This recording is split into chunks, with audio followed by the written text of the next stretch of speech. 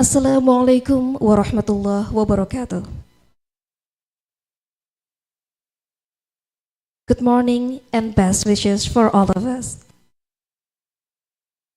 Let us thank God the Almighty because of all the blessings and graces from Him we are able to gather in this special event, International Conference on Education with the theme Islamic Education in Digital Age, Integrating AI and Emerging Technology. We say thank you for the presence of the university leading sectors, the rector and vice rectors of Institut Agama Islam Negeri Kediri, the deans and vice deans of all faculties, all the lecturers and guests who are coming from different institutions. We say again, thank you very much for your presence and welcome to this special event.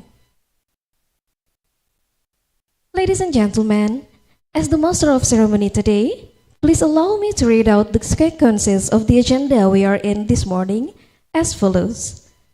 The opening, the Quran recitation, singing the national anthem Indonesia Raya, remarks from the organizing committee, welcoming speech from the rector of Institut Agama Islam Negeri Kediri, closing prayer, and the last is the core agenda, the International Conference on Education 2023.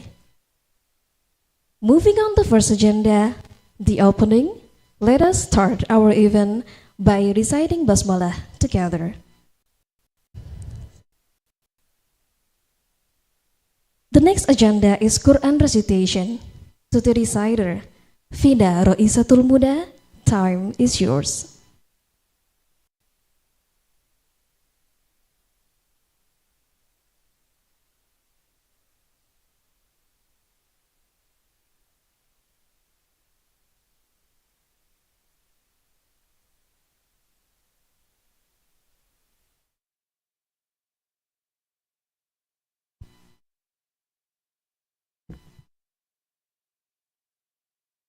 Assalamualaikum warahmatullahi wabarakatuh.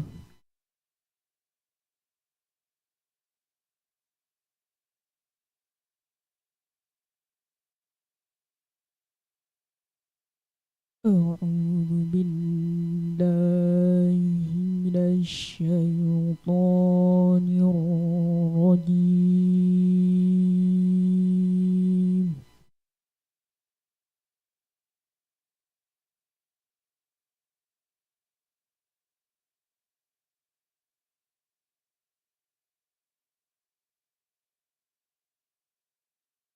Bismillahirrahmanirrahim.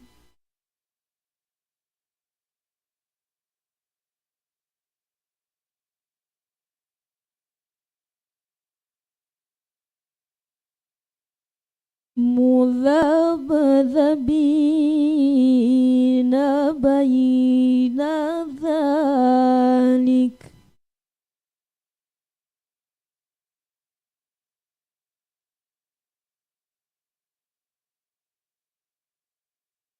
La ilaha ulai wa la ilaha ulai.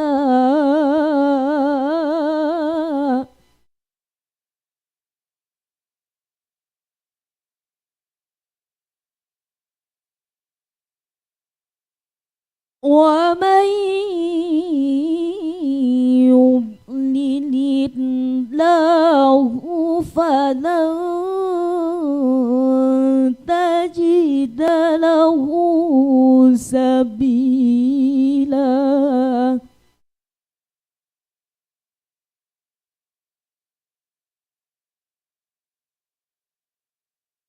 Ya ayyuhalladzina amanu la tattakhidhul kafirina aw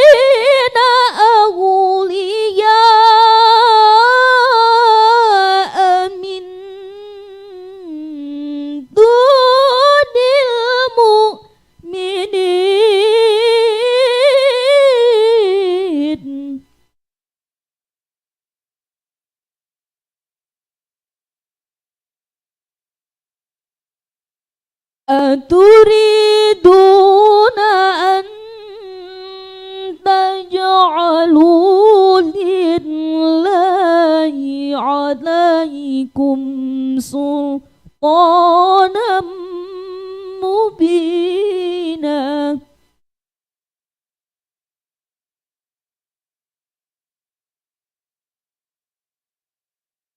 إن المنافقين في الدرك الأسفل من النار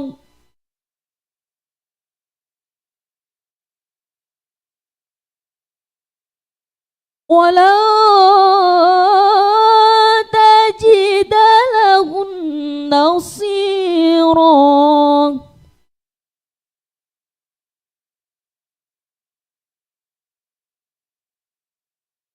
إلا الذين تابوا وأصلحوا واعتصموا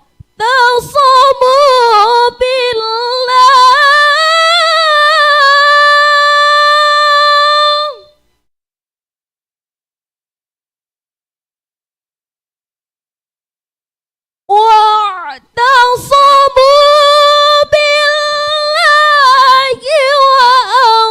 وأخلصوا دينهم لله فأولئك مع المؤمنين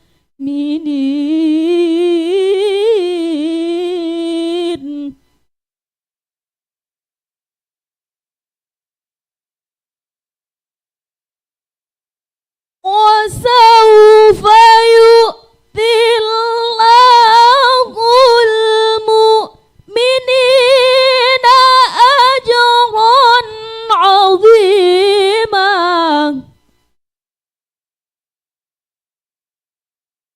ما يفعل الله بعذابكم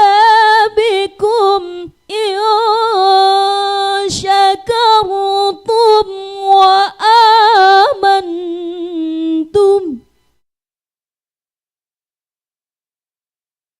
وكان الله شاكرا عليما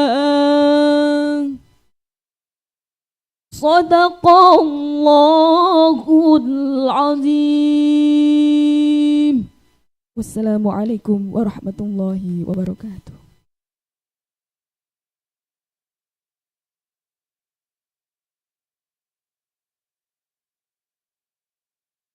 Thank you very much to Sister Fina Roizatul Muda. The next agenda is singing the national anthem Indonesia Raya. To the conductor, Diajeng Lira, the stage is yours.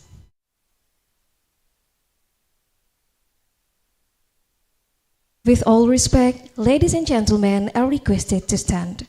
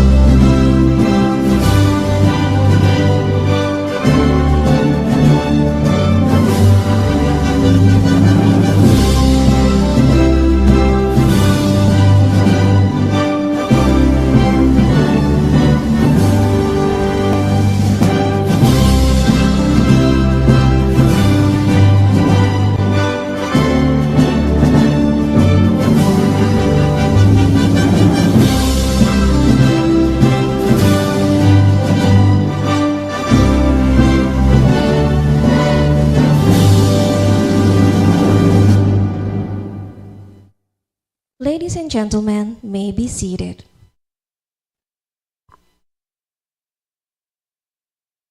Thank you very much.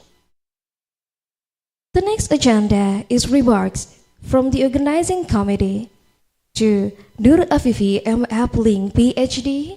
Time is yours.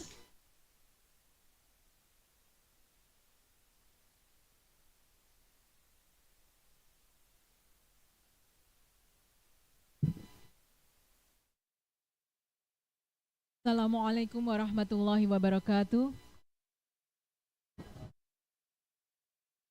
Alhamdulillahirabbil alamin. Assalatu wassalamu ala sayyidina wa maulana Muhammadin wa ala alihi wa sahbihi ajmain, amma ba'd. Alhamdulillah, I would like to extend my respect to Bapak Dr. Haji Wahidul Anam MAG, the Chancellor of Iain Kediri and the Vices, Ibu Profesor Dr. Hajah Munifah MPD and the Dean of Tarbiyah Iain Kediri and the Vices, and also my fellow faculty members of Iain Kediri, and my beloved students, and also all of the audience coming from various places. As chairman of the first Icoe International Conference on Education, it gives me great pleasure and honor to extend my very warm welcome to all of you on behalf of the International Conference Committee. I wish to take this opportunity to welcome the participants from various parts of Indonesia as the representative of students, teachers, lecturers, and also researchers. Welcome to you all. So our theme this year is Islamic Education in Digital Age, Integrating AI and Emerging Technology. We have our keynote speakers, both from Indonesia and abroad, from Iain Kediri, from UPI Bandung, from Macquarie University, Australia, from Qatar, and from the USA, coming from various fields of study that will share their knowledge and experiences in making, employing, enacting, and empowering AI and emerging technology in education. For the parallel session, we have 87 presenters from surrounding towns and also from afar. 72 of them come in person to this place, to this very place, and they will be assigned to 8 different rooms, and also 15 presenters will be assigned online. Once again, we thank you all for finding times to attend this conference, and I urge you all to stay with us throughout to collaborate, educate, and be inspired. Finally, I would like to thank the Chancellor of Iain Kediri, the Dean of Faculty of Tarbiyah, and especially my hardworking and fun committee, and all the helping hands for making this conference a reality. Thank you all. Assalamualaikum warahmatullahi wabarakatuh. Thank you very much to respectable Nur Afifi M. Appling, PhD, as the Chief of the Organizing Committee. The next agenda is welcoming speech from Director of Institut Agama Islam Negeri Kediri to respectable Dr. Haji Wahidul Anam MAG. The stage is yours.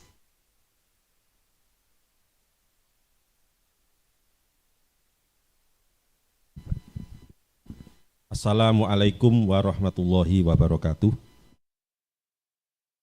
Bismillahirrahmanirrahim. Alhamdulillahirabbil alamin wa bihi nasta'inu ala umuri dunya waddin. Wassalatu wassalamu ala sayyidil mursalin wa ala alihi wa ashabihi wa dzurriyyati ajmain amma ba'du. Yang kami hormati para narasumber baik dari dalam maupun luar negeri yang hadir di tengah-tengah kita, Bapak Profesor Dr. Lala, orang Kediri yang tinggal di Bandung. Orang Nganjuk ya. Makanya dosen Bandung tidak boleh pindah, ini mana ini dosen Bandung. Yang kami hormati Dekan Fakultas Tarbiyah, Profesor Dr. Hajah Munifah, Profesor Nur Akhid. Dua-duanya ini adalah guru besar di Fakultas Tarbiyah. Pak Biro, ada juga Bapak Wakil Dekan 3 yang sebentar lagi juga profesor ini. Jangan lama-lama Pak, jangan nunggu saya Pak. para kaprodi, luar biasa Bu Kaprodi TBI. Beliau ini alumni dari mana Bu? Australia. Dari mana perguruan tingginya? Ya, angel aku gak iso nyebut ini. Para peserta dari Bekasi yang hadir di tengah-tengah kita, dari Banjarmasin, ada Pak ya dari Banjarmasin. Selamat datang Pak di Iain Kediri. Ya, tepuk tangan dari Banjarmasin, dari Bekasi. Dari IAIN juga banyak ya. Dari Makassar, ada Makassar. Belum datang ya? Ya. Dari Makassar juga ya? Orang Makassar ya. Orang Bekasi ya. Iya. Para hadirin wal hadirat yang berbahagia, alhamdulillah pada siang hari ini kita bisa bertemu dalam rangka International Conference on Education di IAIN Kediri dengan tema yang luar biasa, yaitu pendidikan Islam di dunia digital. Yang ini merupakan tantangan baru bagi kita semuanya.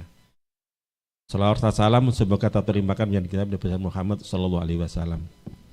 Bapak-bapak dan ibu-ibu yang sangat saya hormati, pasca COVID 2020, 2021, 2022, nampaknya orientasi dunia pendidikan ini semakin menemui banyak tantangan. Ketika COVID kita diajari banyak hal. Salah satunya adalah bagaimana kita bisa belajar secara online. Yang dulu ini sesuatu yang asing bagi kita. Ada nama Zoom meeting, Google Classroom, apalagi Google Meet, dan banyak sekali aplikasi-aplikasi itu yang itu tidak kita kenal sebelum COVID. Dan bahkan sampai sekarang, para mahasiswa itu senang sekali, Pak, nanti kuliahnya online apa offline? Pertanyaan begitu, kandung kangen. Gitu ya. Itu. Dan ini Bapak Ibu sekalian, kalau saya melihat berbagai macam perkembangan dunia digital, mungkin sekarang kita mengenal namanya artificial intelligence atau yang dikenal dengan kecerdasan buatan. Saya ini ngajari anak-anak saya yang kurang bagus sebenarnya, mahasiswa itu kan. Saya punya aplikasi namanya Chat OpenAI. Chat OpenAI saya ajarkan Pak kepada semua itu kan. Ternyata apa? Chat OpenAI itu ditanya apa saja, itu bisa Pak. Ditanya ilmu nahwu bisa, ilmu soroh bisa. Ditanya tentang ilmu goib juga bisa. Chat OpenAI. Itu salah satu aplikasi. Anak saya itu yang aliyah kelas 3, saya kasih aplikasi itu senangnya bukan main. Ternyata sekarang belajar gampang ya. Kenapa? Itu ada Chat OpenAI itu ditanya apa saja dia mau menjawab. Walaupun tentu mesti ada banyak kekurangannya. Saya yakin di masa akan datang pasti ada penyempurnaan. Dan banyak sekali aplikasi-aplikasi seperti itu. Contoh kemarin waktu saya haji itu ya. Orang Arab itu kalau bahasa Arab kan kemerecek tidak bisa itu. Saya gampang aja pakai Google Translate itu. Saya tunjukkan bahasa Indonesianya, terjemahnya tunjukkan, dia paham. Makanya Pak, kalau saya walaupun tidak bisa bahasa Inggris seperti Mbak Vivi, luar negeri tatak saya ini. Soalnya apa? Ada Google Translate. Ini kan salah satu perkembangan yang tidak mungkin terpikirkan ketika saya kuliah dulu. Betapa sulitnya belajar bahasa Inggris. Belajar bahasa Arab itu kudu ngapalne huwa huma hum. Ya huma huna anta antuma antum anti antuma antuna anak-anak lu. Wah, itu fa'alaya fulu fa'lan dan seterusnya itu. Nah sekarang kok dikalahkan dengan apa namanya? Google Translate. Dan semakin canggih. Bu Afifi, saya kalau belajar artikel bahasa Inggris nggak repot-repot, Google Translate aja. Karena apa? Kata adik saya yang alumni Australia itu yang jurusan linguistik. Pokoknya bahasa Inggrisnya benar Mas, di Google Translate jawabannya mesti benar. Lek Google Translate salah, itu bahasa Inggrisnya salah gitu. Itu aja. Itu. Ini salah satu perkembangan yang ini belum terpikirkan pada waktu kita kuliah. Dan saya kalau ngajar bisa sampaikan hal seperti ini. Supaya apa? Ketika anak didik kita, calon guru-guru ini, nanti kita mengajar di sekolah, tidak kaget kalau muridnya sudah secanggih itu. Dan ini tantangan bagi kita semuanya. Saya dengan Pak Zainal sedang merancang sekolah berbasis digital. Ini sudah cara yang Pak, teman-teman kita buka. Apa itu sekolah berbasis digital? Semua layanannya pakai online. Mulai dari pendaftaran, absensi, bahkan guru-gurunya ini harus punya sumber video pembelajaran yang bisa diakses ketika dia di rumah. Tidak boleh beli buku paket. Jadi balik zaman kuno nih. Kalau sekolah dia punya 2 buku tulis sama buku halus. Karena apa? Untuk belajar nulis. Ini saya kira dunia yang seperti ini harus kita sikapi. Kalau kita kemudian masih mengandalkan perpustakaan yang offline, yang biasa-biasa saja, kesulitan mencari sumber belajar, saya kira sudah tidak saatnya hal itu terjadi di kita. Oleh karena itu, seminar ini sangat penting bagi kita semuanya, agar kita nanti ketika menjadi guru, menjadi dosen, menjadi pendidik, di lembaga pendidikan tingkat apapun, kita bisa menggunakan sumber-sumber atau menggunakan teknologi informasi ini sebagai salah satu sumber belajar, dan ini sekaligus tantangan bagi kita semuanya, kita menghadapi anak-anak kita. Karena apa, Bapak Ibu sekalian? Anak-anak kita ini mulai dari umur 2 tahun sudah mengenal namanya apa? Smartphone. Mulai umur 2 tahun. Bahkan penelitian terakhir itu antara umur 2 sampai 4 tahun itu ternyata apa? Paling banyak menggunakan smartphone. Dan orang tuanya kadang-kadang juga salah. Wis ben meneng tak wis smartphone ngono wae. Ben enggak repot-repot kayak smartphone, dan itu salah sebenarnya. Tetapi faktanya begitu di lapangan. Oleh karena itu, bagaimana di dalam menatap kehidupan pendidikan di masa akan datang, dengan menggunakan teknologi informasi ini kita manfaatkan sebaik-baiknya, sehingga efek negatif daripada smartphone ini bisa kita hilangkan dan kita ambil sisi positifnya. Dan ini tantangan bagi dosen seperti saya ini ya. Kalau ngerjakan skripsi pakai chat OpenAI itu paling 2-3 jam selesai, mulai dari pembukaan macam-macam, tinggal cari footnote ini. Kemudian kalau dosennya masih mencari dosen yang lama, ini dicuri footnote, bukunya dibuka, enggak akan selesai yang seperti itu. Tantangan bagi kita semuanya, ya. Saya berharap seminar ini bisa menghadirkan rekomendasi di mana kita siap menghadapi dunia digital, siap bertarung dengan tantangan kehidupan di masa yang akan datang, dan mengajarkan kepada anak-anak kita untuk tidak anti terhadap komputer, HP, dan lain sebagainya, untuk kita cari sisi positifnya. Saya kira itu yang perlu kami sampaikan dengan mengucapkan Bismillahirrahmanirrahim. International Conference on Education tahun 2023 saya katakan dibuka dan dimulai. Wassalamualaikum warahmatullahi wabarakatuh. Thank you very much to respectable Dr. Haji Wahidul Anam MAG as Director of Institut Agama Islam Negeri Kediri. The next agenda is closing prayer led by Al-Ustadz Muhammad Zainal Fanani MPD. To Al-Ustadz Muhammad Zainal Fanani MPD, time is yours.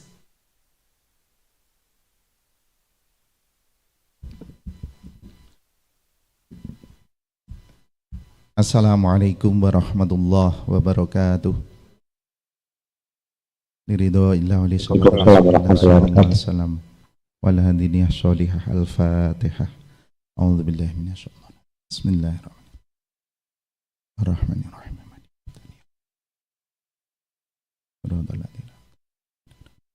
Allahumma salli ala sayyidina Muhammad wa ala ali sayyidina Muhammad sayyidil awwalin wal akhirin sadar rasulillah ajmain. Alhamdulillah rabbil alamin hamdan na'imin hamdan syakirin hamdan yuafi ni'ama wa yukafi mazida. Ya Rabbana lakal hamdu kama yanbaghi li jalali wajhika wa 'azimika min sultanik. Allahumma salli ala sayyidina Muhammadin salatan tunjina biha min jamil afali wal afat wa taqdi lana jamil hajat وتطهرنا بها من جميع السيئات وترفعنا بها عندك أعلى الدرجات وتبلغنا بها أقصى الغايات من جميع الخيرات الحياة وأبد الممات إنك على كل شيء قدير اللهم إنا نسألك زيادة في الدين وبركة في الأمور وصحة في الجسد وسعة في الرزق وتوبة قبل الموت ورحمة عند الموت ومغفرة بعد الموت وعفوا عند الحساب وأمانا من العذاب ونصيبا من الجنة ورزقنا نظر إلى وجهك الكريم اللهم اخرج من قلوبنا كل قتل الدنيا وكل محل الخلق يميل بنا إلى معصيتك ويشغلنا عن طاعتك أو يحول بيننا وبين تحقق بالله الخاصة ومحبتك الخالصة اللهم بارك لنا في علومنا وبارك لنا في أمرنا وبارك لنا في أموالنا وبارك لنا في أولادنا وبارك لنا في تلاميذنا وبارك لنا في جامعاتنا اللهم اجعل هذا المجلس مبارك ربنا آتنا في الدنيا حسنة وفي الآخرة حسنة وقنا عذاب النار سبحان ربك رب العزة عما يصفون وسلام على المرسلين والحمد لله رب العالمين السلام عليكم ورحمة الله وبركاته. Assalamualaikum warahmatullahi wabarakatuh. Thank you very much to Al-Ustadh Muhammad Zainal Fanani MPD.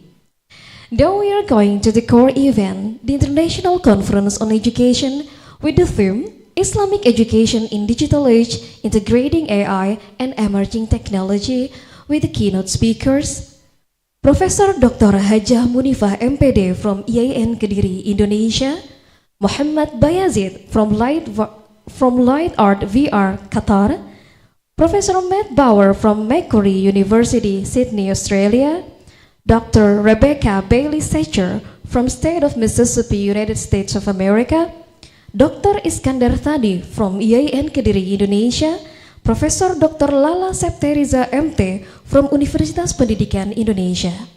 This international conference will be led by the moderator, Ms. Nurul Aini MPD, the lecturer of English Department at Tarbiyah Faculty. As the master of ceremony, from the bottom of my heart, I do apologize for any mistake in presenting this event. Thank you for your attention, have a good day, and the last I say, wassalamualaikum warahmatullahi wabarakatuh. Warahmatullahi wabarakatuh. We invite all university leading sectors, director, the dean, and all the leaders, please welcome sit still to the stage to have a photo session, please. Kami mohon kepada Bapak Rektor, Ibu Dekan, dan seluruh pimpinan dari Institut Agama Islam Negeri Kediri untuk berkenan tetap berada di atas panggung demi foto bersama.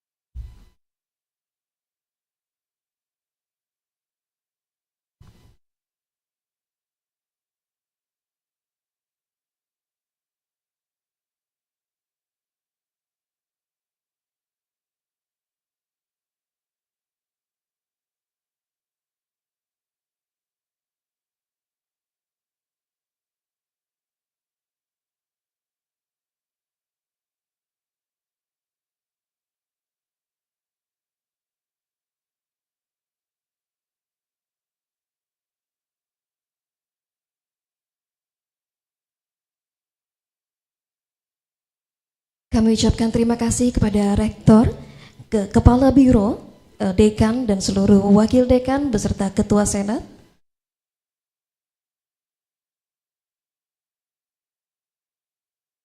Kami mohon untuk seluruh peserta untuk berkenan berdiri guna foto bersama dengan para pimpinan IAIN Kediri. Dan kepada seluruh peserta yang masih berada di pojok-pojok ruangan, kami mohon untuk merapat ke tengah untuk memberikan angle terbaik pada foto session kali ini.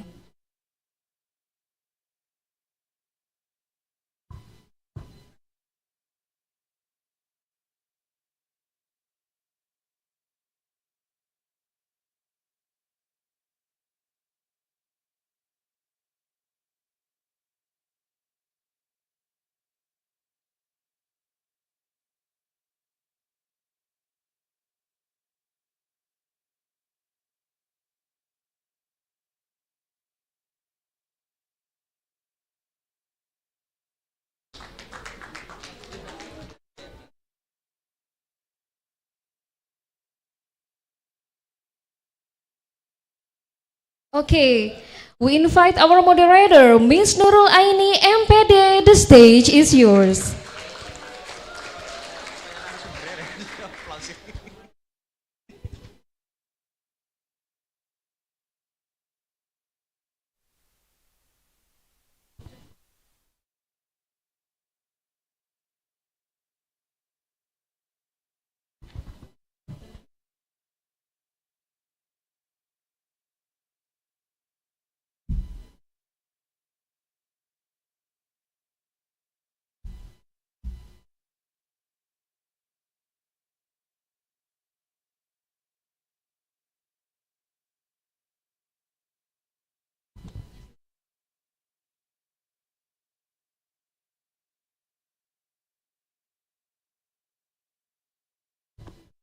Cek cek.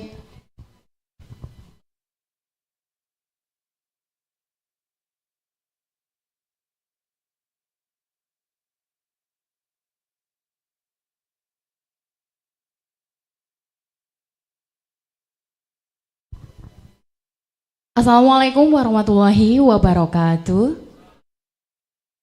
Waalaikumsalam warahmatullahi wabarakatuh. Thank you. Good morning, ladies and gentlemen. How are you today? Alhamdulillah, fine, thanks. Thank you for your response. So welcome to International Conference of Education 2023 conducted by Faculty of Tarbiyah, Institut Agama Islam Negeri Kediri. Let's give applause. First, I would only like to greet all the audiences and participants here and that are online and offline. Thank you for coming on the spot. Thank you for joining via Zoom. And for your information that our audiences and participants are coming from different various backgrounds and also from around universities in Indonesia. And we have some speakers here who are sitting next to me. And then let me introduce you to our speakers of the conference today. First, Professor Dr. Haja Munifah, Magister of Education. And also we have Dr. Iskandar Sani, Magister of Religion. And Professor Dr. Lala Riza from State Education University of Indonesia, Bandung.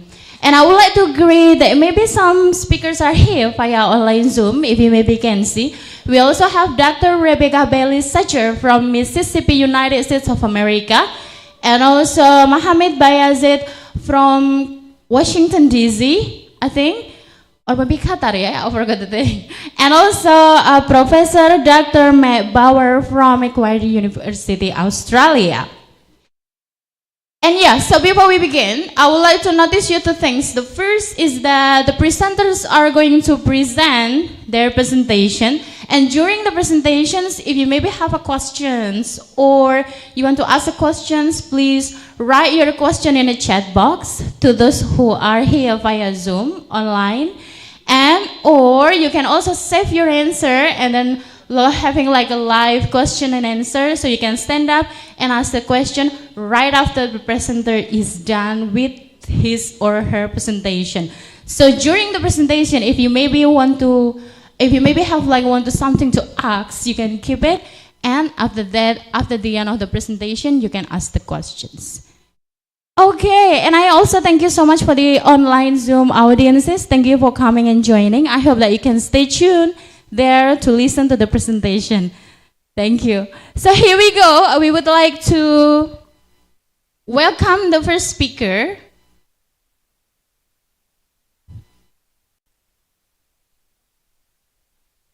I need to read the biography of her.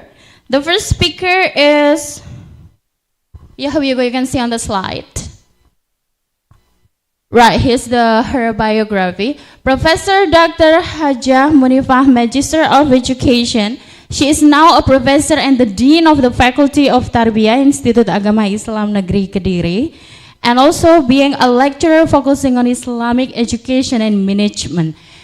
She got her master degree from State University of Malang in Islamic Management and Education, and also she got her doctoral degree from State Islamic University of Malang in Islamic Education and Management at the same. And then she is now an active member as a board leader of Indonesia Ulama Association in Kediri, focusing on women, youth, and family empowerment. And also she is an active member as a vice of Education Association in Kediri.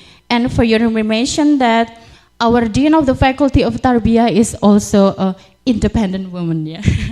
Because she is active in involving in any organization. And then let me read some of the articles that she wrote and published in some Scopus journal. And one of them, the title is Manifestation of Prophetic Leadership Values in Islamic Education, Regeneration of Ulama Through the Learning System in Madrasah Aliyah Religious Program. And also discipline and student achievement based on the management Islamic education system. One more. Implementation of fossil logic in describing comparison of the level of it in urban or rural communities, judging from the pervasive aspect. So here we go. Please welcome. The first speaker is Professor Dr. Hajah Munifah, Magister of Education. Please give applause.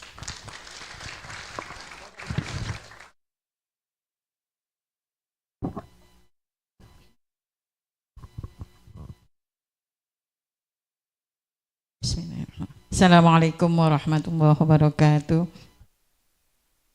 Alhamdulillahirabbil alamin, assalatu wassalamu ala asyrafil mursalin sayyidina wa maulana Muhammadin wa ala alihi wa sahbihi ajma'in. Amma ba'd. All of the audience yang berbahagia, alhamdulillah pada pagi hari ini kita bisa bertemu dalam acara seminar, dan saya sebagai dekan Fakultas Tarbiyah Iain Kediri mengucapkan terima kasih atas kehadiran Bapak Ibu yang berbahagia. Islamic education is a process of developing knowledge, forming attitude and personality, and improving the skills of students so that they become whole human being according to religious teaching. Pendidikan agama Islam adalah proses mengembangkan pengetahuan, membentuk sikap dan kepribadian, serta meningkatkan keterampilan peserta didik agar menjadi manusia yang utuh secara sesuai dengan ajaran agama. Jadi mohon maaf saya memulai tentang diskusi kita hari ini melalui bagaimana Islam memandang AI dalam konteks Islam, dalam konteks pendidikan Islam. Bapak Ibu yang saya hormati, dalam pendidikan Islam, ya, cognition require data and information, artinya dalam proses pencapaian pengetahuan, pendidikan Islam membutuhkan data dan informasi, dan ini bisa diperoleh melalui program-program yang sekarang lagi kita bahas pada hari ini, yaitu AI. Kemudian yang kedua, effect requires example and habituation. Afeksi membutuhkan keteladanan dan pembiasaan. Artinya proses pendidikan Islam tidak hanya membutuhkan pengetahuan, kognisi, data, dan informasi, tetapi pendidikan Islam juga membutuhkan keteladanan dan pembiasaan. Artinya proses pendidikan Islam tidak AI tidak satu-satunya sebagai solusi dalam pendidikan Islam, tetapi pendidikan Islam masih membutuhkan hal-hal yang lain yang tidak bisa dipenuhi oleh AI. Selanjutnya, skills require practice, mentoring, and equipment. Keterampilan membutuhkan latihan, pendampingan, dan peralatan. Artinya, proses pendidikan masih membutuhkan guru, masih membutuhkan dosen, masih membutuhkan pendamping-pendamping yang itu tidak bisa dipenuhi oleh AI. Itu dipenuhi oleh guru dan dosen. Artinya manusia masih menjadi satu-satunya yang sangat menentukan dalam proses keberhasilan pencapaian tujuan pendidikan Islam. Jadi kita nggak usah khawatir bahwa dengan adanya AI ini kemudian guru tidak perlu, dosen tidak perlu, sehingga minat menjadi guru menjadi menurun, katanya Prof. Lala tadi. Tidak seperti itu kalau dalam pendidikan Islam, sesuai dengan tema kita. The process of realizing the goals of Islamic education require a conductor, one of which is the use of AI and technology efficiently and effectively. Artinya proses mewujudkan tujuan pendidikan agama Islam membutuhkan penghantar. Kalau dalam Islam dikatakan bahwa Oh sebentar, proses mewujudkan tujuan pendidikan agama Islam membutuhkan penghantar atau sarana. Salah satunya adalah AI dan teknologi agar efisien dan efektif. Jadi teknologi dan AI ini hanya sebagai sarana atau penghantar dalam proses pencapaian tujuan pendidikan Islam. The fact about Islamic education, ya, ini mungkin nggak perlu saya baca karena saya dibatasi oleh beliau 10 menit. Nanti bisa dibaca di slide-nya. Okay. Jadi realita pendidikan agama Islam di situ, society is growing so that the need for Islamic education in increasing complex. Masyarakat semakin berkembang sehingga kebutuhan terhadap pendidikan agama Islam semakin kompleks. Artinya kalau bicara tadi bahwa pendidikan Islam itu salah satu capaiannya adalah mendapatkan pengetahuan, maka itu yang kompleks, maka itu memang bisa dipenuhi oleh AI ini. Tetapi dari sisi lain tadi itu tidak bisa dipenuhi. Cuman demikian bahwa realita pendidikan Islam mulai dari proses pendidikannya, mulai dari gurunya, kepala sekolah atau prinsipalnya sampai ke muridnya, ya, pelaku-pelaku pendidikan, aktor-aktor pendidikan, maka ini punya peran masing-masing AI bagi mereka secara sesuai dengan posisi masing-masing, sesuai dengan tanggung jawab masing-masing. Challenges in Islamic education. Jadi ada beberapa kendala menurut saya dalam pendidikan Islam. Pertama, religious teachers are not interesting. Guru agama tidak menarik. Mohon maaf, saya juga guru agama, ya kan. Kenapa tidak menarik? Karena guru agama tidak memberi teladan hidup yang baik. Yang kedua, kurang memanfaatkan teknologi dalam pembelajaran, dan yang ketiga, sumber belajar masih minim dan sumber belajarnya juga tidak menarik. Itu yang pertama. Kendala yang kedua, the principal of the school is not communicative. Ya. Jadi kepala sekolah itu penakut menurut saya, bukan petarung. Artinya kepala sekolah terutama dalam lembaga-lembaga pendidikan Islam, mereka belum punya jiwa-jiwa petarung. Mereka masih takut dengan perubahan-perubahan dan inovasi-inovasi. Rendahnya motivasi mewujudkan visi, kompetensi manajerial yang rendah, dan rendahnya inovasi. Ini kendala ini salah satunya juga nanti bisa dibantu dengan solusi AI ini, ya kan, sehingga nanti dia bisa mengembangkan atau meminimalisir kekurangan-kekurangan tersebut. Kendala yang ketiga, student are not motivated. Siswa tidak termotivasi, di mana motivasi belajar rendah dan literasinya juga kurang. Minat membaca anak-anak sangat kurang untuk literasi, ya, baik dari sumber-sumber buku, sumber-sumber referensi-referensi apapun masih sangat rendah. Yang ketiga, religious lessons dogmatis, ya, pelajaran agama sebagai dogma. Dalam pendidikan Islam realitasnya Islam diajarkan seperti hanya dogma saja, jadi ajaran yang tidak bisa dikembangkan kemana-mana. Sehingga hal inilah yang menjadikan kendala-kendala bagi pendidikan Islam tidak bisa berkembang secara maksimal. Fokus pada pengetahuan, sistem evaluasi yang kurang tepat, dan referensi yang terbatas. Artinya kendala-kendala inilah nanti kita hubungkan dengan bagaimana keberadaan AI dalam perkembangan dengan pendidikan Islam di Indonesia terutama. Selanjutnya di situ, maaf saya itu singkat-singkat ya. Islam is religion of knowledge. Islam adalah agama pengetahuan. Mohon maaf, ini menurut kami, ya kan. Pengetahuan sebagai sarana untuk mencapai kebahagiaan manusia di kehidupan kini dan nanti. Artinya keberadaan aplikasi teknologi AI dan sebagainya ini diakui oleh Islam bahwa ini adalah sarana untuk mencapai kebahagiaan manusia di kehidupan kini dan nanti. Artinya ketika orang Islam membutuhkan atau ingin bahagia sekarang dan nanti, maka dia bisa menggunakan sarana ini. Jadi Islam tidak menganggap teknologi tidak penting, tapi penting karena sebagai sarana untuk mencapai kebahagiaan. Yang kedua, ada dalam Quran surat Fussilat, ya, nanti bisa dibaca sendiri, pengetahuan yang ditemukan dari kegiatan berpikir yang informasinya ada dalam Al-Quran. Artinya sebenarnya pengetahuan-pengetahuan itu adalah kemampuan manusia untuk berpikir.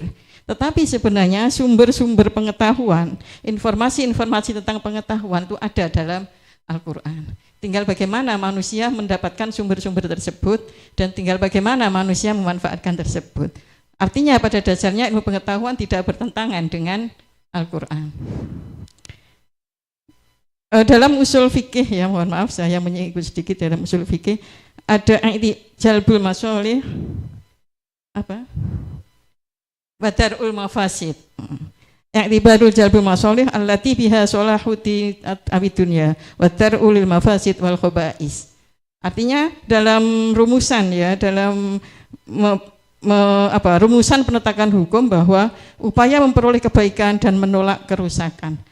Selama teknologi ini, ya kan, teknologi ini atau AI ini memberikan kebaikan-kebaikan sebagai upaya untuk mendapatkan kebaikan dan sebagai upaya untuk menolak kerusakan dan kejelekan, maka itu adalah kita hukumi bahwa karena itu bisa menolak keburukan dan bisa mendapatkan kebaikan, it's okay.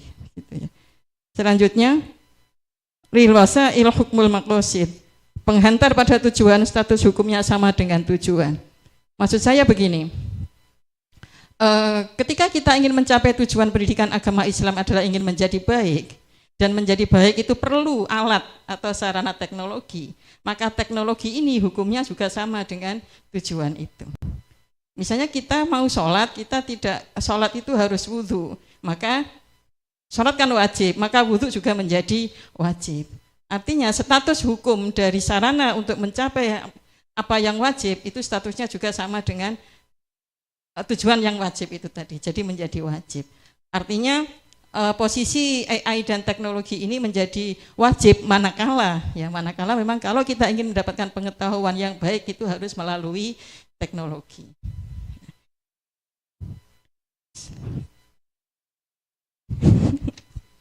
Akunya masih banyak. The use itu nanti dibaca sendiri ya, dari AI itu nggak usah saya jelaskan, sudah banyak dipahami di situ. Kelebihan aja ya, advantage of AI. Pertama, personalized learning, yaitu pembelajaran sesuai dengan kebutuhan. Memang ini salah satu, ini mungkin nanti ahli IT-nya yang bisa menjelaskan, saya nggak usah menjelaskan banyak-banyak tentang AI ini ya, tapi kita sampaikan berkaitan dengan pendidikan.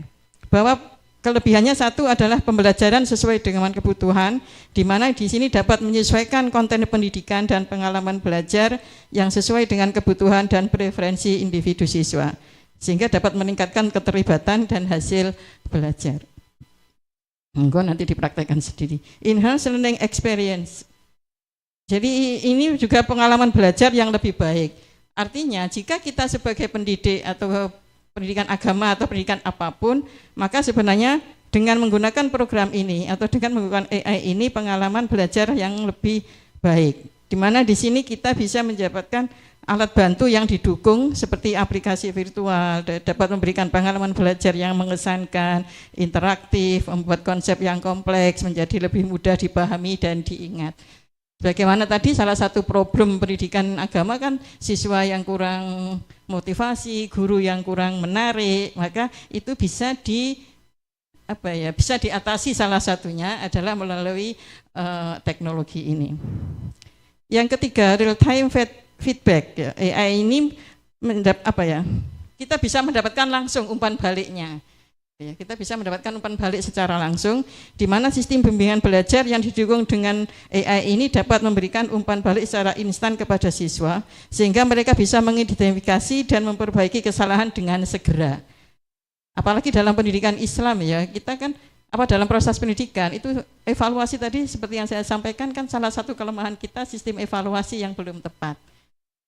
Walaupun di sini berkaitan dengan kognisi ya, berkaitan dengan pengetahuan, tetapi kelebihannya adalah bisa memberikan feedback yang langsung, sehingga anak-anak atau peserta didik bisa menjalankan bisa memperbaiki secara langsung di mana titik kekurangannya atau kelemahannya. Sementara di sisi lain ada kekurangan dari program ini. Pertama adalah kurangnya hubungan ya, human connection ini ya, kurangnya hubungan antar manusia. Ini saya pikir semua sudah paham ya, tidak usah kita ini. Privacy and security concern, jadi masalah privasi dan keamanan ini kelemahannya. Jadi kemungkinan data-data atau ini kan tidak aman gitu ya, karena terlalu ya umum gitu ya untuk semuanya, sehingga ini salah satu kelemahannya ini. Yang selanjutnya dependent on on teknologi ya, teknologi. Jadi ketergantungan pada teknologi, namanya tergantung itu juga nggak enak ya, bergantung itu nggak enak gitu nggih. Bergantung itu nggak enak. Artinya di sini ketergantungan yang berlebihan pada teknologi dalam proses pembelajaran dapat menyebabkan siswa menjadi terlalu bergantung pada mesin, sehingga berpotensi menghambat siswa untuk berpikir kritis dan memecahkan masalah secara mandiri. Jadi sangat bergantung seperti tadi Pak Rektor menyampaikan ya pada anak putranya yang kelas SMA tadi Elia, dia menjadi bergantung kepada teknologi itu sehingga dia tidak mandiri dalam menyelesaikan solusi-solusi. Masalahnya lagi adalah ketika informasi yang ada di dalam ini, maaf ya, dalam teknologi ini enggak semuanya relevan dengan Islam misalnya ya kan, maka dia bisa mendapatkan solusi-solusi yang mungkin tidak sesuai dengan ajaran Islam. Oleh karena itu kelemahan ini nanti bisa diminimalisir oleh guru atau oleh pengajar atau oleh dosen pendidikan Islam. How to minimize negatif ini ya, bagaimana cara meminimalisir dampak negatif. Pertama adalah ethical guideline ya. Jadi pedoman etika. Kembangkan dan patuhi pedoman etika yang jelas untuk menggunakan AI dalam pendidikan. Pedoman ini harus membahas isu seperti privacy data, bias dan sebagainya. Artinya tetap harus ada batasan-batasan, tetap harus ada etika-etika yang digunakan untuk meminimalisir kelemahan-kelemahan dari AI tadi.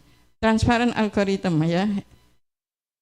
Algoritma yang transparan. Pastikan bahwa algoritma AI yang digunakan dalam aplikasi ini bersifat transparan dan dapat dijelaskan. Siswa dan pendidik harus memiliki pemahaman yang jelas tentang bagaimana keputusan yang dihasilkan oleh AI ini ya kan. Artinya tidak harus kita telan mentah-mentah gitu ya. Kita harus benar pahami apa sih yang solusi atau informasi yang diberikan oleh AI ini. Yang terakhir data privacy and security ya, privasi dan keamanan data tadi sudah saya sampaikan. Jadi kita harus memiliki langkah-langkah privasi dan keamanan data yang kuat untuk melindungi data siswa. Kumpulkan data yang diperlukan saja untuk tujuan pendidikan yang menyimpannya. Nanti kita diskusikan apakah ini bisa benar-benar menjadi solusi untuk meminimalisir tadi. Sudah mungkin ya Mbak. Saya mau langsung ke kesimpulan aja, biar cepat ya. Nature is the truth and so self-learning in the human mind. Alam adalah kebenaran dan sumber belajar. Kesalahan ada di pikiran manusia. Menurut saya bahwa alam itu benar, bumi dan sebagainya, pokoknya alam ini benar. Yang salah itu ada di pikiran manusia. Bagaimana manusia memahaminya, bagaimana manusia menerjemahkannya. Jadi kemungkinan terjadinya kesalahan-kesalahan itu ada pada diri manusia. Yang kedua, scientific knowledge contain an element of error, must be character continuous and God again becoming dogma or pengetahuan ilmiah mengandung unsur kesalahan, harus diperbaiki secara terus-menerus dan dijaga agar jangan menjadi dogma atau kepercayaan. Jadi pengetahuan atau data atau informasi yang ada di dalam AI tadi tetap terus harus upgrade ya kan, sesuai dengan apa yang benar. Oleh karena itulah kita perlu banyak mengisi, menulis, berkarya dalam yang harus kita masukkan dalam komputer tersebut begitu ya, sehingga nanti ini akan diambil, akan diserap oleh AI ini sehingga itu menjadi jawaban dia untuk kita ketika kita membutuhkan. Jangan sampai solusi-solusi yang diberikannya itu hanya dari bukan dari sumber-sumber dari kita gitu ya. Maksudnya kita Islam ya kan, tapi kenapa kok hanya sumber-sumber lain bukan dari sumber dari kita? Karena kita tidak pernah berkarya dan menulis di situ atau mengisi data di situ. Penguasaan teknologi menjadi wajib karena sebagai sarana terjadinya proses pendidikan Islam yang diwajibkan. Seperti tadi yang saya sampaikan ya, penguasaan teknologi itu menjadi wajib, manakala teknologi itu memang harus dilakukan ketika kita mau melakukan pendidikan. Umat Islam bergerak, berkarya mengisi data dalam komputer dengan informasi yang ada dalam Al-Quran. Jadi agar sumber data dan informasi yang diberikan oleh AI tadi itu benar-benar relevan dengan kita, ya dengan Islam, maka kita harus banyak ngisi itu di dalam komputer itu atau di dalam ya banyak menulis lah ya, banyak berkarya di situ, informasi dari kitab-kitab kuning misalnya dari mana gitu ya, sehingga itulah nanti yang akan diambil. Miss Aini, terima kasih. Assalamualaikum warahmatullahi wabarakatuh. Thank you very much for the presentation. If you maybe have a questions, you can save it, or please listen to the second speaker, and after he is done with his presentation, you may raise the questions. So here we go. For the second speaker is Dr. Iskandar Sani, Magister of Religion. Here we go. Give applause. Yes. Yeah. Thank you. And before he begins his presentation, let me read his biography. He is a lecturer in Faculty of Tarbiyah Iain Kediri, Indonesia, and focuses on educational, especially for evaluation. And he got his bachelor degree from Faculty of Tarbiyah, State Islamic University of Sunan Ampel, Surabaya. For the master degrees in Islamic program, postgraduate program, from State Islamic Institute of Araniri, Aceh. And also he got his doctoral degree from State University of Yogyakarta. And let me read some of the articles that he published in Scopus Journal. The title is Retracting the Management of Educational System Using 3 Law Augustinian Case of Islamic Schools, Management Development of Student Worksheet to Improve Teacher Communication Skills, a case study self-efficacy and student achievement, Management System of Education, Conceptual Similarity Integration between Japanese learning system and Islamic learning system in Indonesia, and the impact of group investigation learning models on sequence and series, study case numerical skills analysis in Islamic Burden schools.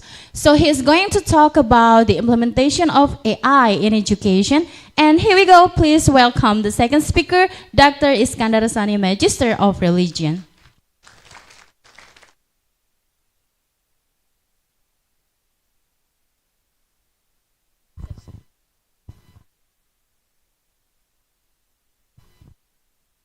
Assalamualaikum warahmatullahi wabarakatuh. Honorable speakers, audiences, here I would like to talk about Islamic education in digital age, how to bridge the gap between skill and wisdom. Nah, di sini kita mengetahui bahwa dalam pendidikan Islam itu nanti dengan percepatan teknologi yang semakin pesat, nanti pada saatnya akan terjadi kesenjangan yang semakin jauh antara skill, keterampilan dengan kebijaksanaan. Semakin cerdas seseorang, tidak semakin bijaksana, kan? Nah, ini yang perlu kita jembatani, bagaimana agar anak didik kita ke depan itu menjadi orang yang terampil, skill, punya kompetensi, tapi juga bijak di dalam memanfaatkan skill dan kompetensi itu dengan baik. There are some challenges of Islamic education in the digital age. First, educational paradigm shift, and second, preparation of human resource competency. Jadi tantangan dalam pendidikan Islam di era digital ini yang pertama yaitu adanya pergeseran paradigma pendidikan. Yang kedua adalah penyiapan kompetensi sumber daya manusia. Ini menjadi tantangan utama kita di lembaga pendidikan Islam. Dan bagaimanapun juga merubah paradigma yang sudah melekat begitu lama di kalangan para guru dan para pendidik ini, yang terbiasa teacher center, mengajar satu arah, to student center, menjadi pengajar yang berorientasi kepada peserta didik. Demikian juga pola komunikasi dalam penyampaian materi, from one-way traffic communication to interactive communication. Yang berawal kita terbiasa mengajar itu ceramah, gitu. Kita ceramah menyampaikan materi satu arah, kemudian berubah, bergeser menjadi kita mengajar secara interaktif sehingga bisa menghidupkan suasana di dalam kelas itu. Kemudian from isolation to network environment. Dari belajar itu menyendiri kita itu. Karena seolah-olah itu menjadi kebutuhan kita secara pribadi. Belajar itu menjadi membutuhkan lingkungan jejaring. Kita membutuhkan teman, kita membutuhkan network untuk mendukung keberhasilan dan kesuksesan kita di dalam belajar itu. Tidak cukup dengan kita belajar secara mandiri. Kalau orang dulu itu ngebleng dalam satu kamar, tidak pernah keluar-keluar, yang dibaca buku, isolation. Jadi mengisolasi diri, ngebleng. Menjadi network environment. Kita harus berjejaring dengan lingkungan belajar yang ada di sekitar kita itu. Tidak cukup kita itu hanya memaksa kemampuan otak kita sendiri aja. Karena sekarang kita di internet, kita bisa berjejaring dengan leluasa, dengan mudah, bisa mendapatkan informasi secara cepat. Itu yang terjadi. Kemudian, from passive to active investigating, from virtual atau abstract to the real world context. Seringkali anak-anak belajar itu menghafal. Di sekolah-sekolah itu masih banyak juga model-model pembelajaran dengan cara menghafal. Berganti atau bergeser menjadi belajar sesuai dengan konteks dunia nyata, itu yang dibutuhkan, merubah mindset dari para guru, dari para siswa yang seperti itu. From stimulation of single taste to stimulation in all direction. Dari stimulasi satu model menjadi stimulasi dari beragam bentuk, ya, beragam model. From a single tool to a multimedia tool. Dulu kita menggunakan media itu ya papan tulis, buku kan gitu. Sekarang kita gunakan alat multimedia yang lebih beragam untuk mendukung dan menyukseskan proses belajar mengajar yang kita lakukan. Kemudian from a one-way relationship shifting towards cooperative. Jadi dari hubungan satu arah menuju pada kerjasama.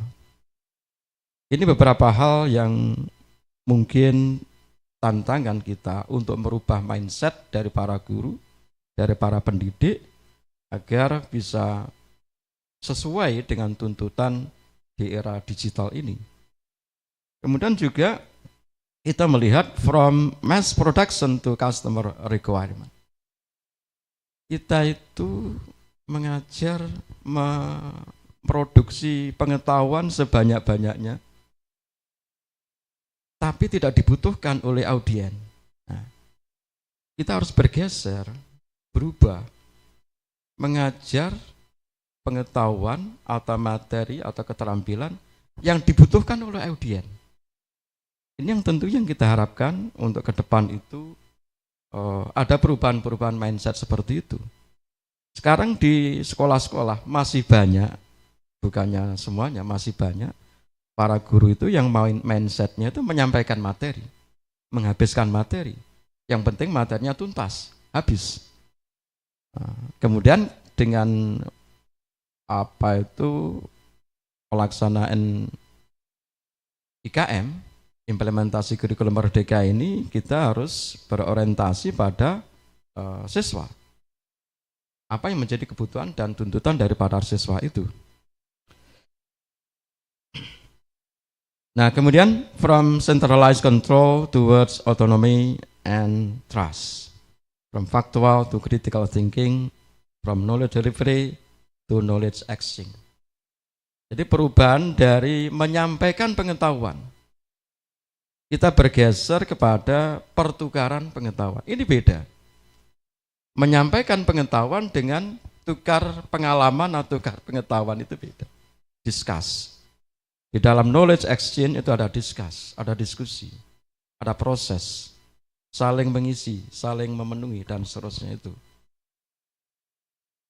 Nah, kemudian in human resource competency preparation, ini critical thinking and problem solving skill, ini harus dikembangkan, kemampuan berpikir kritis, dan able to think critically, dapat berpikir kritis, laterally and systematically, especially in the context of problem solving. Secara khusus, bagaimana melatih peserta didik itu berpikir kritis untuk bisa menyelesaikan masalah dalam konteks yang real. Kemudian ability to communicate and collaborate. Jadi kemampuan untuk berkomunikasi dan bekerja sama. Able to communicate and collaborate effectively with various parties. Jadi bisa berkomunikasi dan bekerja sama secara efektif dengan berbagai kelompok. Nah, kebanyakan tidak semua orang itu memiliki kemampuan untuk itu. Bisa bekerja sama dan berkolaborasi dengan beberapa kelompok.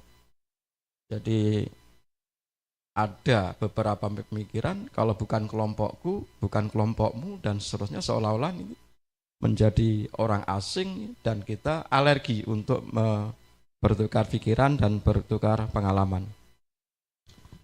Kemudian ability to create and innovate, mampu untuk punya kemampuan kreativitas dan inovasi itu. Able to develop their creativity to produce various innovative breakthrough.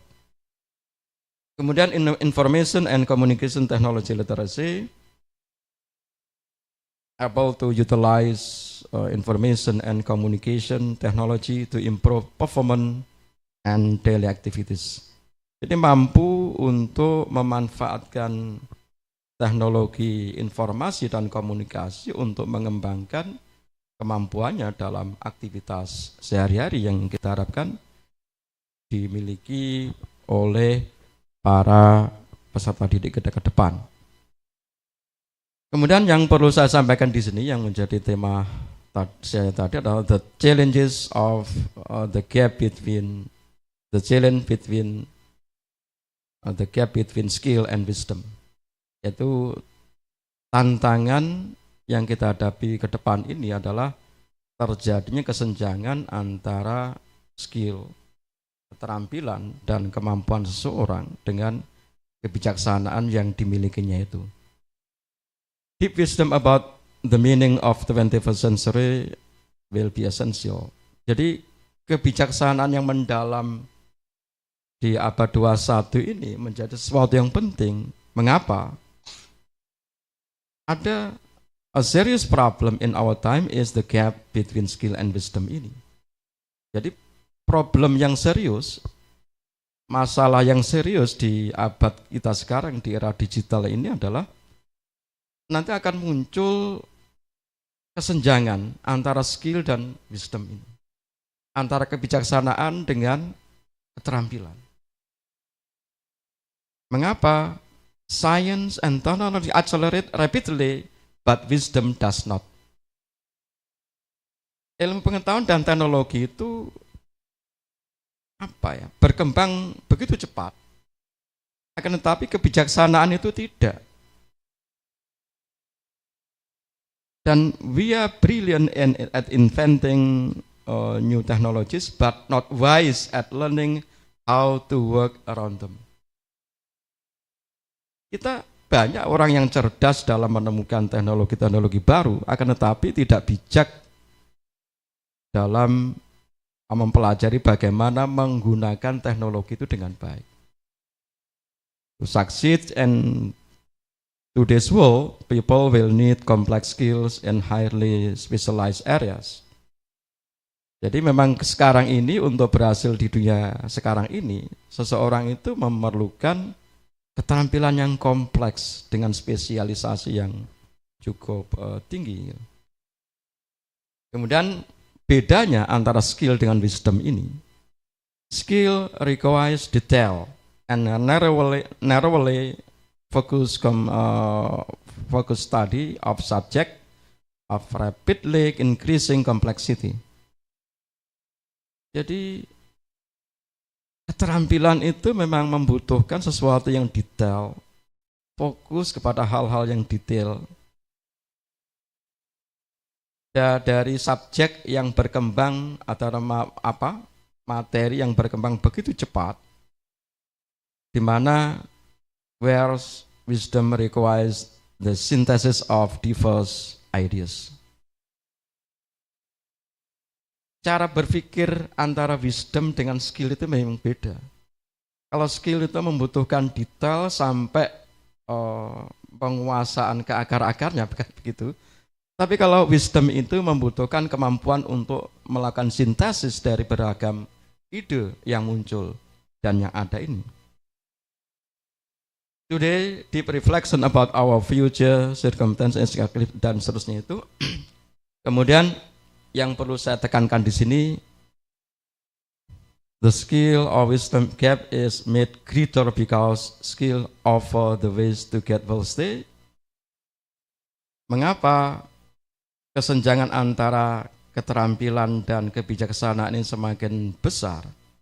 Karena skill itu menawarkan bisa mengantarkan seseorang jadi kaya. Untuk bisa kaya ya harus terampil. Tapi tidak dengan wisdom, kan gitu.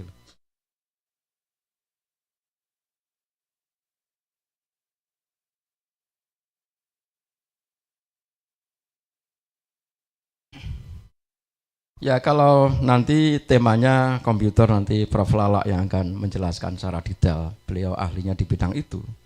Jadi as computers become more intelligent with intense self-improvement of non-human like intelligence, the skill or wisdom gap will widen at various rate.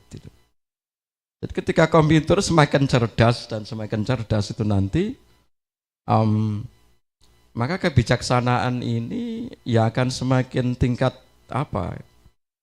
kesenjangan akan semakin jauh. We have vast numbers of experts on how to make the train work better and faster, but almost nobody is concerned with where the train is headed or whether we likes its destination. Banyak ahli yang mungkin punya kemampuan yang luar biasa dalam bagaimana menciptakan kereta api yang semakin cepat, semakin canggih, tapi tidak banyak orang yang berpikir di mana stasiun itu harus dibangun. Itu yang lebih penting. Apakah nanti laku apa tidak? Jangan sampai seperti yang terjadi sekarang ini, membangun tol, nah ternyata salah desain katanya. Itu berarti kan tidak berpikir secara wisdom. Dan banyak hal-hal yang seperti itu terjadi. Kita hanya mengedepankan aspek skillnya, tapi wisdomnya agak terkurangi itu. Wisdom is essential and comes from the synthesis of a large amount of knowledge and experience that may take much of a lifetime to acquire. Jadi memang wisdom itu penting, kebijaksanaan itu penting, datang dari kemampuan untuk melakukan sintesis dari sejumlah besar pengetahuan yang kita miliki itu. Dan tidak semua orang bisa berpikir secara wisdom, secara bijaksana itu. We must ask where the broad wisdom about the future will come from. Kita harus bertanya di mana kebijaksanaan itu tentang masa depan itu. The answer is we must be set out consciously to develop it. Jawabannya adalah kita harus punya kesadaran untuk mengembangkan kebijaksanaan itu.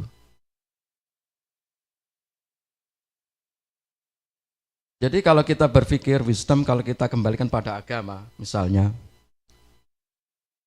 agama itu selalu mengedepankan wal akhiratu khairul laka minal ula.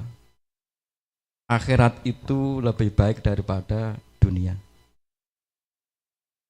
Wal akhiratu khairu wa abqa.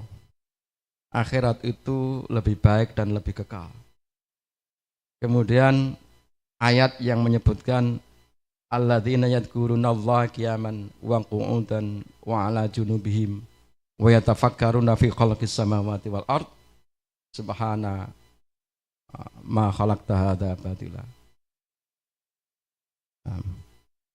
Jadi orang yang bijak itu ketika dia memikirkan penciptaan langit, bumi, dan segala apa yang ada di alam semesta ini, dia selalu bertasbih dengan mengatakan, Maha suci Engkau ya Allah, Engkau tidak akan menciptakan semua ini dengan sia-sia. Itulah model-model orang yang memiliki kemampuan berpikir secara wisdom, secara bijaksana. Dan kita harapkan ke depan, meskipun keterampilan atau skill atau pengetahuan ini berkembang begitu cepat, akan tetapi namanya wisdom itu juga perlu diimbangi dengan mengajarkan agama kepada anak didik kita. We need to set out very consciously to foster and nurture the wisdom at the 21st century. We require this should be a task for our greatest university. Inilah menjadi tugas terbesar daripada kampus kita itu. Bagaimana menyeimbangkan antara skill dengan wisdom ini dengan baik, dengan sejajar. Sehingga kita bisa menciptakan generasi-generasi yang terampil dan bijak dalam menggunakan keterampilan dan kemampuan yang dimilikinya itu secara baik. Sehingga semuanya nanti akan muncul selalu bertasbih subhana ma khalaqta hadza batila. Thank you. Assalamualaikum warahmatullahi wabarakatuh. Waalaikumsalam warahmatullahi wabarakatuh. Thank you for the great presentation. So before we go on to the next speaker, let me check whether you have a questions. Please raise the hand. Yes. This is only for the questions. Yeah, you may use this.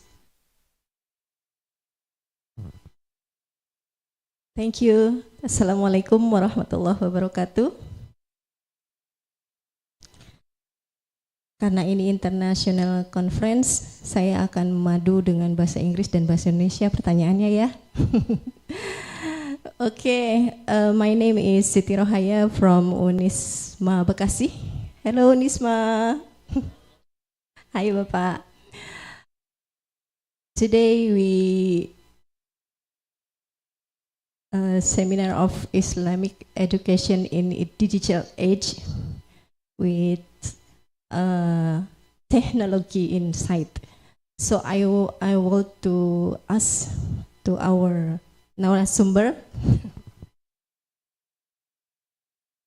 the extent to which or how this technology can be implemented in Islamic boarding school, I mean pesantren in Indonesia. As we know that some of pesantren in Indonesia still use old rules that are not allowed to use gadget as learning media. Di sana itu kan, di dalam pesantren itu kan banyak, bahkan bukan banyak, memang semuanya yang beragama Islam. Tetapi saat ini kita lihat bahwa mereka tidak memperbolehkan bahkan HP sekalipun untuk dijadikan sebagai media pembelajaran. Nah, bagaimana menurut para narasumber untuk menyikapi ini? Karena terus terang dalam pemikiran saya ini kok kayaknya di situ ada orang-orang Islam yang harus mengejar ketertinggalan. Tetapi mengapa mereka tidak memperbolehkan? Bahkan anak saya sendiri masuk dalam pesantren. Ketika COVID ditiadakan, dia tidak tahu.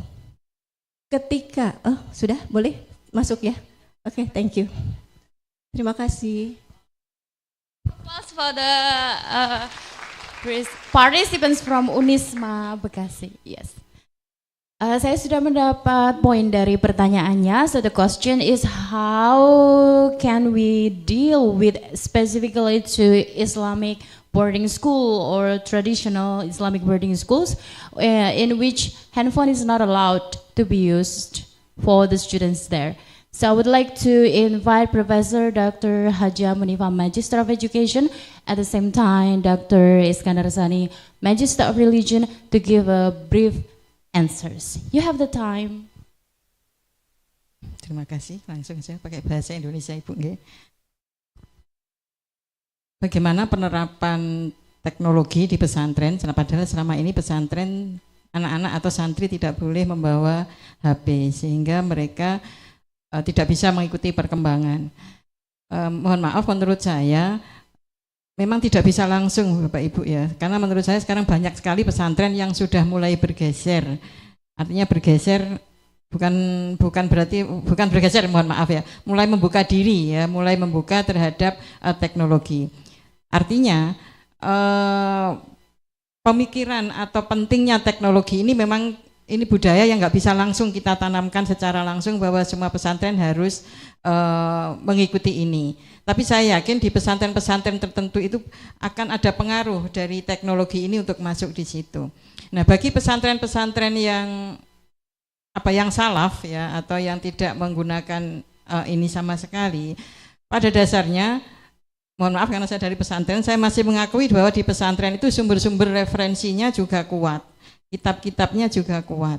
Hanya saja kalau kita ditanya bagaimana dengan perkembangan teknologi yang ada, memang ini maka tadi mohon maaf kalau di judul saya sampaikan aktor-aktor dalam pendidikan Islam, itu artinya ini perlu ada gerakan dari misalnya dari pengasuh ya, aktornya ya dari pengasuh atau dari dzuriyah atau gus-gusnya itu, atau mungkin dari ustadz-ustadznya, itu mereka juga secara tidak langsung, walaupun si santri ini tidak membawa HP secara langsung, tapi kami melihat fenomena itu sudah mulai ada, yang mungkin sumbernya bukan dari HP secara langsung, tapi dari pengajar-pengajar seperti ini.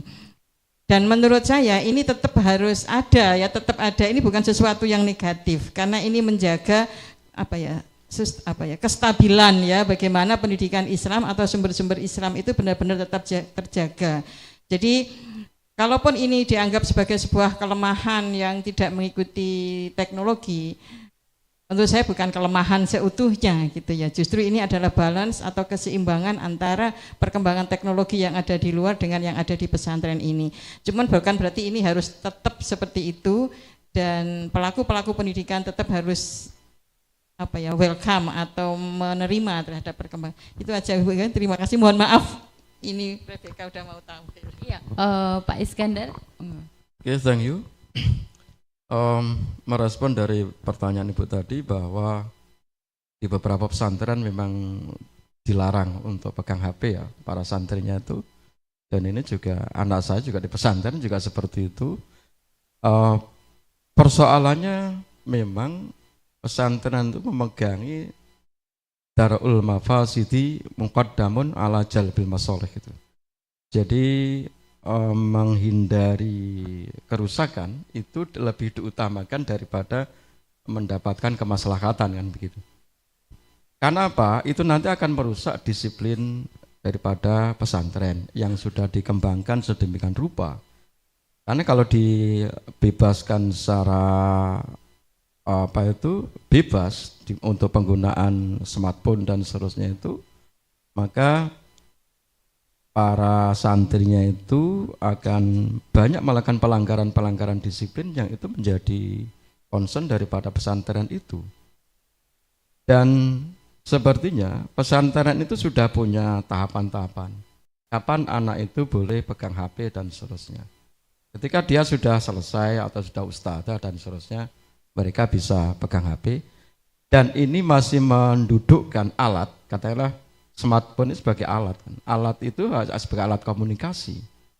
Sebagai alat komunikasi maka ya dibolehkan kalau hanya untuk sekedar berkomunikasi dengan orang tua. Itu masih bisa telepon dengan bapak ibunya di rumah dan seterusnya. Masih memungkinkan untuk itu. Namun untuk penggunaan gadget atau smartphone secara luas, secara bebas, itu memang dibatasi karena menjaga apa itu hal-hal yang memungkinkan untuk bisa mengganggu disiplin di pesantren itu. Thank you. Begitu. Thank you. Dari Ibu siapa tadi? Mohon maaf. Ibu Siti Rohaya. Thank you for the question, Ibu. Yeah. Okay, so we move on to the next speaker. The next speaker is Dr. Rebecca Bailey Setcher from Mississippi, United States of America, and she is now live via Zoom. Hello, Rebecca. Am I audible?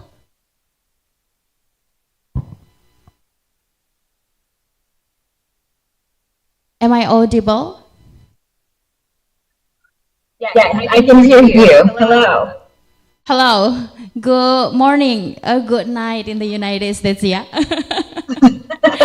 What is it now there? Thank you for being available.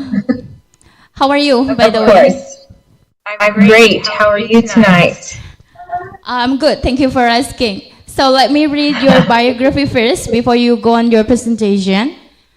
For your information that our speaker is now in Mississippi, United States of America.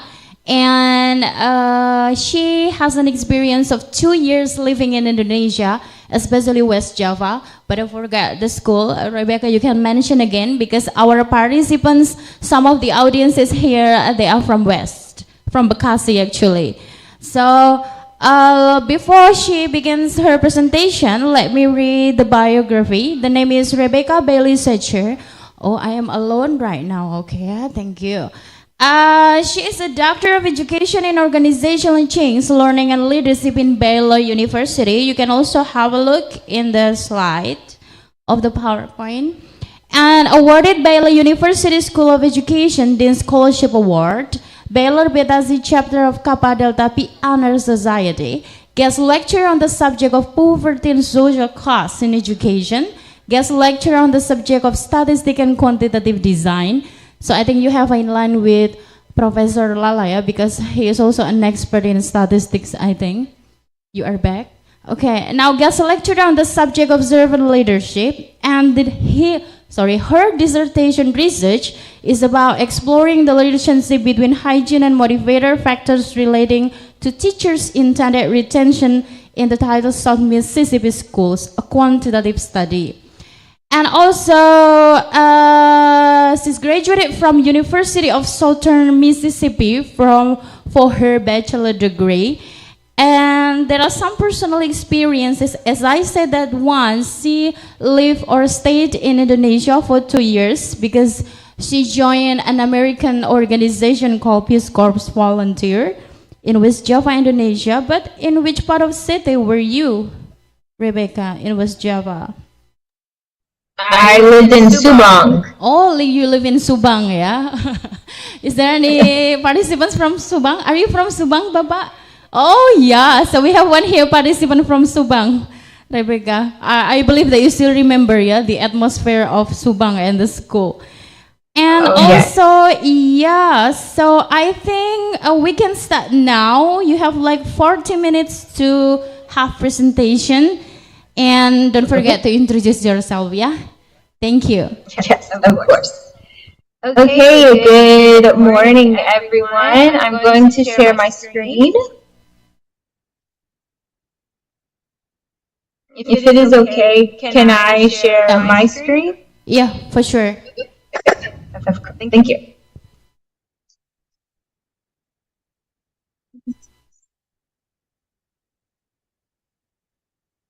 Yes, it works. Okay, good. Can you still see the presentation? I got it. That's the frenzy, yeah. Okay. Okay, perfect. So today I want to talk to you about AI, artificial intelligence in education. I want to discuss how we use this in American schools, in Mississippi schools. So like you said, I lived in Indonesia for over 2 years. Here are some students from Man Satu Subang. We went to Yogyakarta on a trip and here I am with my students. This is my family. This is my husband, Nathan. He joins me in Indonesia and also lived in Subang. This is my daughter, Juniper. Her name is Juniper Flores. We named her after Flores in Indonesia because it was one of our favorite places. And this is Cliff. And here are my children again. This is Juniper and Cliff. They are 3 years old and 1 year old. And like she said, my name is Rebecca Thatcher, and I have a doctorate in education. So today I want to talk about AI in the classroom and how to use it and how we use it in American schools. So today I'm going to talk about different types of artificial intelligence in the classroom. I want to talk about the pros and the cons, the long-term effects, how to use it in the classroom, different applications and programs that you can use, and then final thoughts and questions. To begin, there are several different types of AI that can be used in a classroom. There are intelligent tutoring systems, where you can use the computer systems for personalized instruction when teaching students. This way, the students can have one-to-one instruction. The teachers can use the computers and technology, and you can personalize it for each student and their needs of learning. The next is virtual learning environments. A lot of universities in America and in Indonesia use programs like Blackboard, Google Classroom, Canvas. These allow for live lessons, group discussions, showing videos, and submitting assignments.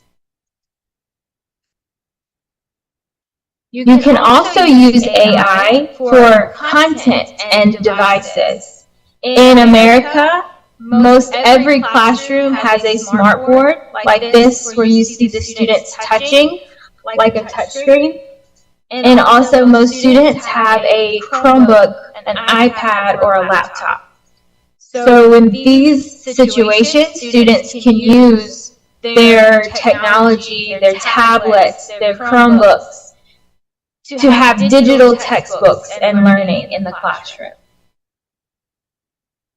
Some of the pros, the positives of having AI, and the cons, the consequences of having AI, so the good and the bad. Some of the good allows teachers to give instant feedback. If a student writes a paper or takes an exam, they can have instant feedback and grading. The students can have a more engaging class where they're excited and they're active in the lesson.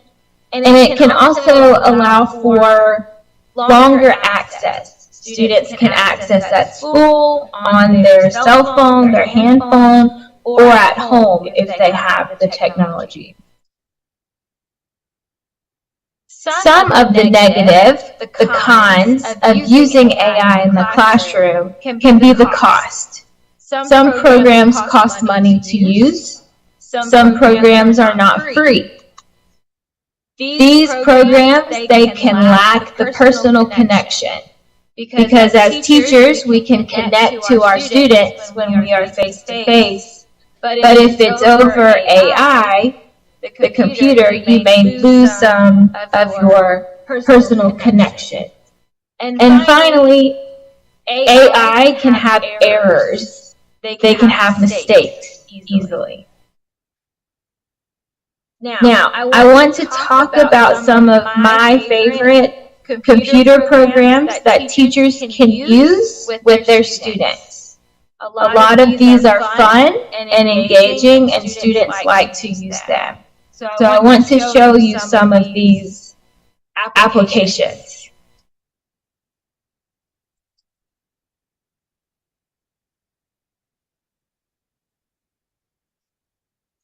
The first one is called Copilot. Copilot, you can generate lesson plans and educational materials instantly. So I want to show a quick video of what that looks like. Please tell me if you cannot hear.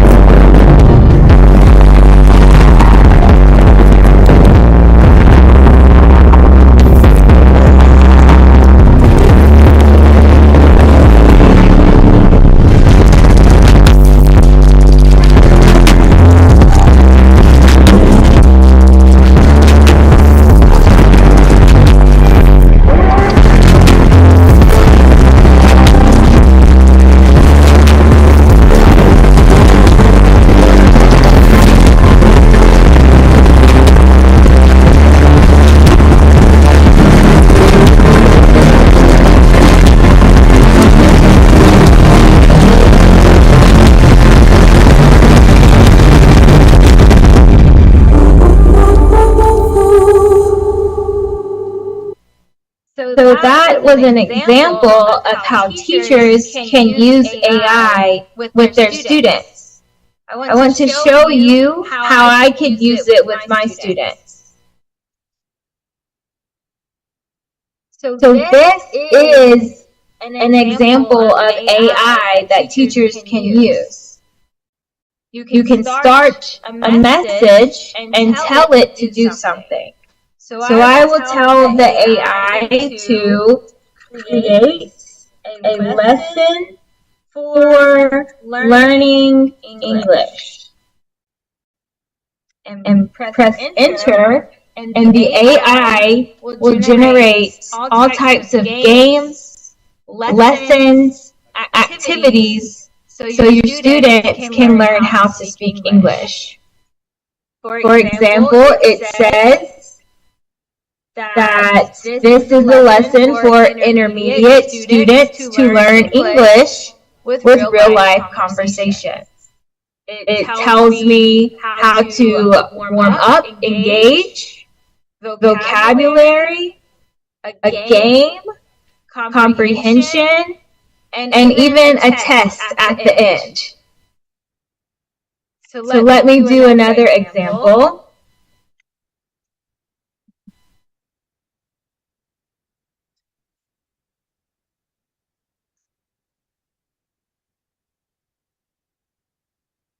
Make me a game for learning English.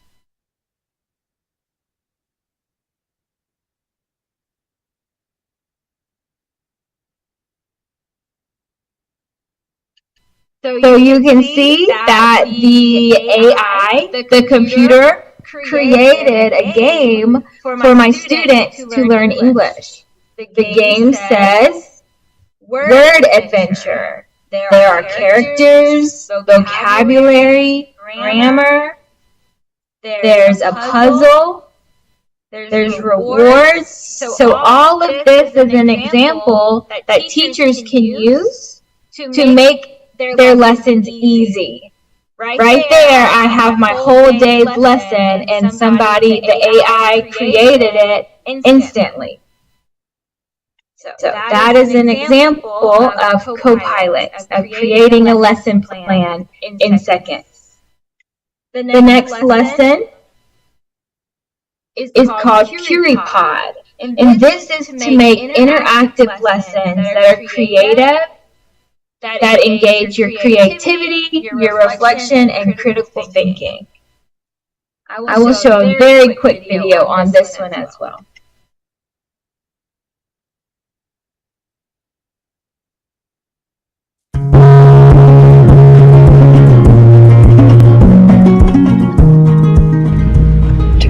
create an AI lesson in CuriPod. You can start with Generate Lessons with AI, or if you click on the My Lessons button, you can go to Create Lesson from there and choose Full Lesson. In that area, type your topic, choose your grade. Since I present on educational technology a lot, I chose that along with professional development. Expand the learning objective and standards area and type in more information in natural language about your topic. For example, educational technology use in elementary classrooms. Click the blue magic button at the bottom. Give it a few seconds. And now you have an interactive presentation. In this lesson, you saw that the teacher typed in exactly what she wanted her students to learn. The AI program created a PowerPoint from objectives and standards from the curriculum in seconds. Another favorite that we use in my schools and in my classrooms is Canva. Canva can create posters, can create PowerPoints, presentations, anything that you want, Canva can create. Canva does have a free version where you do not have to pay for it.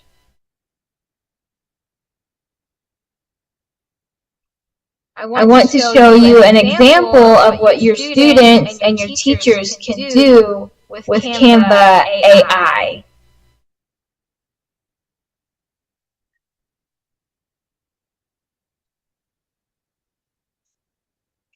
This AI program is called Magic Write.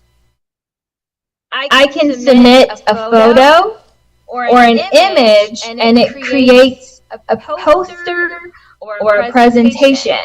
So I will choose one of my photos and show you how AI can create something engaging and exciting for your students. So I will insert media, and I will choose a photo to make the lesson.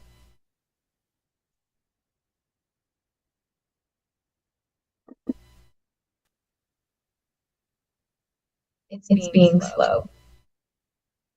One second. Okay. Here is my photo. Now the AI is creating lessons just from that one photo. You can see it started creating a writing activity using the photo where I can edit and write a story with that picture.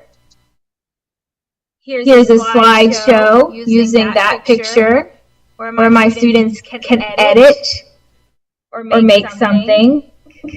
You can make Facebook posts for businesses or posters for a lesson. Just with that one photo, it created all of these different applications. And that is AI and how you can use that in your classroom to make the lesson more engaging and fun.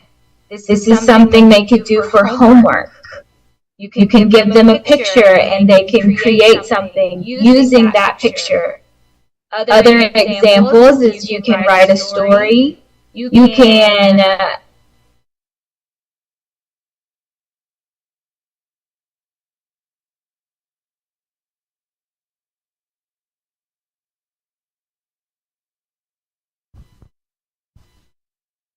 Oh, yes. It's a while Can you hear me? muted. Yeah, now it works. Go on. Okay. I'm sorry, I don't know what happened. No worries. Okay. Let me make sure you can see my screen. Yeah, you did it. We can see the screen right now. Okay, perfect. Okay, so that was Canva. Another fun AI application is called Deep Nostalgia. This is another way to use media, pictures, and videos to have engagement in the classroom. So I want to show you what this looks like and how you can use it with your students.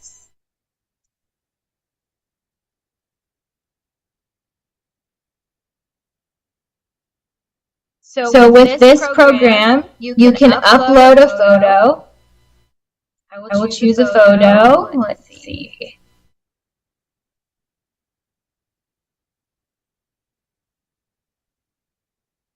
Here's a photo. Uh-oh. Let's upload it.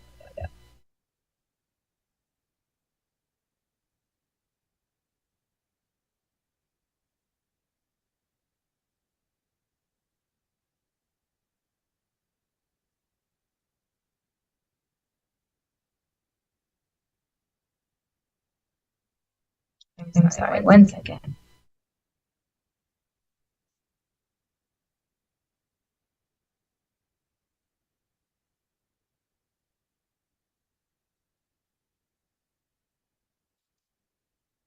So your students can upload a photo and it turns your photo into a video.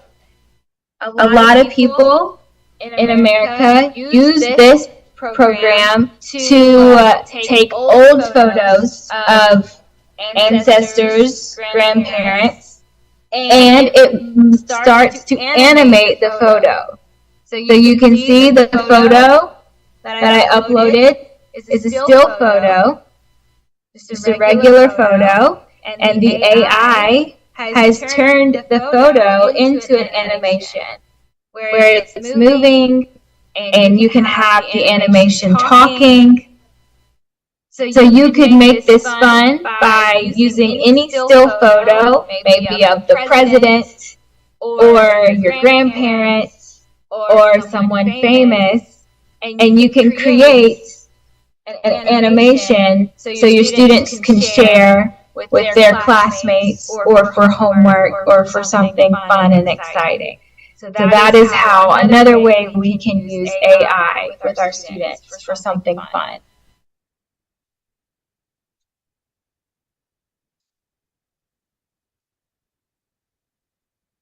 Now, those were some ways that you can use AI in the classroom. Let me go back to the way we can see the full screen. 1 second.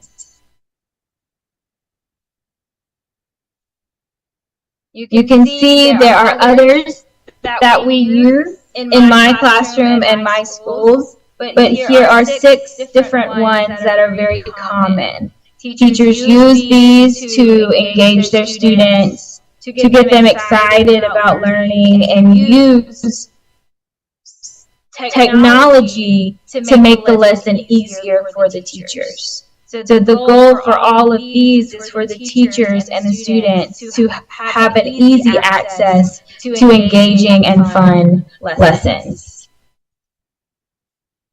So that those are the things I wanted to share with you today. One more thing, and then we can have questions. So final thoughts that I have: AI will continually progress. It will make it easier for teachers, for professors, for students. It's just getting more intelligent and more accessible for students and teachers. The teachers are not leaving. We will always have teachers in America and Indonesia, but the technology is helping the teachers and the students grow to make life easier and more engaging and fun with using technology. One of the biggest consequences or negative of artificial intelligence and technology in the classroom is the social skills that students may not be engaging with one another as much as they were previously. But we have to think, are the pros outweighing the cons when it comes to technology and AI in the classroom?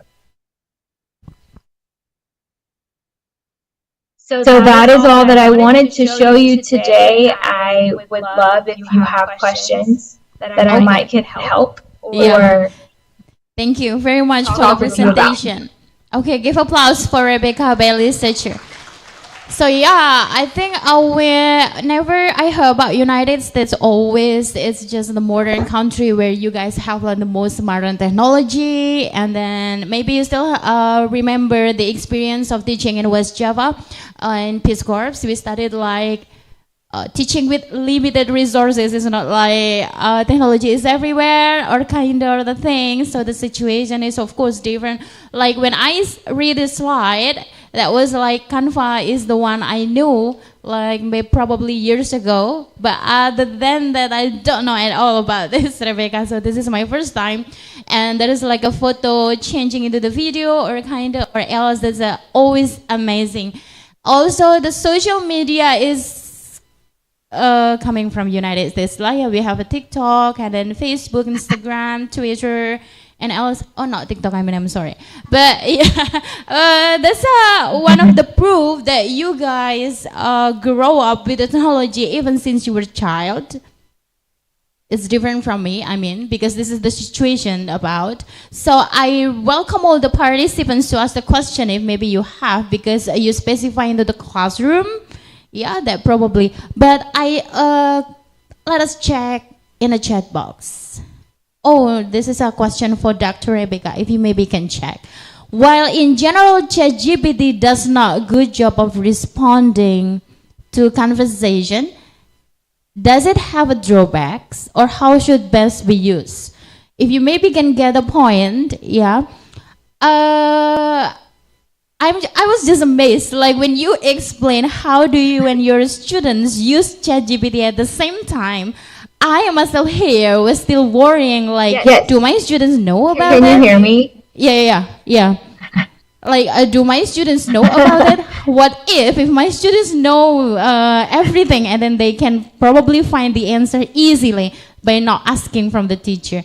So you go referring to the question. What do you Yes. think about?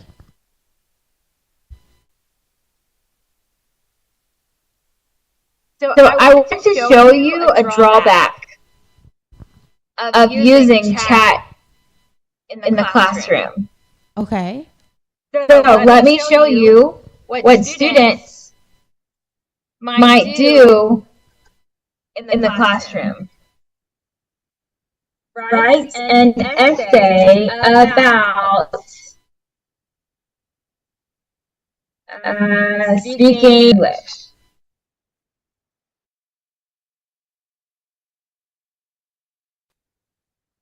Do you see how quickly The this slide is program just wrote ChatGPT, I an think. essay? Oh, it's not showing? Let's see. Yeah. Let me see.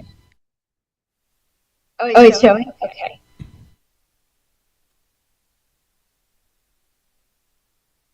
Okay. Is it showing the It works. screen? Yep. Okay. So a drawback for using AI with students is you can see all I had to do was type in a question, and now I have all of my homework to copy and paste for the teacher.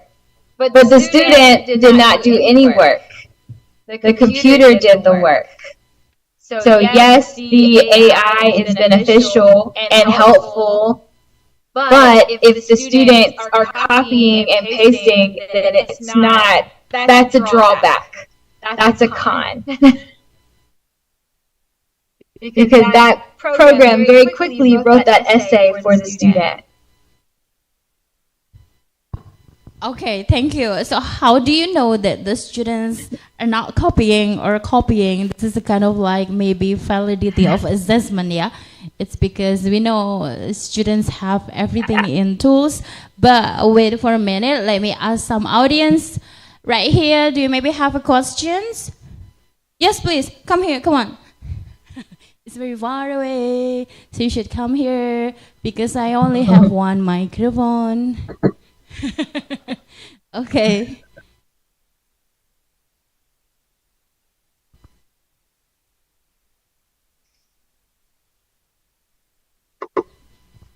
Assalamualaikum warahmatullahi wabarakatuh. I'm Griselda Kian Heri Sardina from English department, and I would like to ask for Dr. Rebecca. The assessment in US regarding to available of AI, especially in ChatGPT, how to control the students' validity of assessment in US students? Thank you. Thank you. Yeah, so for example, just like when the students are writing the thesis, we can like only one tap, and then everything is available. Then how do you control, how do you guys as teachers control the validity of the students' originally of work? Thank you. Yes. Thank you. That is a great question. In most American schools, AI is not allowed when using assessments. AI can be used to help with homework or assignments in the classroom, but for assessments, teachers have other computer programs where they can tell if a student copied or plagiarized. There are programs that teachers use in America called Turnitin, or websites that check for plagiarism. And with that, teachers can know if something has been copied from the internet. So teachers will know that a student may be in class 10 or class 9, they did not have this vocabulary or knowledge. So they usually know if a student has plagiarized. Very good question. Yes, I got it. And thank you very much. The first question was from Pak Imam Muhayyad, actually. Thank you so much, Pak Imam Muhayyad, for the question. And you can see there is another chat coming, Rebecca, from the chat box. The question is, hello, Rebecca, it's nice to see you. Amatika from Malang, your explanation is well delivered and inspiring. However, could you explain more about how AI can replace the existence of knowledge in the future, as it is mentioned that we can transfer the formula to teach the students? If it will happen, how is the teacher is our position in the future? And one more thing, how is the final project in the US to graduate their students, not to make a plagiarism? So I think the plagiarism part is the same as the one beforehand, about how do you guys validate your original work of your students. And then another question is coming that if you can refer to, like there is a, not the quote, yeah, but there is an assumption or maybe perception from teachers that teachers might be replaced someday in the future by technology. And then what do you think about that?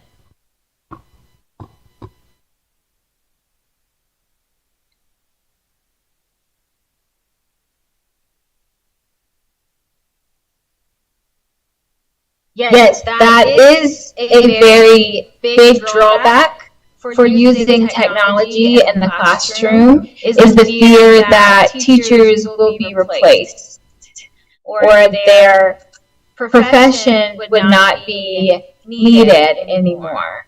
But I feel that teachers can use the technology to grow in how they deliver their lessons.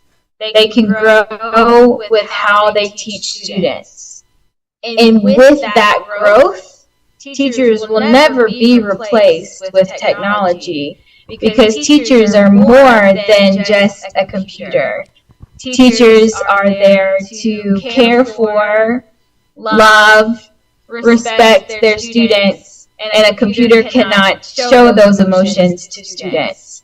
So even though technology is growing and some people fear that teachers will be replaced by technology, I think it's important to know that teachers will never be replaced by an object like the computer, because we're way more than just technology. We are emotions and caring and love for our students. That's great. I think that makes feel us better after you say that. Yeah, and I agree with you that we are human. We are more than technology. We have brain. We can also teach the attitude, just like I will give you an example. Like in the United States, discipline or punctuality is like number one that you cannot learn from the technology. That's why this is a part of attitude, right? And yeah, punctuality and sense of belonging, sense of human. There are a lot. So I do agree with you, and thank you for giving or motivation or inspiring us that we will never be replaced by technology, so we should be motivated being the teacher.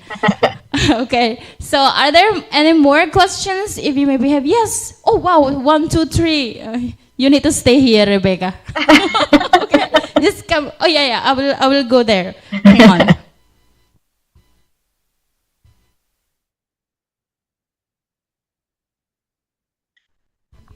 Oke, perkenalkan saya Ismi Ramadanti dari Universitas Islam 45 Bekasi. Mrs. Rebecca, I want to say sorry if my English is so bad. The question is, what is your view of education in Indonesia, especially with regard to technology? Thank you, Mr. Rebecca. Okay, did you get the question? Can you repeat the question, please? I was not there focusing actually, so let me ask. What's the question once again? I'm sorry. Oh, okay. So I got a question. So because you have an experience of being a teacher in Indonesia, and then she asked like, what's your perception being a teacher in Indonesia, especially about Indonesia education? Because as I mentioned that actually in Indonesia we have like a very limited resources, and the curriculum is so much different. And what do you think? Yes, I do think that there are differences in education in Indonesia and education in America, but they are also very similar. The teachers that I worked with in Subang were very motivated and caring teachers. They wanted the best for their students. They wanted to learn English, and they wanted to learn how to engage their students.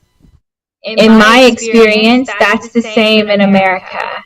So teachers in Indonesia may not have the same resources, but it was not needed because of how motivated and engaging the teachers were. So when the teachers cared and tried and went to class, the students learned. And that's the same in America. The teachers cared. That's awesome. Thank you. Yeah, so whether technology is here or not, we still have like motivation, caring, etc. So technology is not like a big problem because it will not replace anyone, and also we have like feeling and else. Thank you, Rebecca. So actually I need to speak like a minute in Bahasa because there are some of them are curious. So give me a hand, yeah. Give me a help, I mean give me a time. Okay. Jadi Bapak Ibu, Dr. Rebecca tadi menjelaskan bahwa teknologi di Amerika memang sangat canggih. Sejak lahir pun mereka sudah terbiasa dengan teknologi, dan tidak seperti di kita barangkali yang mungkin teknologi sangat terbatas. Akan tetapi pembicara mengatakan bahwa guru tidak akan pernah tergantikan oleh teknologi. She said like a teacher will never be replaced. Jadi kita tidak perlu khawatir. Di Amerika pun sejak kecil mereka kenal dengan teknologi, dan mereka tidak pernah merasa was-was kalau teknologi itu akan menggantikan fungsi atau posisi guru, karena ada banyak yang tidak dimiliki oleh teknologi, misalkan perhatian ya. perasaan, perasaan. Kemudian akal. Jadi teknologi hanyalah sebuah benda. Sebaik-baik benda dibuat oleh manusia, akan tetapi dia tidak akan pernah menyerupai manusia. Jadi tidak punya akal, tidak punya perasaan, tidak bisa merasakan bagaimana baper, misalkan laptop diketuk-ketuk dia tidak akan baper dan lain sebagainya. Jadi kehadiran teknologi di sana sudah menjadi bagian dari, tetapi tidak akan menggantikan, seperti itu. Barangkali ini menjawab was-wasnya kita. Oh, ternyata ada ChatGPT, oh ada Canva, oh ada ini itu, seperti itu. Okay, Rebecca. So actually we still have two person who want to ask, but you know, I apply like American is always punctual, and I need to be here to punctual because we still have like two speakers left. And I thank you very much for being available. I know this is not the first time. Ini Rebecca bukan pertama kali menjadi pembicara di sini, maybe second or third. I thank you so much for being available. I couldn't be here without you. And also I hope that to still maybe see you again via Zoom later on in the next event. Please say something to the participants before maybe you leave. Thank you so much for letting me come and talk with you today. If you have more questions, please send them, and your moderator can email them to me, and maybe I can help in some way. For sure. Okay, give applause once Thank again you for so much. Dr. Rebecca Bailey. Thank Thank you so much. Okay, so we need to move on. There is another presenter from Washington, D.C., United States of America. He is Mohammed Bayazid. Is he here in Zoom? Hello, Bayazid. Am I audible? Assalamualaikum. Yeah. Yeah, okay. Thank you for being available. How are you? I'm doing all right. How are you doing? Thanks I'm for good. having Thank me. you for asking. Thank you for asking. So before you begin your presentation, let me read your biography. For your information that we have here, audiences in my side on the spot, there are some audiences coming from academic teachers and then lecturers, students of postgraduate and also undergraduate. And also we have some participants from Zoom also. And if you can see in the slide of the PowerPoint, there is a biography of Mohammed Bayazid. He is a director and producer in Washington, D.C., United States of America. Bayazid is an award-winning Syrian filmmaker, studied in filmmaking at the Los Angeles Film School, London Film School. He has also studied screenwriting at the BBC and the Screenwriters University. Bayazid has directed many short films, public service announcements, TV shows, documentaries. He is also known as the tech-savvy who invested early in VR technology. So everyone, Bayazid is the co-founder or the CEO of Light R VR and CEO of Light R Productions. And education in 2015, writing feature films, Screenwriters University. 2014, writing TV drama, New York Film Academy. 2006, writing for TV diploma, BBC London. 2006, directing performance diploma with David Knights London. Wow, it's amazing. 2005, film directing techniques diploma, London Film Academy London. Filmmaking diploma, Los Angeles Film School, Hollywood. Professional digital editing diploma, EVIT, United States of America. Please give applause for our speaker of the conference. He is amazing. I think the experience is amazing. So now it's your turn to give a presentation. You have the time. Thank you. Thank you so much for having me. And if I can have access to the screen like we rehearsed before, okay, that would be good, so I can run the presentation from my own end. For sure. Yeah. I'm going, if someone can give me access to the presentation and open it on screen, please. Thank you. The presentation. Excellent, perfect, thank you. Yeah, I'm going to request access. That's done. Perfect. I'm going to play the first video. Please confirm if the audio is working correctly. Will do. And yeah, I'm gonna make it full screen. Hopefully it works well, and inshallah I'm gonna play.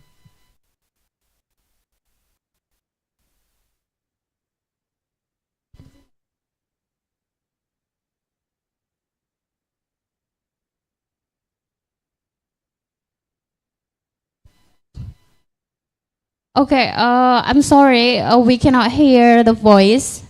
Do you think you need like to fix the share sound from your Zoom?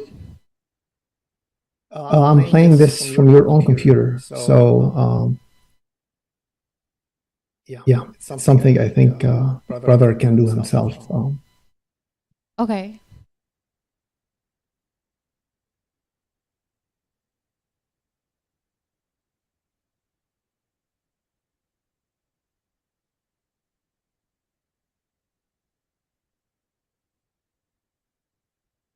Sudah belum?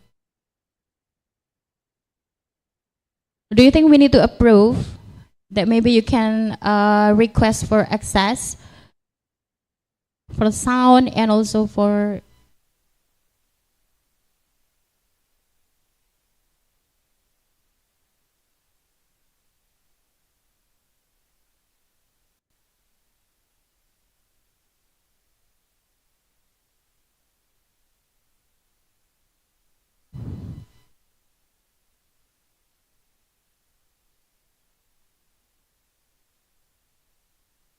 Is there anything we can help?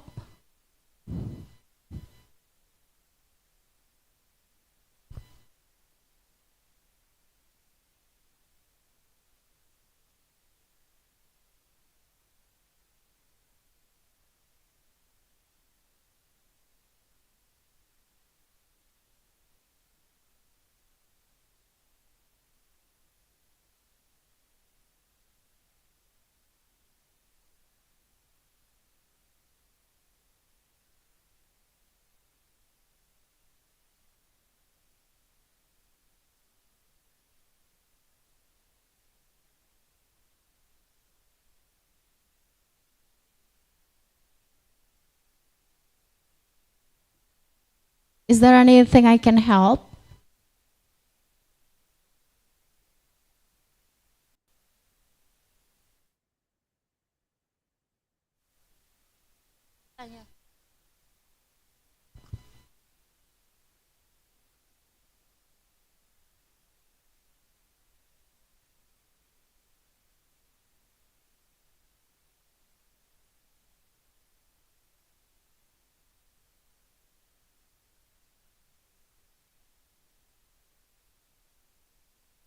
We are sorry to say that we cannot see any movement from your slide or any video that we can hear. That probably there is something happen in the device, but we are still here, so don't worry. I hope that you can fix it.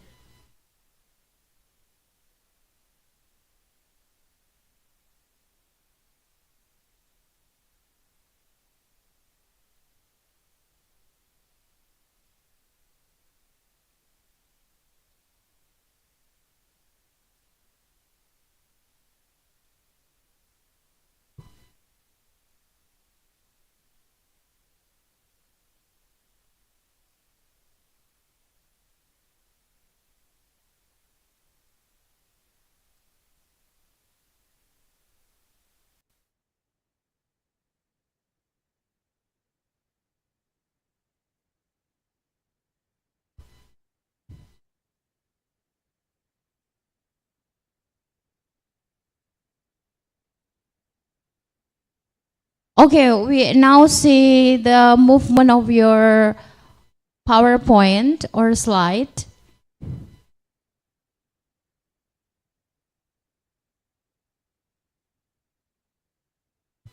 Can you maybe say something?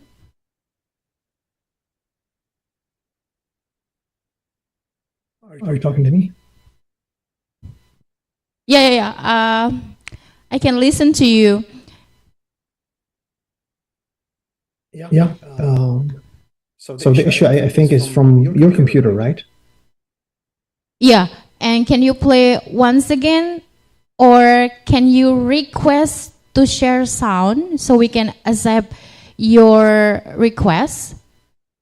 Or I'm do requesting you? remote control to your computer, so sound is not playing from my computer, it's playing from your own computer.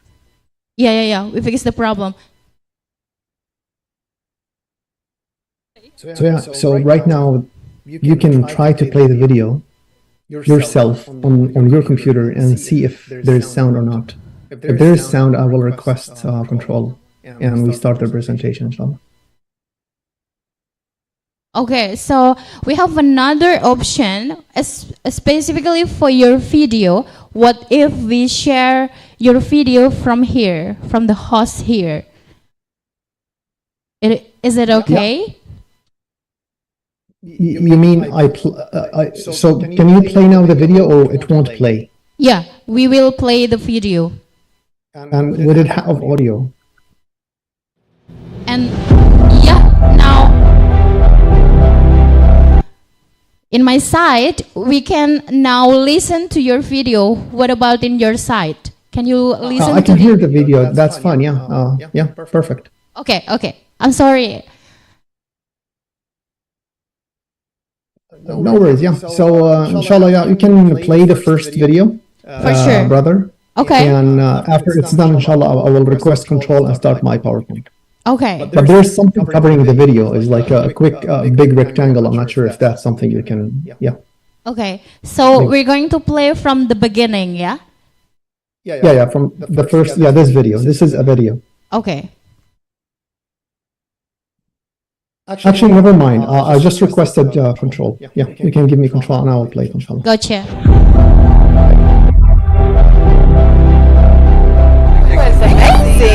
Yes, wow. It kind of made me understand further that we're all alike, that we want to be treated equally. One man had to start that. I felt like wow, I think they might learn a lot about it and find it very fascinating, because Islam is a very fascinating religion.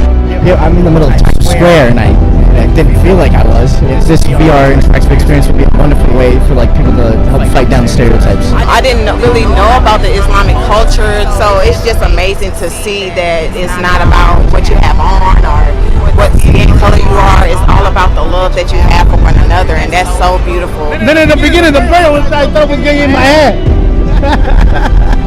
That was nice. The story of Muhammad. It's very nice. I love it. Hold on, I'll be back. It was awesome. I freaking loved it. It's definitely something that I would show my students in my class. Mais le meilleur moment vraiment, c'est la grotte, là où le prophète sallallahu alayhi wa sallam se recueillait. J'ai le cœur qui bat fort. That was amazing. Walking the footsteps of somebody else that paves the way for an entire culture, to me is just mind-blowing. I felt like I hovered into the Kaaba. That was very cool. I was like, oh, people don't go in here, but here I am going in. Yeah. I know! Islam, it's one of the biggest religions in the world. It's also vastly not really talked about. That was like all new to me. There was dust and wind and shadows that made it feel and seem like we're actually there. But I feel like we are missing out a huge part of the beauty of valuable culture. What you hear most of is like women don't have rights and whatever, but yeah, it was interesting to like see that that's not the truth. But can I be honest with you? Prior to watching that, I always thought that Muslims were violent. It makes me want to study more about like not what I was told. Every knee shall bow and there's only one God. It's amazing. Like this world, it's temporary. It's not meant for forever. Like I believe I have a soul. So where do you want your soul to go after this? I testify that there's only one God and Muhammad is the messenger. La ilaha illallah Muhammadan Rasulullah.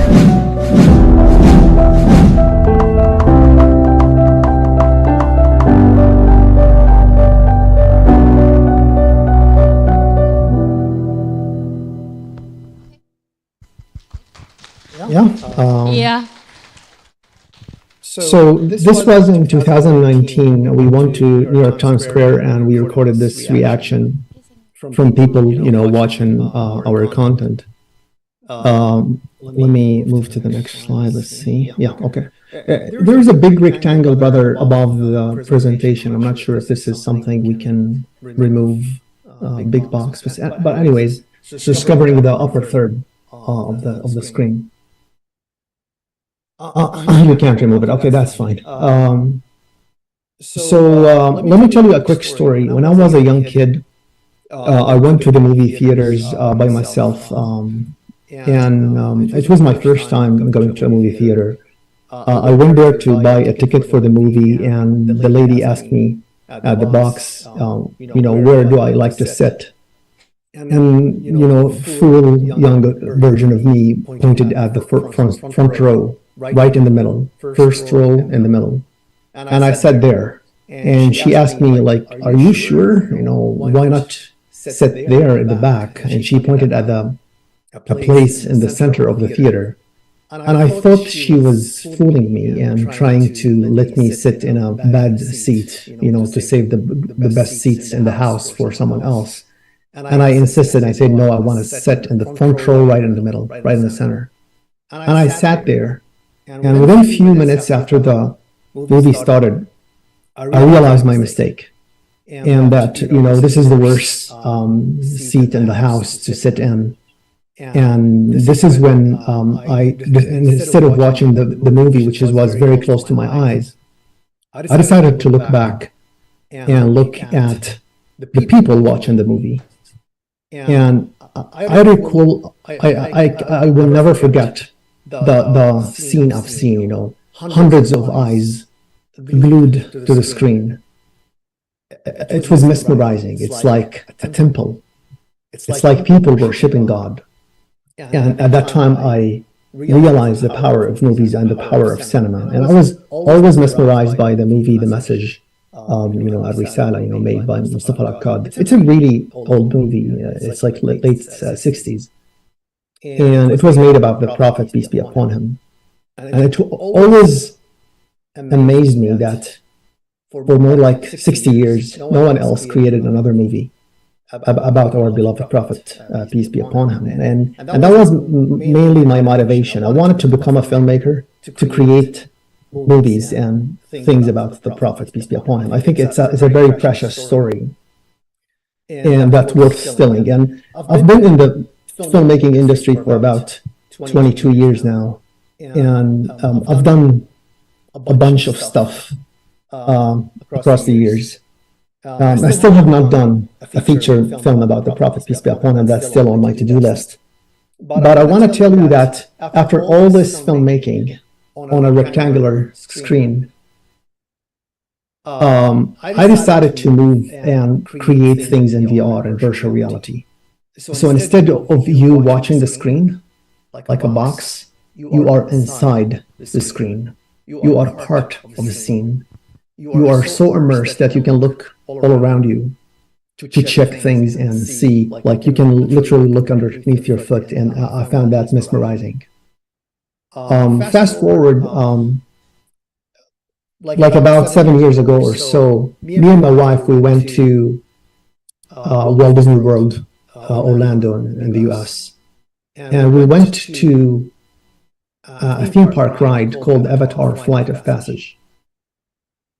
And you stand in the lines for like hours, really, really long lines. And at the end of the day, you find yourself on a rider on a screen, riding a motion platform, and you watch a ride. The ride is only 5 minutes, and we probably waited 3 hours for those 5 minutes. And what me and my wife were joking, like, how can anyone in their sane mind wait all that time just for 5 minutes? What are those 5 minutes? How come a content can be that great and that immersive and that attractive? And after we watched the ride, after those 5 minutes, we walked out from the other side mind blown.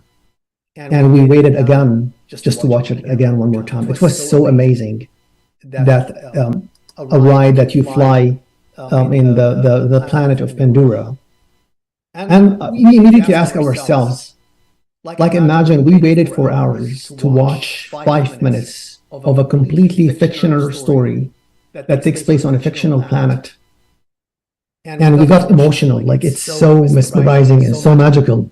And we as Muslims, we have great stories with great real characters. and we don't tell them. And the only way we tell our stories is by usually lectures.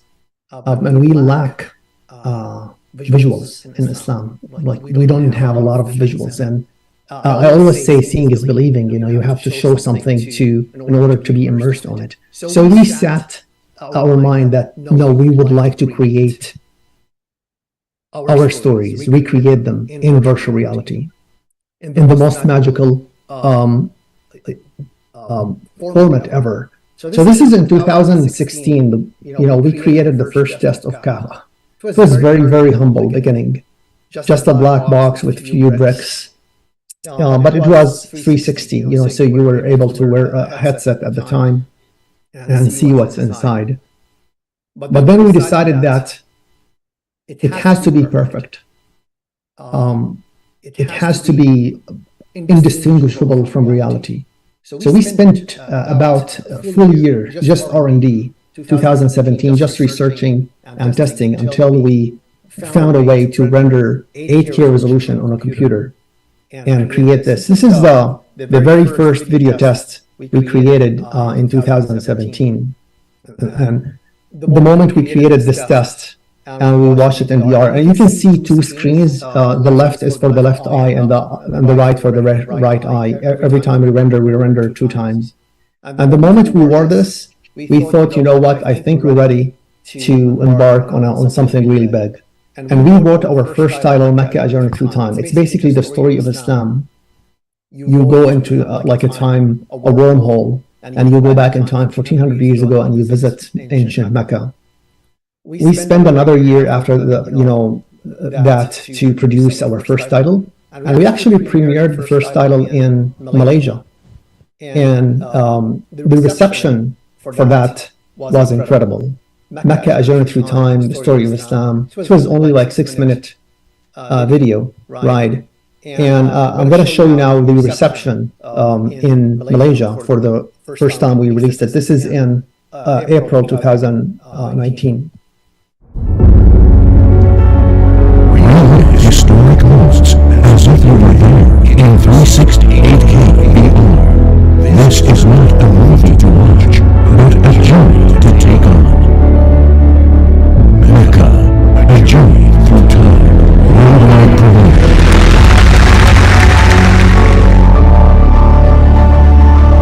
I'm with the Mecca now.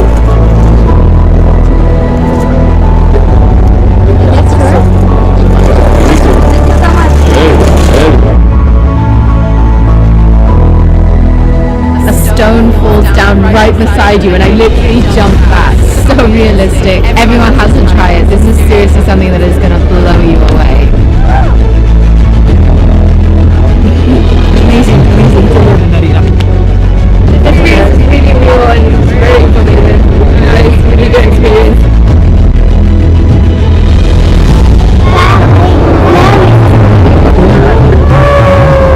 Fantastic, great educational session. I like the visuals and I like the 360.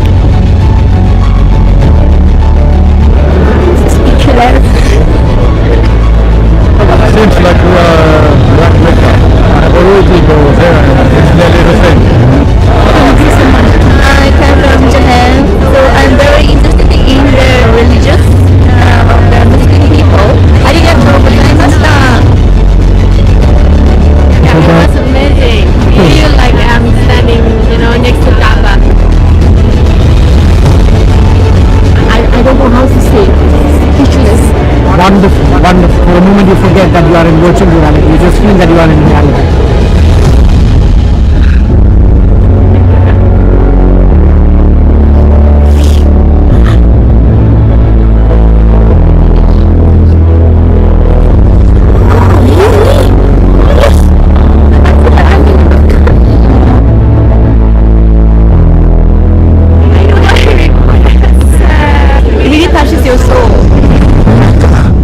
Journey Through Time.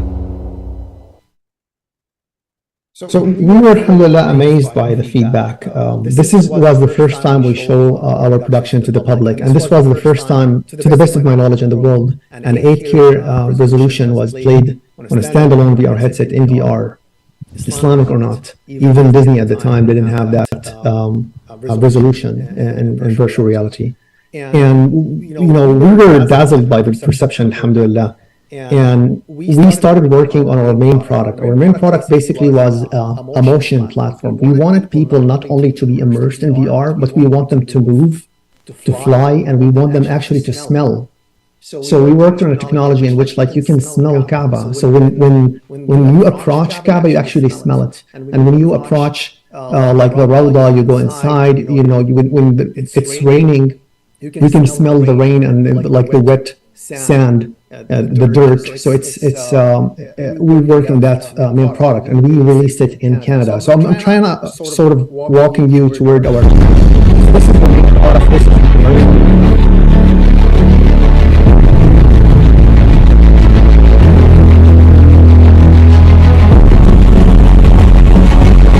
is some of the actual shots.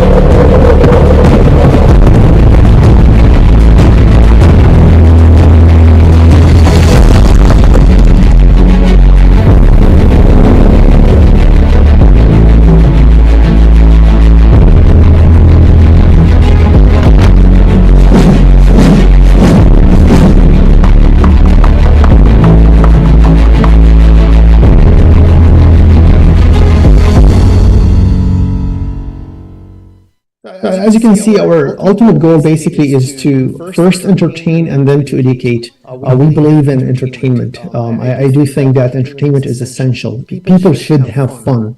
And if you have fun, people will learn and their ears will open. So I'm going to show you now our opening with the motion chairs in Canada, in Toronto. So this was the first time we showed people our motion chairs that put you inside the scenes, inside Sira, inside Mecca, and you fly in a space shuttle. And it's very, very cool, alhamdulillah.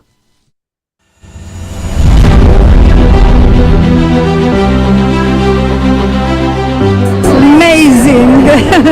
Kind of experienced the stories that I've heard throughout my childhood, and it was really nice to see that. It was so cool, like everything was so 3D. I loved it. I think it's absolutely important that we connect our children with what it is, with the essence of Islam. This is 1400 years of history. To be able to actually somewhat kind of see that experience and somewhat feel it, I feel like that in and of itself is an iman boost.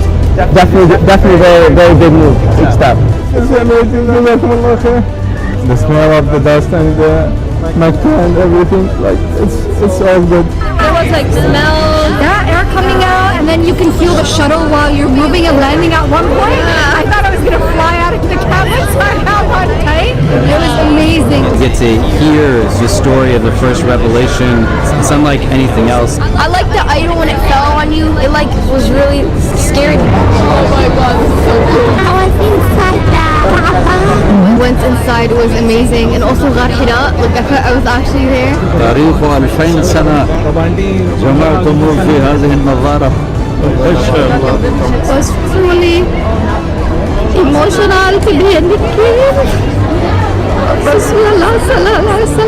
I almost reached out to the Black Stone because it was that realistic. I think definitely going through into the graveside of the Prophet ﷺ. It's a very emotional place, but it's a very crowded place, and so you don't really get that access. So it's special. That was so good.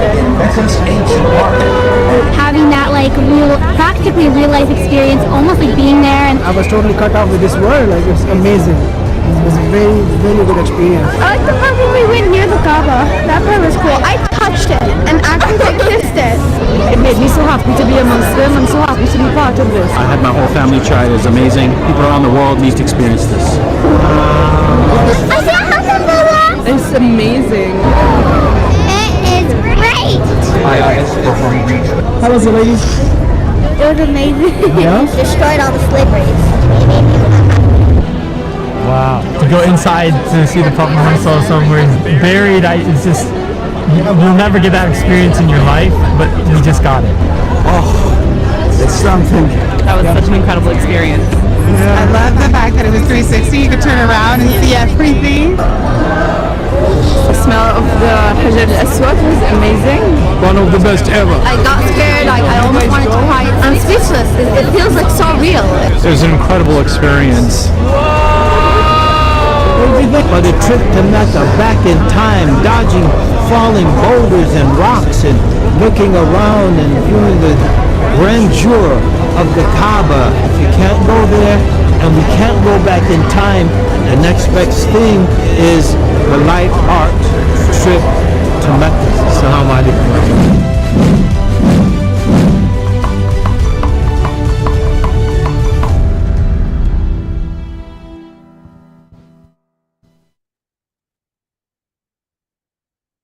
A lot of videos today. So after that, we decided to tell the next story, but I think the rectangle is covering the title of it. It says Hijra, a journey through time. So that was, for us, we thought this is a monumental story and we should tell it to people in virtual reality. So we produced this, alhamdulillah. And then we produced Isra and Mi'raj, in which, we fly with al-Buraq and we go visit Masjid al-Aqsa. And then we produced Mawlid, in which we start with the Battle of the Elephant. And we take productions really seriously. So each of these productions took about a year with a full team just to produce. And it's just like 6 minutes to up to 9 minutes. So, it takes a lot of time, but we believe that it has to be realistic. It has to respect the audience and it has to respect the story and the importance. So we took that effort, alhamdulillah. And right now we just finished Moses, the Odysseys of Moses. And we think there's a really cool opportunity here for interreligious, dialogue and because the story of Moses and even Jesus, peace be upon all of them, it's similar, between the Quran and between Old Testament and New Testament for the story of Jesus. So then after that we decided why not to use this in education, and this is overlapping with the topic of this conference is why not use VR in education? And we looked at studies of the retention rate when it comes to education in VR versus other methods. For example, the retention rate for lectures is about 5%, meaning that if you attend, let's say, a 2-hour lecture, and we ask you, what do you remember out of that? So usually you remember about 5% of the lecture. And if you read something, you read like a book or something, it's usually about 10%. If you watch an audiovisual, like this lecture, for example, most of what I'm presenting here is like audiovisual, you usually remember 20%. And in VR, it's 75%. It's incredible. And just to make myself clear, I'm not advocating for VR to replace traditional learning. I think face-to-face learning is priceless and is here to stay, of course. But I do think that VR is a really great supplemental tool for education.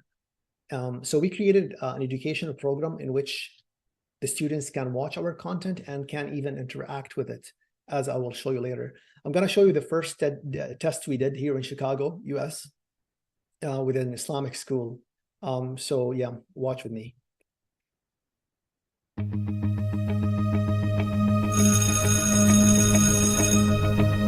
3, 2, 1, Bismillah.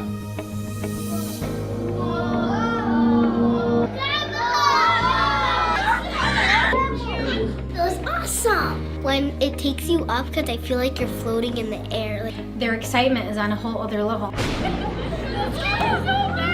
Which made me feel like I should go to Islam more. It's like a once in a lifetime experience. Even though it's only my eyes, I felt like I was going up and down. My favorite part is learning about the historical stuff about Mecca. My favorite part was going in the Kaaba. I learned that Sayyidina Muhammad stopped slavery. It was the elephant. The bad person, he fell off the elephant. When we saw Ali and Muhammad sallallahu alaihi wasallam is bad. When we were in the cave, because you could see the spider web. I had the same excitement when I watched it. Honestly, you had the information ready, share it with the students. Only the people that he would tell about Islam, and he goes tent to tent and starts telling people about the message of Islam. So when they pay attention and they focus in class on the PowerPoint presentation, and then they get to visualize the journey on the VR headset, that just tops it all off. 3, 2, 1. I've been inside of there. So I've heard the story many times, but I never actually felt. When the person from Ta'if threw a rock at me, I actually felt the pain that Sayyidina Muhammad was actually suffering. We teach our kids, we read them stories, we read them the books, but it's not the same. This is living in the events. This is the ultimate visual learning for our children. I saw like a web and a spider moving towards us. Whoa. I was like thinking it's actually real life. When the elephant was on top of you, it was like you were there. And the best part was like when the birds gathered all together for the elephant. When I'm reading a book, I get very bored. But when I'm using this, that was one of the most amazing things I've ever seen. More kids are going to be into Islam because they see that they can use this kind of technology. And when you see it, it just opens a whole nother door. To see Masjid al-Aqsa was like really cool experience. I really want to have like that. I actually wish I could use that in every class that I teach. Wallahi, I'm emotionally and spiritually attached to what I just saw, so thank you guys. We learned through books, but we weren't able to visualize. But being able to live that moment back in time, that's something that every child should experience. No, is it done? Can we watch it again? Can we watch it again? Can we watch it again? If I were to learn like this, then I would come to school every day.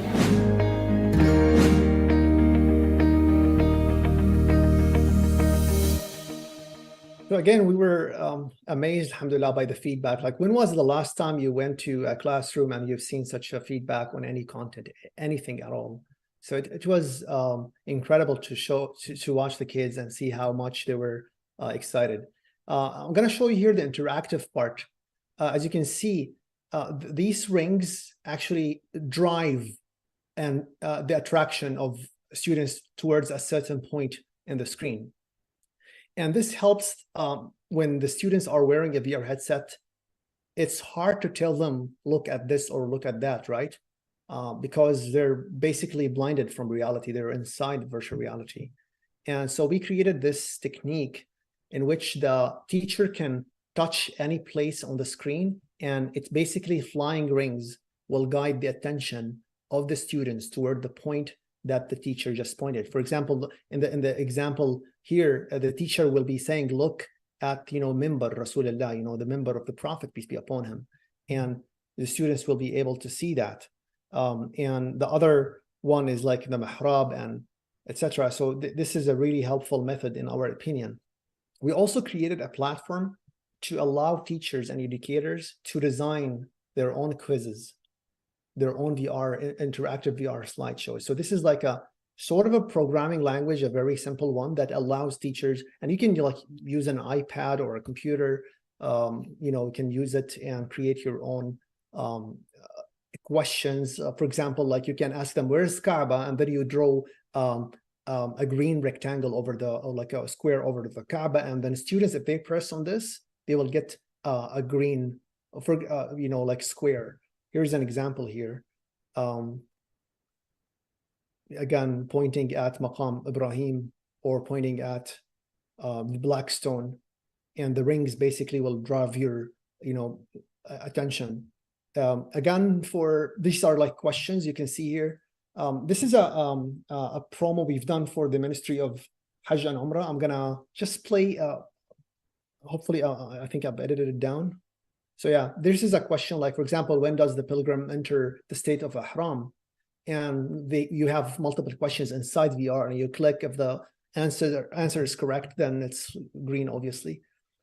And moving on here, the teacher would ask students, where is Mizab al-Rahma? You're inside Haram, right, nearby Kaaba. And if the students, they have to look up there and they have to click at it. And when they click at it, look at the green, you get green. So this technology actually is new. It's there isn't such, as far as we know, such a platform that will allow you to create points inside virtual reality and ask students and then give them a score. And the teacher at the end will have on their tablet the score for each student with their names, and with one click you can just send it an email or so on. We also created a curriculum that the teacher we can play on a screen or PowerPoint presentation just to dive deeper into the subject, because we do not really recommend extended times of VR exposure. Like, we try to make our VR sessions short, like 5 minutes, 10 minutes max, something like that. So that's that. We also created how to do Umrah tutorial with the Ministry of Hajj and Umrah. As I said, it's a pretty short one.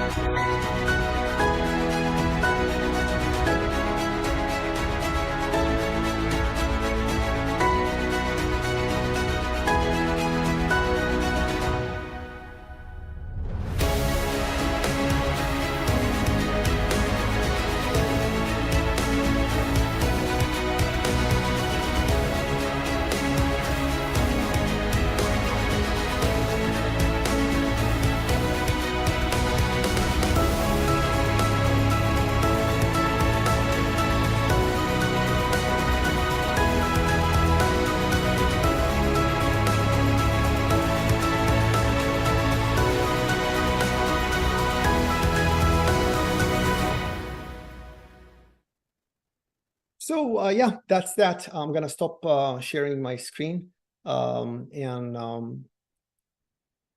let me see here.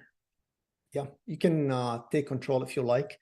I just want to end by a word saying that, I think the younger generation is consumed by a stimulating world, and finding the motivation to gain, knowledge by written mediums is on decline, unfortunately. And we here at our company, we're trying to build and create CG experiences, stereoscopic, and what we call it educational experience or educational adventure, because we believe in entertainment and grabbing the attention of the youth. We have great heroes and bring them closer and make them more relevant to the youth. And it's a long road. We're still taking the first steps in that journey. I've been asked also to talk about AI, like how we use it, and actually we use AI every day in our productions. For example, the concept art we created via AI. We've been using AI to generate in between frames since 2017. And we also increase the frame resolution, and we reduce noise and 3D rendering, etc., all using AI. But to me, it's more of a tool that is we use that helps us to tell our story and make production more efficient. So yeah, thank you so much for having me. That's all for me. You are most welcome. Give applause, everyone. Yeah. So Bayazid, it was so heart-touching. That we are as Muslims, and then we see your product of that you can introduce Muslim to everyone there. And then as you can see in the chat box, there are some statements or some sentences coming from the audiences. And also I've got here a friend, she stays here in my spot, and then she said like even she cries because she just misses Masjidil Haram actually, because the product that you moved in so everyone can see. So we go to this one.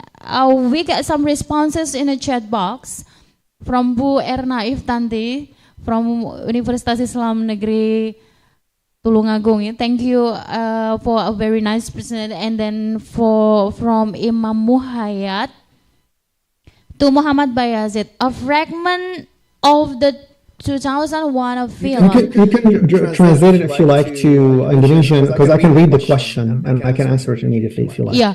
Would you mind giving me a minute to speak in Bahasa for the audiences here, because I need to underline or highlight your PowerPoint, maybe just a minute. Is it okay? First. Oke. Jadi Bayazid ini adalah seorang produser atau pembuat film dan beliau menciptakan sebuah alat yaitu AI ini yang kemudian untuk memperkenalkan Islam di sana. Beliau berasal dari Washington DC, Amerika Serikat, dan dari situlah orang-orang di situ bisa mengetahui Islam, bisa mengetahui bangunan-bangunan di Mekah dan lain sebagainya. Singkatnya seperti itu. Okay, now it's your turn. You can prefer and go to the chat box. Okay, so the question is asking about AI film and AI robots wants to be human. 2001. By the way, this is one of my favorite movies. It's a Steven Spielberg film, artificial intelligence. And the question is, how is your imagination as a film design creative? What AI robots come close to become humans at the peak of technology? Well, I think we'll get there a bit by bit. I think robots will come to the picture within, I would say, less than a decade. And by robots, I mean robots that look sort of like human, with like hands and legs, and helps us in doing things in the house, helping senior citizens, to move around, this and that. So I think this is a huge area that we will see soon. But I'm not sure that they will look like human. I mean, like exactly like human. This will take a lot of time to evolve. Humans are a wonder. And having them robot look like them is pretty challenging. The next question is, that's outstanding. As a Muslim, I would really like to have it. So for now, we're B2B. So basically, inshallah, in the future we will be in Indonesia. Inshallah, you can come to one of our location and watch our content. But it's not something you can have at your home. How can we access the tool? How can we make the easy, maybe by an application or more for us who has no ability to basic movement?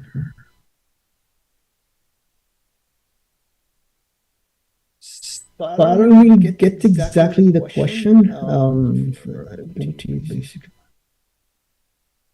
It's just that I think the audiences express their emotion after listening to your presentation.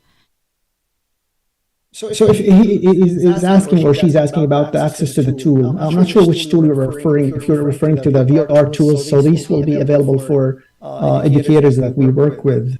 The next person, Attica, Kumala, your experience, we're inspiring, touching. For me, spirit only. It's a really long thing. I found people here less implementing about their have preparing as one of the people living in the Western director.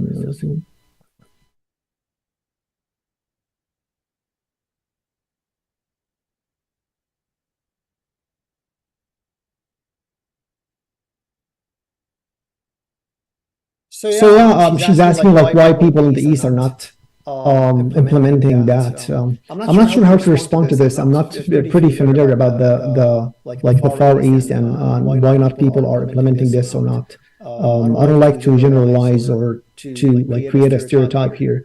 But I think we need each Muslim to do their own role and tell our own stories. Everyone can help, and it's a really long journey. And I believe in utilizing technology. I think it's a massive opportunity for us to use like VR and AI and AR to tell our story. So yeah, any other questions? Okay, so let me ask here that maybe our audiences have a question here. Do you have a question? Yes. Yeah, we have two questions for. Come here. Lovely. Yeah.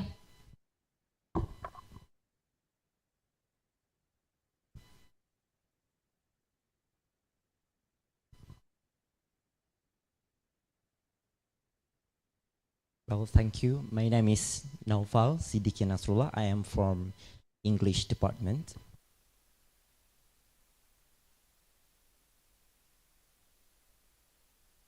Thank you for your. Yes, I can see you. Thank you for your presentation, Mr. Muhammad Bayazid.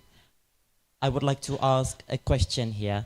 How does VR enhance the understanding of complex scientific and abstract concepts? Do you get my question?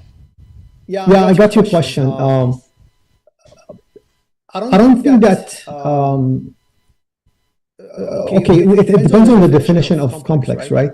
For example, like if we're talking about things that would require spatial understanding, like let's say if you are an industrial engineer and you would like to design a car or a car engine, VR would help you because you can be inside the space with other engineers, and you can rotate the engine in 3D and see what's inside and remove pieces and parts, which is something in real life would be very complex. If you were like an architecture, incredible. VR is incredible because you can look at the building from one direction, you can apply different lighting and different colors and stuff and move it around with other people, and you can immediately see it. So I think it helps a lot. When it comes to the what you said, abstract, so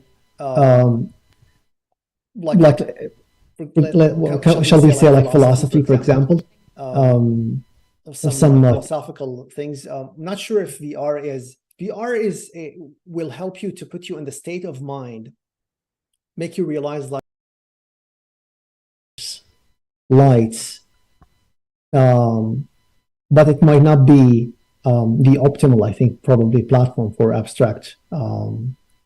But I think that the question would need more discussions to understand what exactly you mean by complex and abstract, right? Because there are things that are complex and abstract and would look great in VR, and there are things that I would prefer to have them on a regular screen. Yeah, I hope this helps. Well, thank you for your answer. So, VR is such a impressive innovation, so we can immerse ourselves in the Islamic histories. So thank you for that. Okay, we still have another participant would like to ask a question. Sure. Okay, check. Ala ya marhaban ya Ustadz. Assalamualaikum warahmatullahi wabarakatuh. Okay, لأجل هذا البرامج يعني international conference فطبعا سأسأل عليكم باللغة العربية وكذلك باللغة الإنجليزية. نعم sir, I want to ask teacher training and support. Educators may need training and support effectively integrate VR into their teaching method. How the strategy to solve the lack of familiarity with the technology or inadequate training which could hinder its successful implementation of VR. يمكن هذا فقط مني يا أستاذ. شكرا. Okay, do you get the point? I don't really get the point. I'm sorry. Okay, if you can explain the question. So he's asking about how to solve the problem of unfamiliarity for people who are not really familiar to the existence of technology.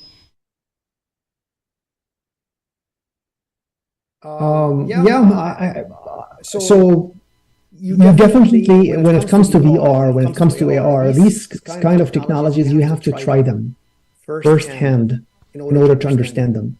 And if the hardware is not within your reach, then maybe you have to go to a place where the hardware is there. There's really no way, I think, that anyone can understand this without experiencing it firsthand. I don't think there's a way around that.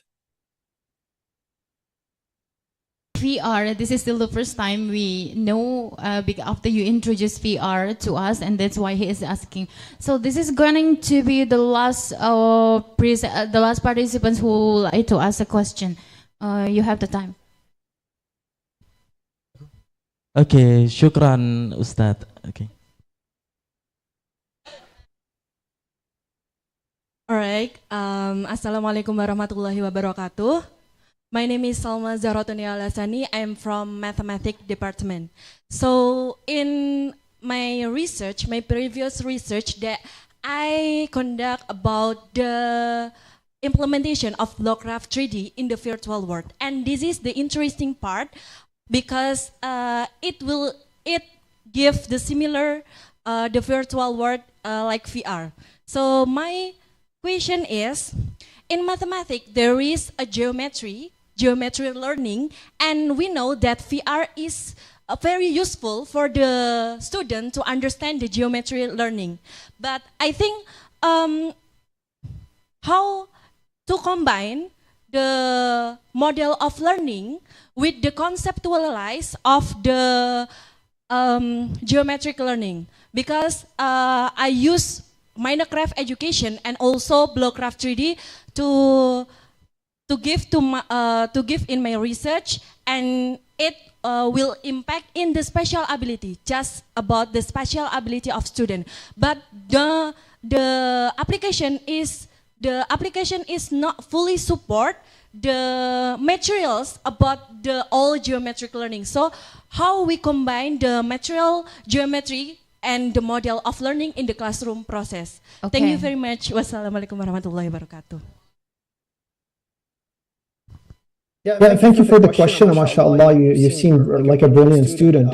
And it's really not my specialty to answer your question. I'm not an expert on this. I don't want to just throw an answer. So someone else will have better knowledge than this than me when it comes to your specific question. Okay, I feel you, because also I'm not that special, but I think she just inspired by everything you present on the slide, and I know we all here are inspiring with that much. And then I just want to make sure, is that all?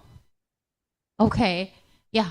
So I thank you very much, Bayez, for the great presentations. You represent the topic of the conference today, so the implementation of AI in Islamic education and also Islamic society over there by your product and then your design.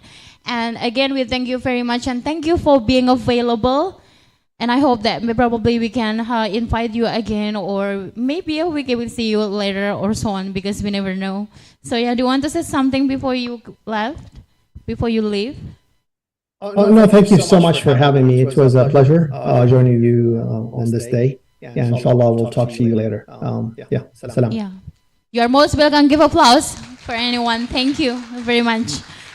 So we go to the next. Is he in the Zoom already? Not yet, yeah? Okay, so we still have like a 5 minutes break, ya. I'm so thirsty. Ya, moderatornya ini mulai ini jam-jam kritis ini ya. Kita break dulu sebentar. Habis ini pemateri dari Australia akan bergabung melalui Zoom. Ya, mohon ditunggu, tidak boleh kemana-mana, pintunya saya kunci biar nggak kemana-mana.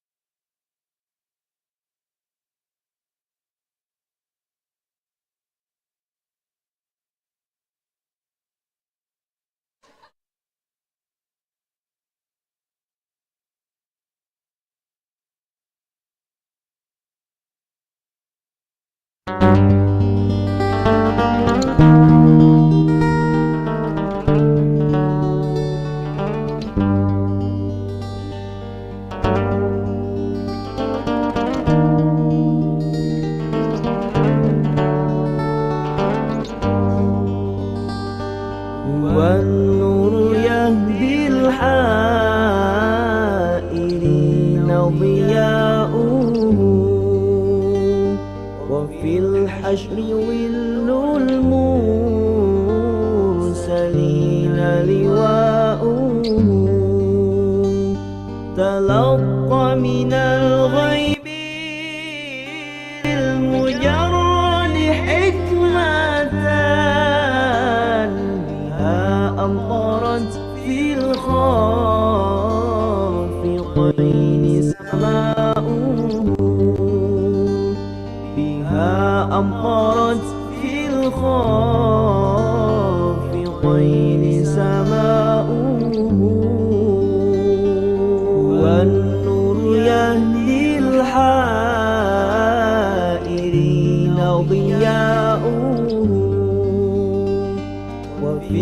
الحشر ظل المرسلين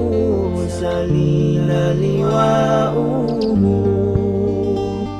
تلقى من الغيب المجرد حكمة بها أمطرت في الخافقين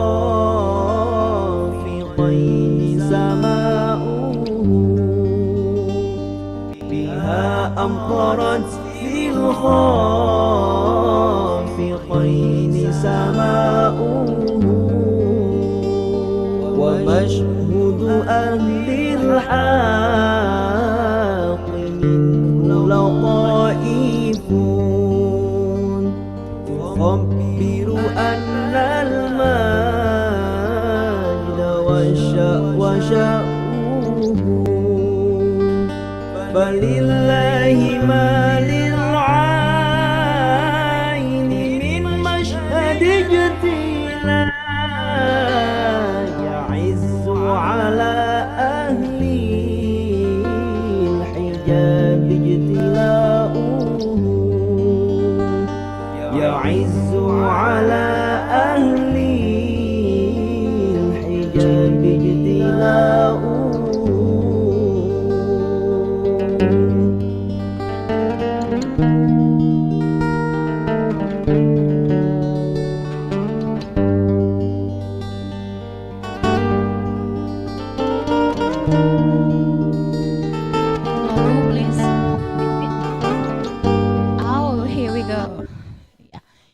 Hello, Professor McBower. Can you hear me? Yes. I can. Can you hear me? Yes, I can. Thank you for giving your response. So good afternoon here in Indonesia. What about in Australia? I'm just confusing actually. 2 o'clock in the afternoon. Okay, yeah, just the same, almost the same, yeah. Thank you, Professor McBower, for being available.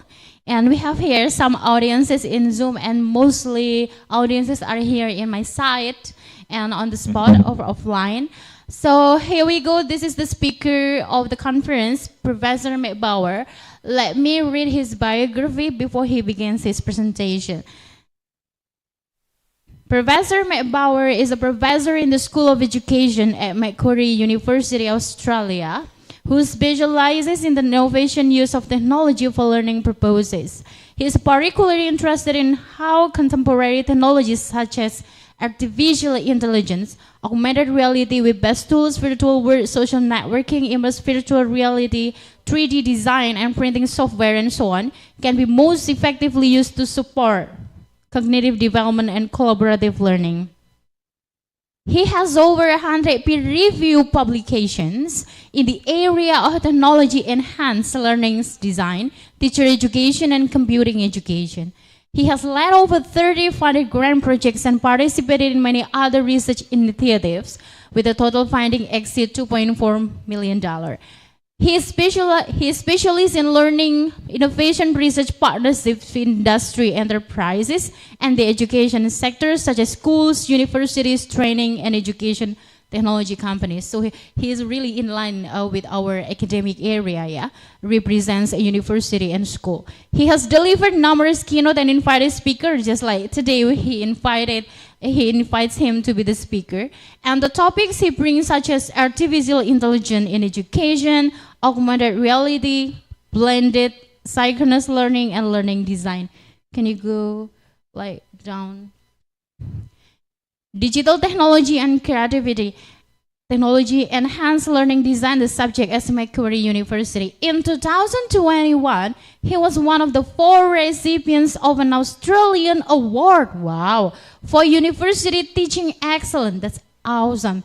And has received several other national and institutional teaching awards. And then his book, A Design of Technology and Enhanced Learning, won the 2018 Association for Educational Communication and Technology. He is also the chair of Australian Technology Teacher Educators Network, which draws together technology educators from every higher education institution across Australia. He is also heavily engaged with government and policy making, serving the Australian Council of Deans of Education, representative Australian Curriculum Assessment and Reporting Authority, as well as serving on a number of panels for the NSW Educational Standards Authority. So we got here the slide of your biography. It is very amazing, Professor.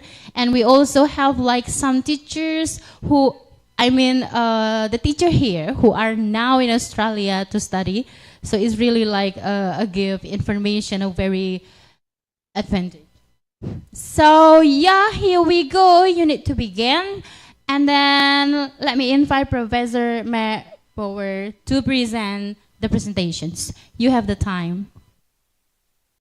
Thank you very much for the invitation. I really am delighted to be able to speak with you about artificial intelligence in particular in education. It's been a very hot topic, and it's also been quite a disruptor in many ways. But also I'd like to propose that it's a catalyst for thinking about how we teach generally, not just with technology, to think about what students should be learning and the means by which that they learn, and also the role of the teacher.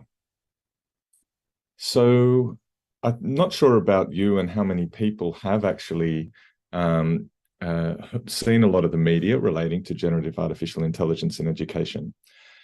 But around the turn of the year, there was incredible media attention, and it's continued as well, regarding generative AI. And, school systems have been trying to think about, do we ban this or do we embrace it? Higher education similarly has been trying to decide how we integrate this within our learning and teaching. It's actually been the fastest growing app in history. It only took 2 months to get to 100 million global monthly average users, which was far quicker than even apps like TikTok or Instagram.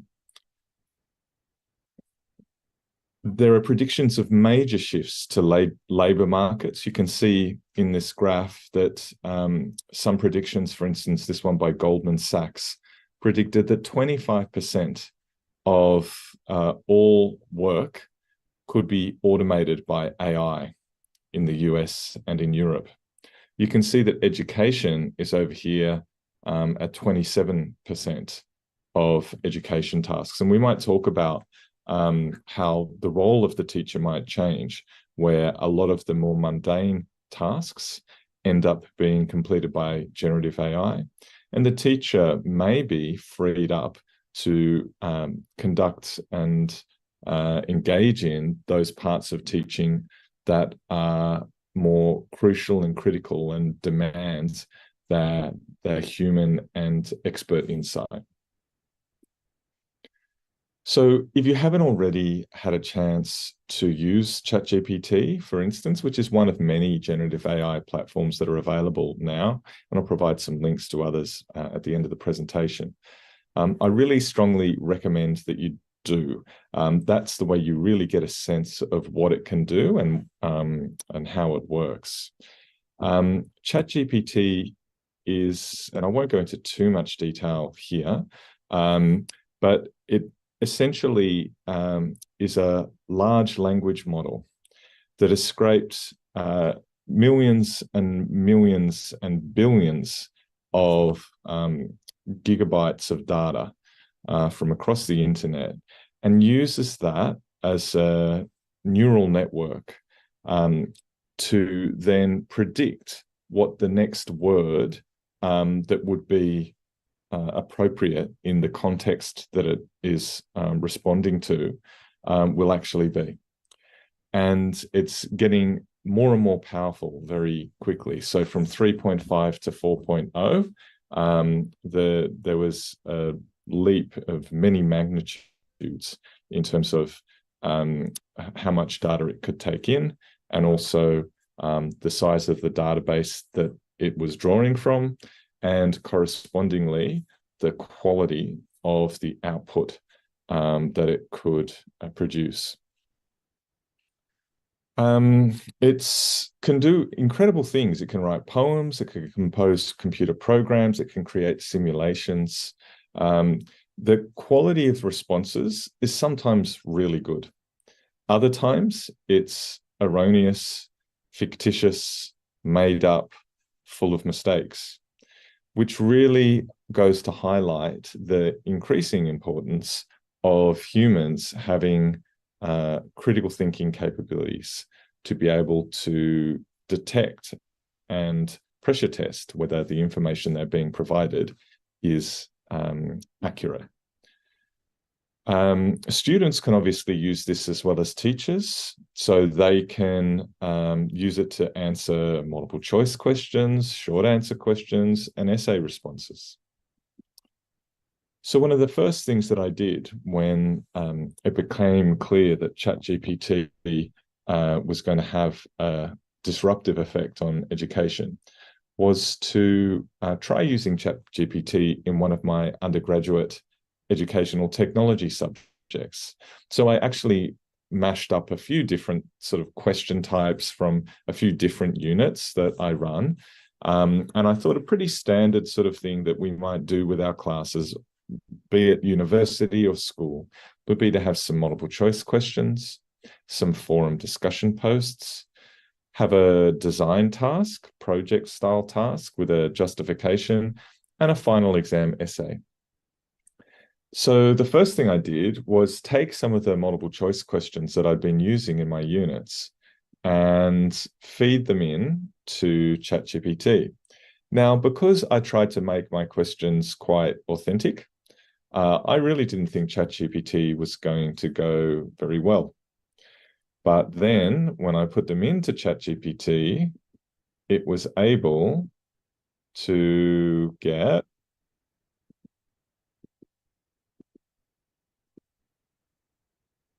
eight out of 10 in my assessment task.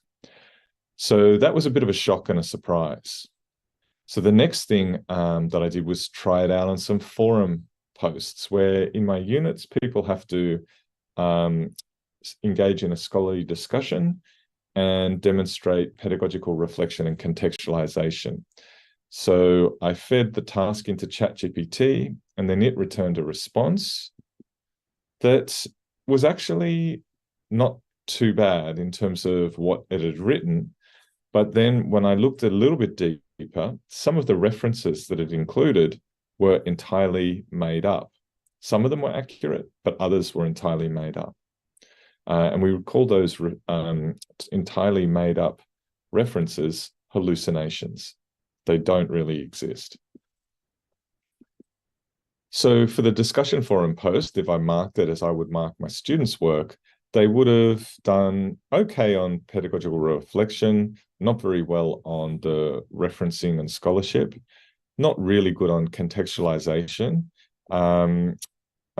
some reasonable arguments, and they were also able to write peer feedback. So they would have passed that task too.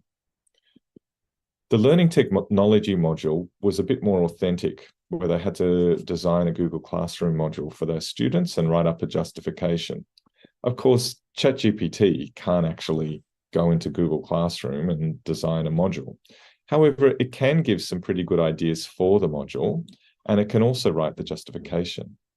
So, based on that, I was able to mark and assess that ChatGPT was able to get probably a score of around 23%. So really not doing too well for that more authentic task. And then finally, for the exam essay, it was able to respond to the essay question quite well, although there were still hallucinations. And so overall, it was able to just pass the examination. So overall, the multiple choice questions were high risk, forum posts medium risk, learning technology module was low risk. the online exam would be high risk if it was online and not face-to-face. So the ChatGPT almost passed my unit, but this was version 3.5, not the most recent version. And also, if you were a student who was already sort of failing the unit, chances are, if you did a bit of extra work yourself, for instance, designing the Google Classroom module, you could be a passing student. So the big question we need to ask ourselves is, how should we transform teaching and assessment for a world with generative AI? The research questions that I then investigate were, how do teachers believe they need to change what they teach? How do teachers believe they need to change how they assess? And do teachers believe that they need professional learning and support to respond to these advancements in generative AI? And if so, what? So I constructed a survey along with my team and asked people also if they'd used ChatGPT with their classes, and if so, what subject type and level, and how did ChatGPT perform? We use the general linear model to examine the demographic and contextual factors influence perceptions about the impact of AI in teaching and assessment. And we also use thematic analysis to characterize the teacher perceptions on how teaching and assessment could change. We provided them with a video to watch about AI in education in case they had no prior knowledge, and we distributed it essentially over February of 2023. The participants were of a mix of genders, ages, teaching experience, and levels of education, somewhat similar to what you might expect of the general teaching community, though note that there were more university than primary or secondary teachers. A wide range of disciplines were represented. So, in terms of the results, we had, you can see this distribution of awareness of generative AI. There were a few people who had no awareness. There were some that had know about it, but had not used it. Most people had just briefly tried ChatGPT, and there were some with extensive experience. In terms of the impact on what should be taught, you can see that slightly more people thought it had a major or profound impact than thought it had no impact or minor impact. However, a higher awareness of generative AI, so people who'd used it more or extensively, predicted that the generative AI would have a bigger impact on what should be taught. So if you hadn't used it, you didn't think it was going to have a big impact, more or less. University teachers thought it was going to have a higher impact than secondary and primary. Females felt it was going to have a bigger impact than males. And there was a significant interaction between the region and level of teaching experience. In terms of how teachers thought they should change their teaching, they thought that they were going to need to teach students about how to use AI. They were going to need to teach them about AI, so just understanding the tool. They were going to need to teach about critical thinking and the ethical and responsible use of AI. Teachers had ideas about how to use AI as a model or a starting point for reflective discussions in their classes. Some teachers thought they were going to have to change what they taught by setting tasks that can't be completed by AI. They also, there were some teacher educators amongst the respondents that said, we're going to need to teach teachers how to use AI or discourage the use of AI altogether. Some teachers talked about a changed pedagogical approach towards more collaborative work, towards a focus on the process of learning. They also thought that we should change the type of activity. So that also goes towards that more collaborative learning. Teachers did see how they could use ChatGPT to support their own teaching practice, for instance, designing lessons, administration, and some identified that they needed to change the pedagogy, but not what they taught. In terms of the impact on how we should assess, we had people sort of similarly distributed in terms of their perceptions, although maybe a little bit more towards the major and profound impact. Again, higher awareness of generative AI predicted higher perceived impact. We had university and secondary teachers felt higher impact than primary. Teachers in biomedical sciences felt larger effect sizes than other areas, and females felt bigger impact than males. There was, again, a significant interaction between the region and the level of teaching experience. Teachers thought that they would need to have assessment that was more based on exams and spoken tasks, maybe producing videos or visual essays, portfolio-based pen and paper approaches. The content of the assessment in terms of the actual material that was being assessed needed to switch to more higher order thinking tasks, authentic tasks focused on the process of learning with more personal reflection and personalization. Also, students needed to reference and cite their work more thoroughly. In terms of the conditions of assessment, people identified that it would need to be invigilated and face-to-face rather than having it online. And teachers also identified how AI could be used to help with assessment, for instance, setting really interesting tasks and helping them to design rubrics. One interesting graph is to look at how ChatGPT marks awarded by teachers changed depending on the level of questions asked to ChatGPT. So you can see in this graph that people who, for instance, were in year 10 and 12 had different distributions of marks that they would award. And even though at university level, the marks were slightly lower and primary school was slightly higher, overall, the average is pretty high, sort of around the 75% mark, a slight downwards trend, but not a very steep downwards trend. And what we need to also remember is that generative artificial intelligence is rapidly improving. So here's a graph of the jump in performance, even just from version 3.5 to version 4 of ChatGPT. For instance, in the US, the Uniform Bar exam to become a lawyer, ChatGPT 3.5 was scoring in the bottom 10% of people who took the exam, and version 4 was performing in the top 10%. In terms of receiving adequate professional learning, most teachers thought that they weren't. And I think that provides a strong argument for further professional learning with relation to generative artificial intelligence. There was also a significant difference between males and females, and an interaction between level and region, teaching area and age, teaching area and awareness, and teaching area and experience.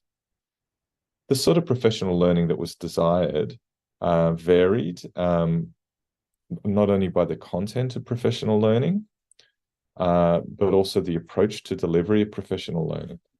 So people thought that they needed professional learning to show them how to use AI to support learning and teaching, redesign assessment, address plagiarism and cheating issues, show how AI works, and how students can use it in the classroom, how AI can help teachers with their workload, to nut through ethical and legal issues, and help them with prompt engineering. That means the way to ask ChatGPT questions to get the answers that you'd like.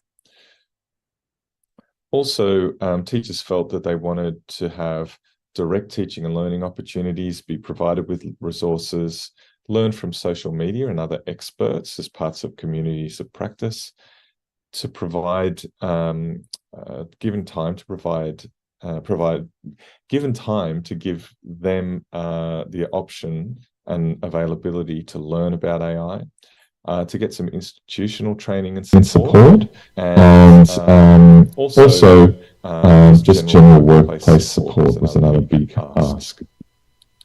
Now, do be aware that there are detection tools that are emerging that help provide a probability that generative AI has been used to create some content.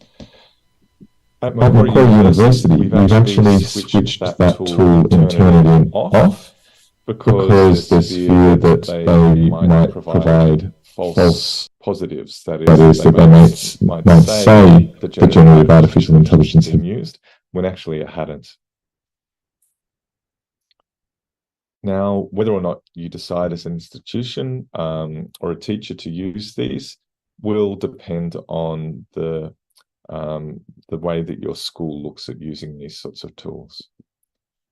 There are lots of other text-based tools that are out there, like Bing and Bard and Poe and Write Sonic and Perplexity, to name a few.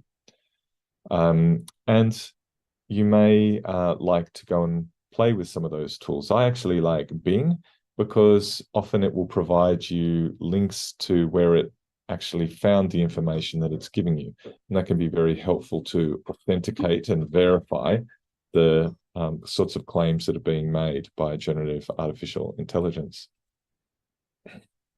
Be aware that there's also image creation tools out there like DALL-E and Midjourney and whatnot. And so do play around with them. We're not just restricted, and students aren't restricted to just text-based tools. And there's going to be all sorts of other media coming through. AI music generators already exist. There are AI video presentation tools that are becoming more and more sophisticated. There's also AI for academic support and tools like Tutorly, and also a really good one to have a look at is the Khan Academy's, I think it's called Khan Migo. And it actually, instead of just giving students the answer as part of the Khan Academy videos and learning platform, it actually asks the student good questions in response to the student's question. So it actually helps the student break down the problem and solve the problem for themselves. Also, be aware that there are AI tool directories out there that you can go and investigate and find hundreds and hundreds of different AI tools that you and your students can use. One of the key things we need to consider, though, as educators, is the ethics of using AI in education. I'd like to recommend this framework to you by my colleague Erica Southgate from the University of Newcastle. And she's created a framework based on human rights, ethical principles, and learning about and with AI to thrive in an AI world. The design, implementation, and governance of AI for the public use in education should be based on awareness, explainability, fairness, transparency, accountability, and Erica recently has also added contestability, the ability to challenge the decisions that generative AI might make for humans. People talk about the hype cycle and where are we with generative AI. Gartner, who are the organization who originally coined the idea of the hype cycle, show how different AI tools might be at different points. Actually, my personal opinion is that the hype cycle might not really apply so much to generative AI. Did the hype cycle really apply to something like the internet? I think generative AI will keep to grow and grow over time. I think it's really important that teachers undertake professional learning so that they do better understand the power of generative AI and how they might use it with their students.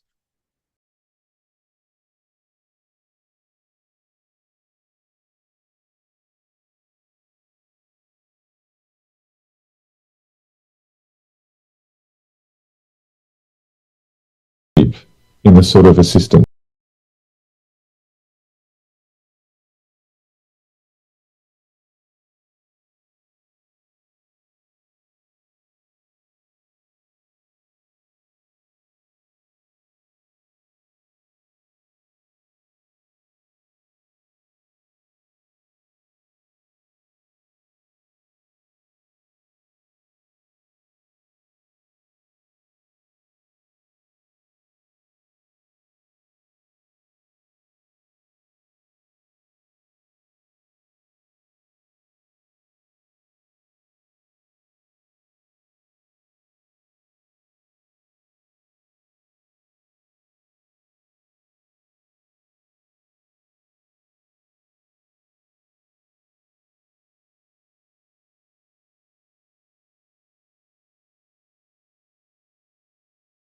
Regurgitate it or repeat it, then actually they still learn, and in fact can learn better.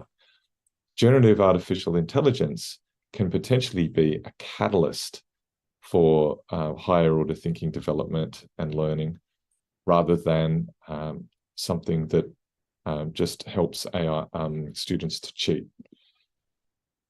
If we try to ban it, then really we're not preparing students to be successful in a world with increasingly available artificial intelligence. If we try to get into this sort of arms race of detection and subversion, we're going to distract ourselves from the learning and teaching that really needs to happen. So my recommendation is, yes, we need to try and uphold academic integrity. However, that we shouldn't make it something that takes up too much of our time. We should be having those learning conversations with students about the importance of thinking for themselves and using these tools as an amplifier for their thinking, rather than to supplant or replace their thinking. Students are always going to need to learn basic knowledge and skills. Just because we have word processors and calculators doesn't mean that we don't need to learn spelling and arithmetic. We need students to have a whole lot of knowledge on board in their mind. And generative AI can provide a way to help them practice and check. But actually, there are times and places where we need to say to students, we're putting the AI aside now, and we're going to check and assess that you can do this without AI, because you have to have these sorts of understandings in your mind. And increasingly, what we need to focus on as teachers are the humanics, the critical thinking, the creativity, the ethics, the empathy, and the volition.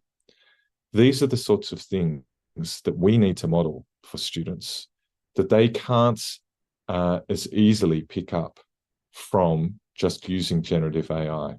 There is always going to be a human role for education of children.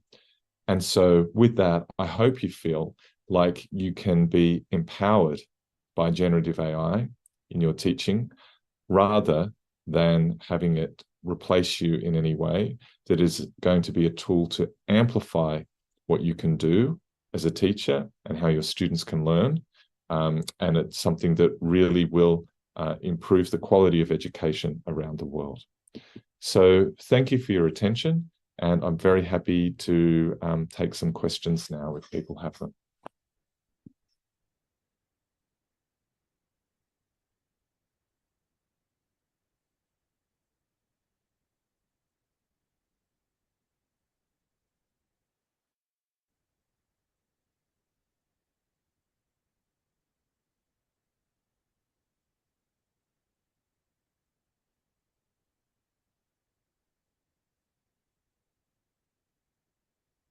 Certainly.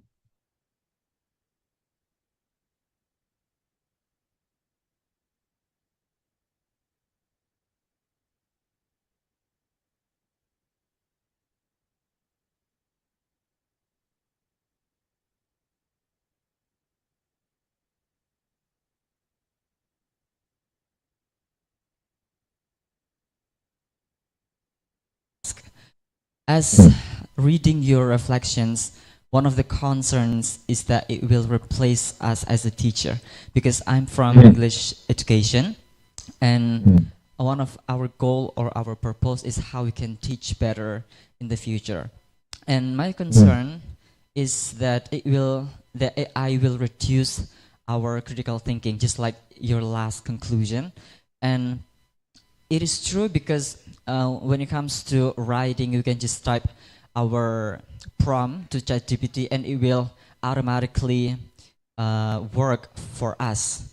So my question to you is that how we can maximize our teaching skill to make our students not only they will familiar with AI, but AI will help them, just like you said, to not reduce their critical thinking, but rather strengthen their creativity, their critical thinking, and empower them to become a better version of themselves in the future.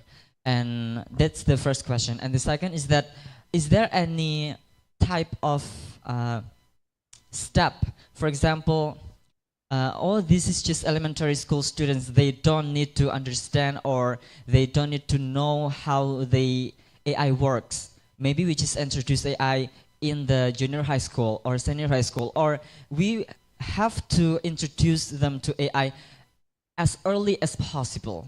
That is my second question. Thank you very much. Okay. Yeah, it's not for you. You have no time for it. Thanks. Both very good questions, I think. So in response to the first question, so a lot of the points that were being raised by teachers about how to change teaching and assessment, I think provide guidance here. So we need to set more authentic tasks. We need to focus more on the process of learning. I think you sort of in your question raised the interesting point of, there's an aspect where the teacher needs to help the students develop their self-regulation around using technology. And that's always been the case, but maybe the nature of the sort of self-regulation is needs to be updated to take into account generative AI. I think more than ever, we need to be having those conversations with students about, you could just copy and paste responses from generative AI to give very ordinary, general responses to some of your assessment tasks. But if you do that for your whole education, then you won't learn anything.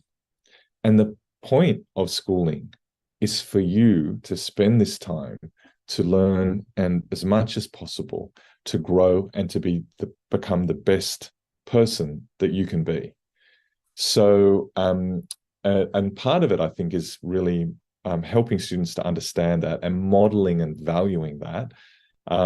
Also, you can change the sorts of tasks that you set in terms of, okay, here's a response to the assignment question, and it's from ChatGPT. How can we, or how can you, personalize this, adapt it to our context? What mistakes has ChatGPT made here? How could you refine the argument? All of these sorts of things, and engaging in these conversations with students alongside this new and contemporary suite of generative AI tools will help them to appreciate the importance of thinking for themselves and help them to develop their critical thinking capabilities. In response to your second question about primary versus secondary and when should we introduce this, I think, again, the sorts of heuristics that we've used previously with technology are applicable here.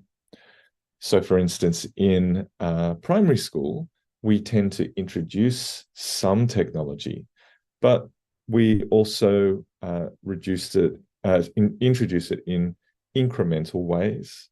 We monitor, we work closely with students.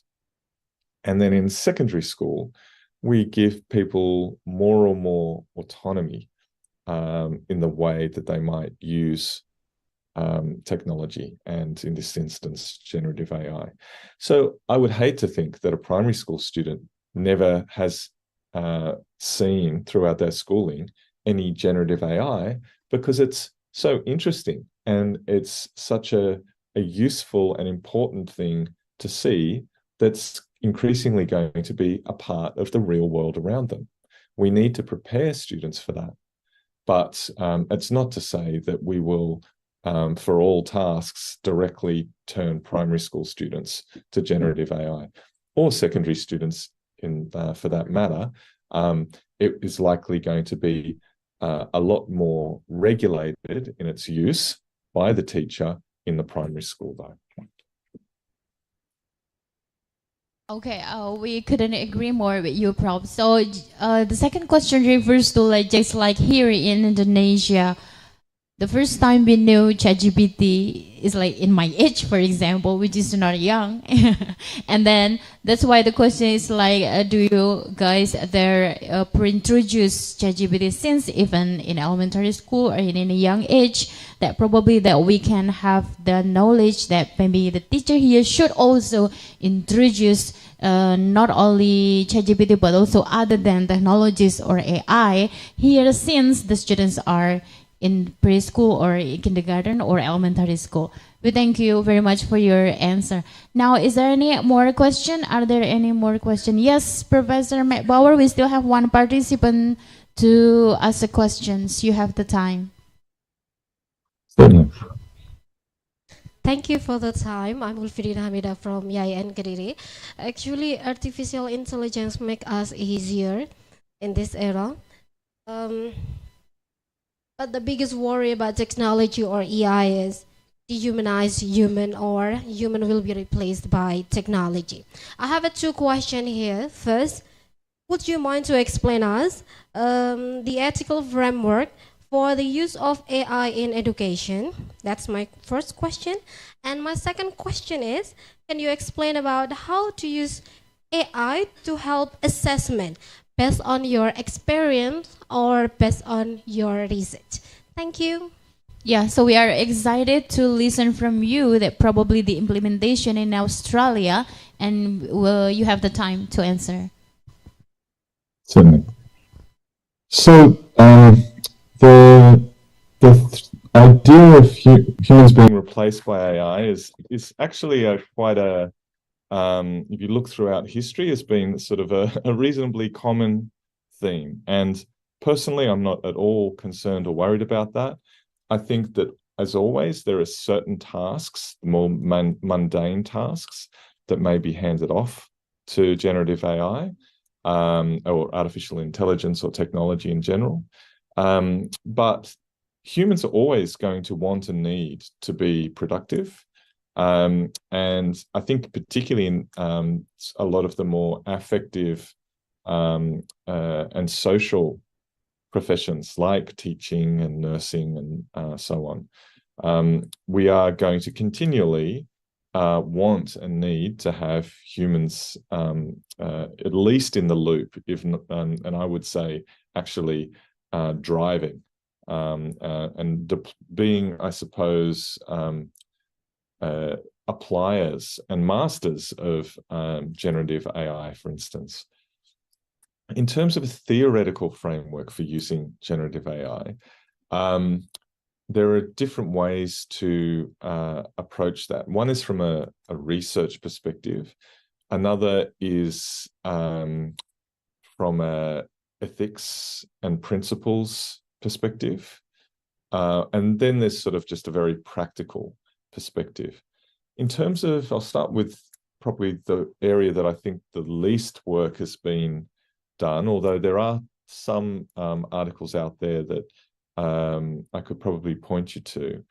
I think that we need more work from a research perspective on how to think through the use of generative AI. There has been a little bit of work, for instance, Lena McCranskate from the University of Sydney has done some work. I've done some work on generally how to theorize the use of technology in mediated contexts. So you could look up technology-mediated learning theory for a starting point. But I do want to update it to incorporate the use of generative AI. In terms of a framework for ethics, I did have that framework from Erica Southgate, which gives us some principles for applying generative AI safely and ethically in our classroom. I was on a national task force for, if we look at the third dimension, the practical dimension, for the use of generative AI in schools. And that framework is currently under consultation. You could look it up because it is freely available on the internet, although it's still only in draft phase. And it should be released within a month or so, but the Australian government is going to release for all teachers and the entire education system a national set of principles for the use of generative AI in schools. And you might find the 6 or maybe 7 dimensions of that framework would be useful to guide your practice.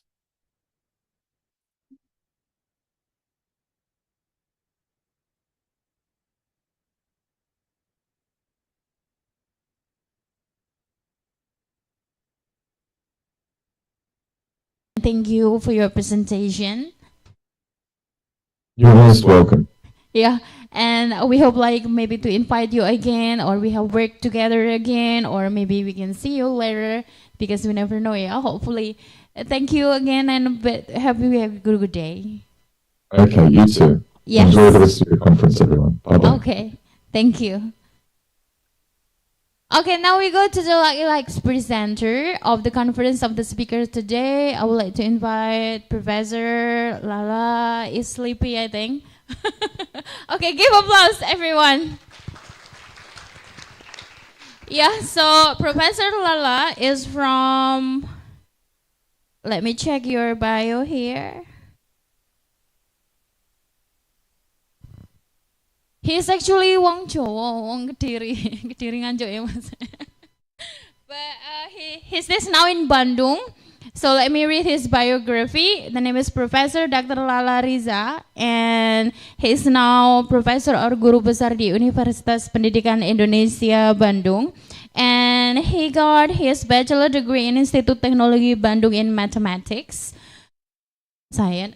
And he got her master degree in Institut Teknologi Bandung for Civil Engineering or Teknik Elektro.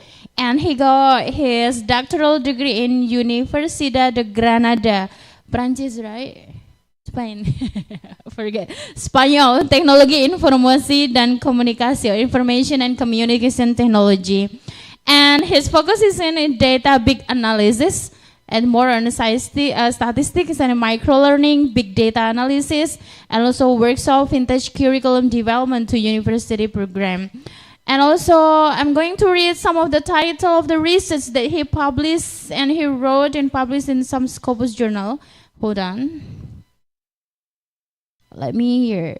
So in 2018, he was the Best Paper Award from the conference chair in 2018. Yeah, the title is Determining Strategies on Playing Badminton by Using the, I'm not sure how to pronounce this, is it not, Morris-Pratt algorithm. And also the best presenter for the second East Indonesia Conference and Computer and Information Technology. Dan juga beliau mendapat penghargaan dosen terbaik Departemen Pendidikan Ilmu Komputer di Fakultas MIPA di UPI ya. Kemudian juga mendapat penghargaan Piagam Penghargaan Karya Bakti Satya dan dosen pembimbing mahasiswa berprestasi. Luar biasa. Sekali lagi kita beri tepuk tangan ya. Prestasinya sejak kecil kayaknya ini hingga gini ya. And also Best Paper Award Multimedia to Reading and Counting for Autistic Children using ABA PECS methods. And yeah, so here we go. Let me invite Professor Dr. Lala to have his presentation. You have the stage. Thank you very much. Bismillahirrahmanirrahim. Assalamualaikum warahmatullahi wabarakatuh. Mohon izin pakai bahasa Indonesia ya, Ibu Bapak ya. Karena memang ada beberapa terminologi yang akan coba kita diskusikan begitu ya, sehingga memerlukan bahasa Indonesia ya supaya jelas begitu ya. Yang terhormat Bu Dekan, Pak Wadek, Ibu Bapak sekalian, alhamdulillah ini sudah hampir makan siangnya sudah ini sudah oh belum aman ya, baik. Kalau slide-nya ya siap. Saya agak geser ke sana. Baik, boleh share screen atau pakai PPT saja. Oh, boleh juga PDF full screen. View mungkin. View.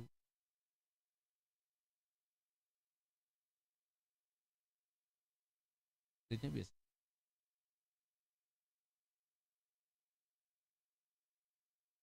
Baik, sambil ini ya. Baik, Ibu Bapak, semoga presentasi saya menambahkan yang berbeda begitu ya, perspektif yang berbeda dari pembicara sebelumnya. Saya ngambil judul adalah implementasi dari Artificial Intelligence in Education. Jadi dari tadi, ini mungkin tidak akan sampai selesai begitu ya, kita presentasikan. Jadi kalau Ibu Bapak ada ingin kolaborasi atau pertanyaan lebih lanjut bisa menghubungi saya di sini ya, di nomor itu. Ya, sorry. Boleh di depan lagi?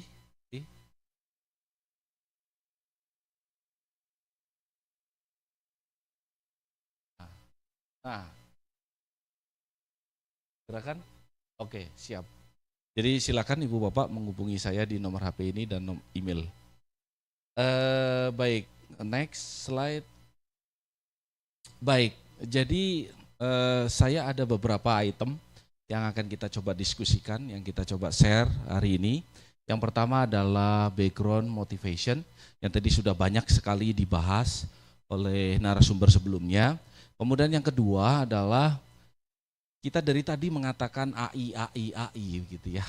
Sebenarnya AI itu apa gitu ya? AI itu apa gitu ya? Kita akan mendiskusikannya. Kemudian ada bidang yang terkait dengan AI. Yang tadi ChatGPT. Itu sebenarnya membuatnya bagaimana? Nah, ini perlu ada pengetahuan tentang natural language processing. Natural language processing atau NLP, dan yang terakhir adalah kita coba membahas mengenai data science. Dan kemudian ada item yang ketiga adalah beberapa hasil penelitian kami di UPI. Karena UPI itu ada Universitas Pendidikan Indonesia, itu universitas pendidikan, dan saya sebenarnya bukan dari pendidikan karena tadi sudah dibacakan kurikulum vitae saya. Saya sekolah dari ITB, bukan pendidikan. Kemudian di Spanyol juga bukan pendidikan, sehingga kita perlu cross fertilization, kolaborasi. Saya mungkin tidak begitu paham tentang pendidikan, tapi saya paham tentang AI. Ibu Bapak yang mungkin bidangnya bahasa Indonesia, bahasa Arab, jauh lebih tahu tentang bahasa Arab dibandingkan saya. Tapi kita bisa kolaborasi. Dan dengan kolaborasi itulah akan mempercepat hasil penelitian. Jadi Ibu Bapak tidak perlu belajar AI, karena ini juga udah siang gitu kan, kita perlu relax gitu ya, santai gitu kan ya. Tapi setidaknya kita jadi connect ya, nyambung ketika kita ngomong AI itu apa sih? Gitu ya. Nah, itu ada dua yang akan kita coba diskusikan, tapi mungkin akan sempat satu ya, yaitu bagaimana, ini judulnya Question Generator System of Sentence Completion in TOEFL using NLP and K-Neighborhood. Jadi intinya adalah pada penelitian saya mirip dengan ChatGPT. Bedanya adalah ChatGPT dapat pendanaan miliaran dolar, kalau saya semiliar pun juga belum dapat kan gitu kan ya. Nah, tapi ini produk orang Nganjuk kan gitu kan ya, bedanya gitu kan ya, produk orang Jawa Timur. Maksud saya.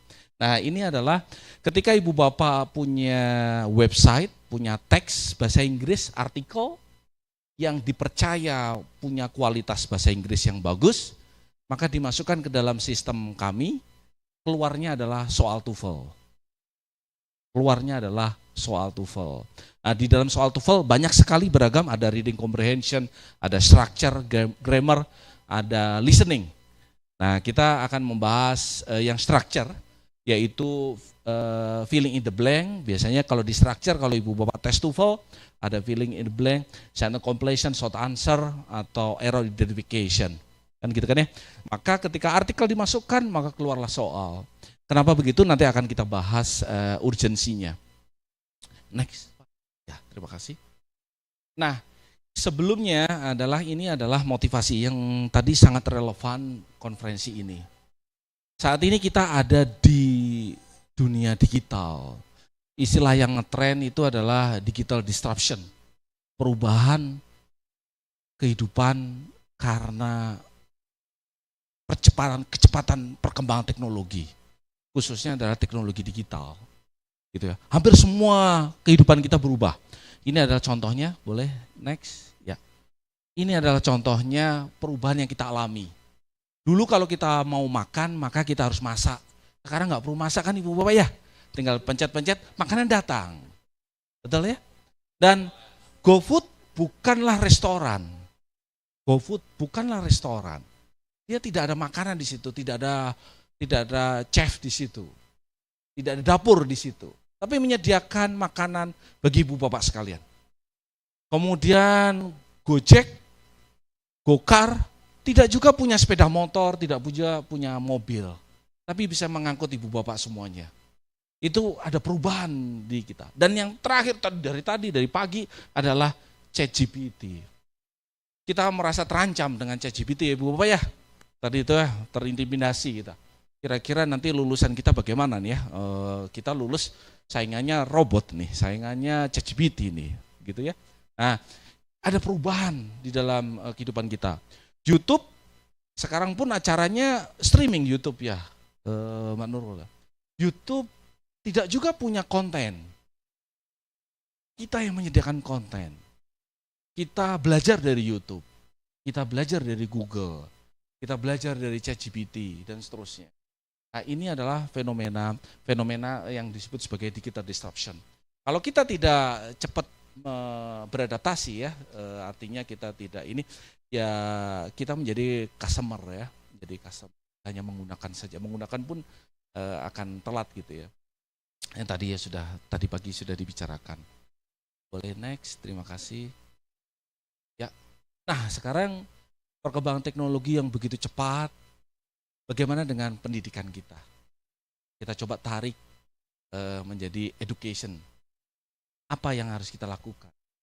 Dan tadi Pak Rektor sudah mengatakan kita sudah terbiasa selama 2 tahun dengan Zoom, ya kan? Zoom.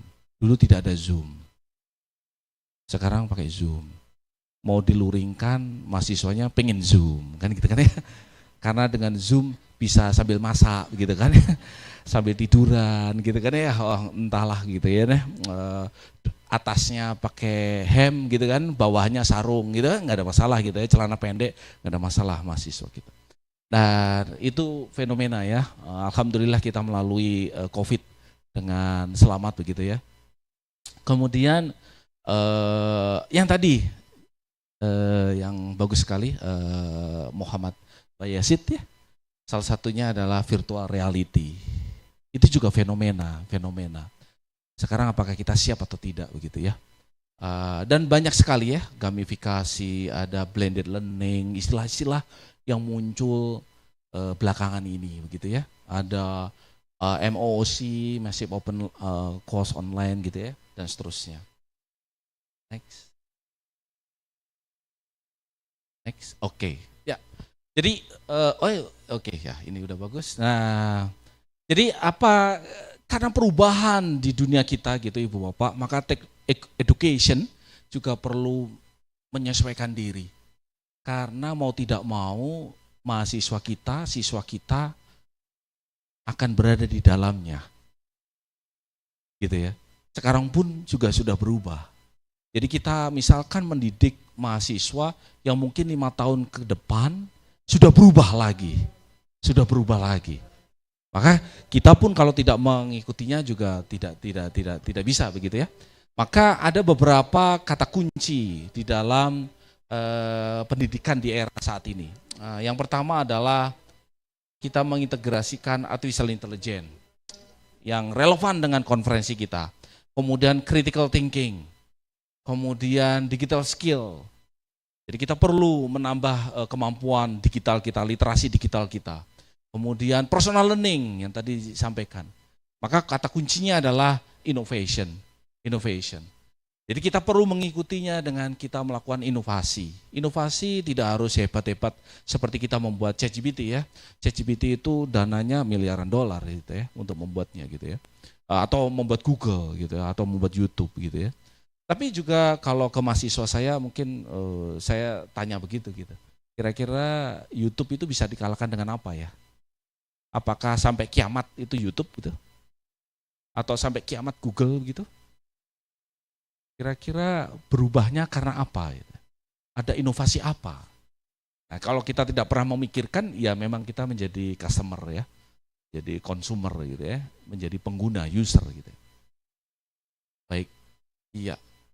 Nah, ini adalah teknologi-teknologi yang saat ini berkembang. Sebagian tadi sudah sampaikan, misalkan augmented reality, virtual reality, robotik, AI gitu kan ya, sosial dan seterusnya ya, virtual reality ada di sini, 3D printing gitu ya dan seterusnya ya. Next. Terlalu cepat kayaknya loncat. Oke. Nah, kita sekarang masuk ke AI yang tadi di awal saya katakan. Sebenarnya AI itu apa Ibu Bapak? AI itu adalah dari namanya kecerdasan buatan. Dia kecerdasan yang dibuat begitu ya. Artinya bukan kecerdasan alami. Kalau kecerdasan alami itu adalah otak kita begitu ya, pikiran kita. AI itu adalah science study yang membuat mesin bisa berpikir dan bertindak layaknya manusia. Jadi memang tujuan AI itu adalah menggantikan manusia. Karena membuat mesin bisa berpikir dan bertindak layaknya manusia. Kalau sudah bertindak, berpikir layaknya manusia, ya wassalam manusia memang. Karena sudah digantikan cara berpikir, cara bertindaknya oleh mesin. Jadi memang dari awal definisinya, dari definisi AI itu memang berusaha menggantikan manusia. Itu visinya. Cara pandangnya seperti itu. Cuman masalahnya karena AI buatan, maka buatan orang, buatan kita juga. Tinggal kita berkontribusi sebelah mana itu. Yang digantikan atau yang berkontribusi. Gitu. Jadi memang dari awalnya AI dibuat konsep ini definisi ini tahun 40-an. 39 40-an waktu Perang Dunia Kedua. Gitu ya. Jadi dari sekarang sebagian sudah berhasil Ibu Bapak. Sebagian sudah berhasil, sebagian progres, sebagian belum bisa mengalahkan kita. Kalau berhitung kita sudah kalah ya, betul ya? 735 kali 749 berapa? Komputer sudah keluar. Komputer sudah keluar. Sebagian kita sudah dikalahkan. Kalau di luar negeri bayar Icoe sudah pakai kamera. Yang awalnya ditungguin pintu tol itu tenaga kerja manusia ya, SDM manusia, sekarang digantikan oleh sensor, mesin. Kita sudah mundur tuh. Kita mundur. Tapi kita sebagian masih jago. Kita main catur kalah juga tuh di komputer. Artinya komputer sudah mengalahkan main catur kita gitu ya. Ya, betul ya. Jadi sedikit-sedikit kita memang kalah, tapi ada yang masih belum terkalahkan. Contohnya adalah di pattern recognition, pengenalan pola. Mata kita alhamdulillah diberi anugerah Allah luar biasa. Sekali kita kenal sama orang, misalkan kenal Pak Iskandar gitu, maka walaupun jarak 100 meter sekelebat, Pak Iskandar mau kemana tuh? Itu tuh kemampuan mata kita gitu ya, otak kita gitu, luar biasa. Komputer belum. Hanya mengenali kucing dan bukan kucing, dia butuh 3 hari. Kucing dan bukan kucing. Kita bisa tidak hanya kucing ya, serigala beda, kelinci beda dan seterusnya ya. Kita masih unggul. Tapi sebagian sudah mulai kalah kita gitu ya. Nah, yang tadi itu adalah definisi AI. Jadi kalau ibu bapak tadi AI, memang karena ini yang menelurkan orang barat, maka orang barat memang bercita-cita untuk membuat mesin bertindak dan berpikir. Nah, sekarang ditambahin sama tadi presentasinya Pak Iskandar adalah wisdom. Wah, gitu, luar biasa, ngeri gitu ya. Jadi kalau think, act, and wisdom like human, wah itu ngeri itu ya. Ngeri. Nah, kemudian ada AI itu bidangnya besar Ibu Bapak, bidangnya besar dan dia terdiri dari, pada prinsipnya terdiri dari 4 bagian. Planning, searching, reasoning, and learning. Merencanakan, melacak, menalar, dan belajar. Jadi dari bidang AI yang besar itu, dia terbagi dalam 4 bidang. Planning, itu kalau contohnya, kalau ibu bapak ke sini dari Bekasi ke sini, saya jamin pakai Google Map. Betul tidak, Bu? Enggak, atau sopirnya sudah hafal sini ya? Oh iya. Kalau kita mau pergi kemana-mana, kita mengandalkan Google Map sekarang, nggak nanya orang. Google Map itu untuk mencari jalur pilihan yang mana, itu adalah pakai searching. Jadi salah satu pemanfaatan AI dipelajakan adalah searching. Planning, kalau ibu bawa pergi ke bandara atau jadwal pesawat terbang, jadwal kuliah, bisa menggunakan AI. Planning. Dimerencanakan. Tentu saja metodenya tidak mudah ya, tapi ini kita kan udah siang ya, jadi kita santai aja. Reasoning, contoh yang paling mudah reasoning adalah main catur. Kalau dulu main catur itu menggunakan searching, sekarang main catur kalau dengan komputer ya. Human lawan komputer versus komputer, itu adalah reasoning. Artinya apa? Artinya pola pergerakan main catur pemain dunia, master, grandmaster, itu dimasukkan, diekstraksi ke dalam komputer. Jadi kalau ibu bapak melangkah dengan langkah yang biasa, dipastikan kalah. Pastikan kalah. Karena semua knowledge-nya sudah dimasukkan di dalam komputer. Nah ini adalah reasoning. Dan fokus kita hari ini, satu penelitian saya adalah learning. Jadi learning, kalau kita zoom, kita perbesar bidangnya, itu jadi bidang yang besar lagi, yaitu machine learning. Nah machine learning itu adalah suatu bidang yang fokus membuat algoritma agar bisa belajar dari data. Dari data. Jadi ibu bapak memberikan data, maka komputer akan belajar seiring dengan waktu. Semakin banyak data yang kita berikan, dia semakin pintar, semakin pintar, semakin pintar, semakin pintar. Nah itu adalah learning. Ini learning atau machine learning ya. Jadi machine learning adalah bagian dari AI, bagian dari kecerdasan buatan. Nah, banyak sekali tugas di AI yang bisa di-solve yang tadi sudah ChatGPT dan seterusnya, pattern recognition, decision making. Jadi kalau misalkan saya ingin memprediksi, salah satu tugasnya adalah memprediksi cuaca misalkan. Jadi kalau besok hujan atau tidak gitu ya. Bagi sebagian orang penting itu memprediksi cuaca, betul tidak? Kalau di bandara itu prediksi cuaca itu penting sekali gitu. Tapi bagi kita ya kalau hujan bawa payung, udah selesai itu nggak ada masalah. Nah, tetapi bagi orang prediksi itu penting. Nah, itu salah satu tugas dari AI adalah memprediksi. Dan tugas memprediksi itu biasanya tugas yang besar karena ketakutan kita itu terhadap masa depan, ya betul ya? Betul ya? Kalau kita rasakan hidup di dunia ini, maka ketakutan terbesar kita adalah ketakutan terhadap masa depan. Nah, kalau machine learning bisa memprediksi masa depan, wah bisa dibayangkan. Kira-kira kita meninggal kapan ya? Wah itu memprediksi masa depan itu kan ya. Wah itu apakah AI bisa ya? Next. Baik, kita fokus ke machine learning. Di machine learning itu ada tiga konsep, 3 tipe, yaitu supervised learning, unsupervised learning, dan reinforcement learning. Jadi supaya misalkan saya ambil dari yang nomor 3, supaya komputer itu cerdas, mampu belajar dari data, misalkan menggunakan reinforcement learning. Ini terinspirasi dari manusia, cara kerja kita manusia. Kita melatih anjing, misalkan itu menggunakan reinforcement learning.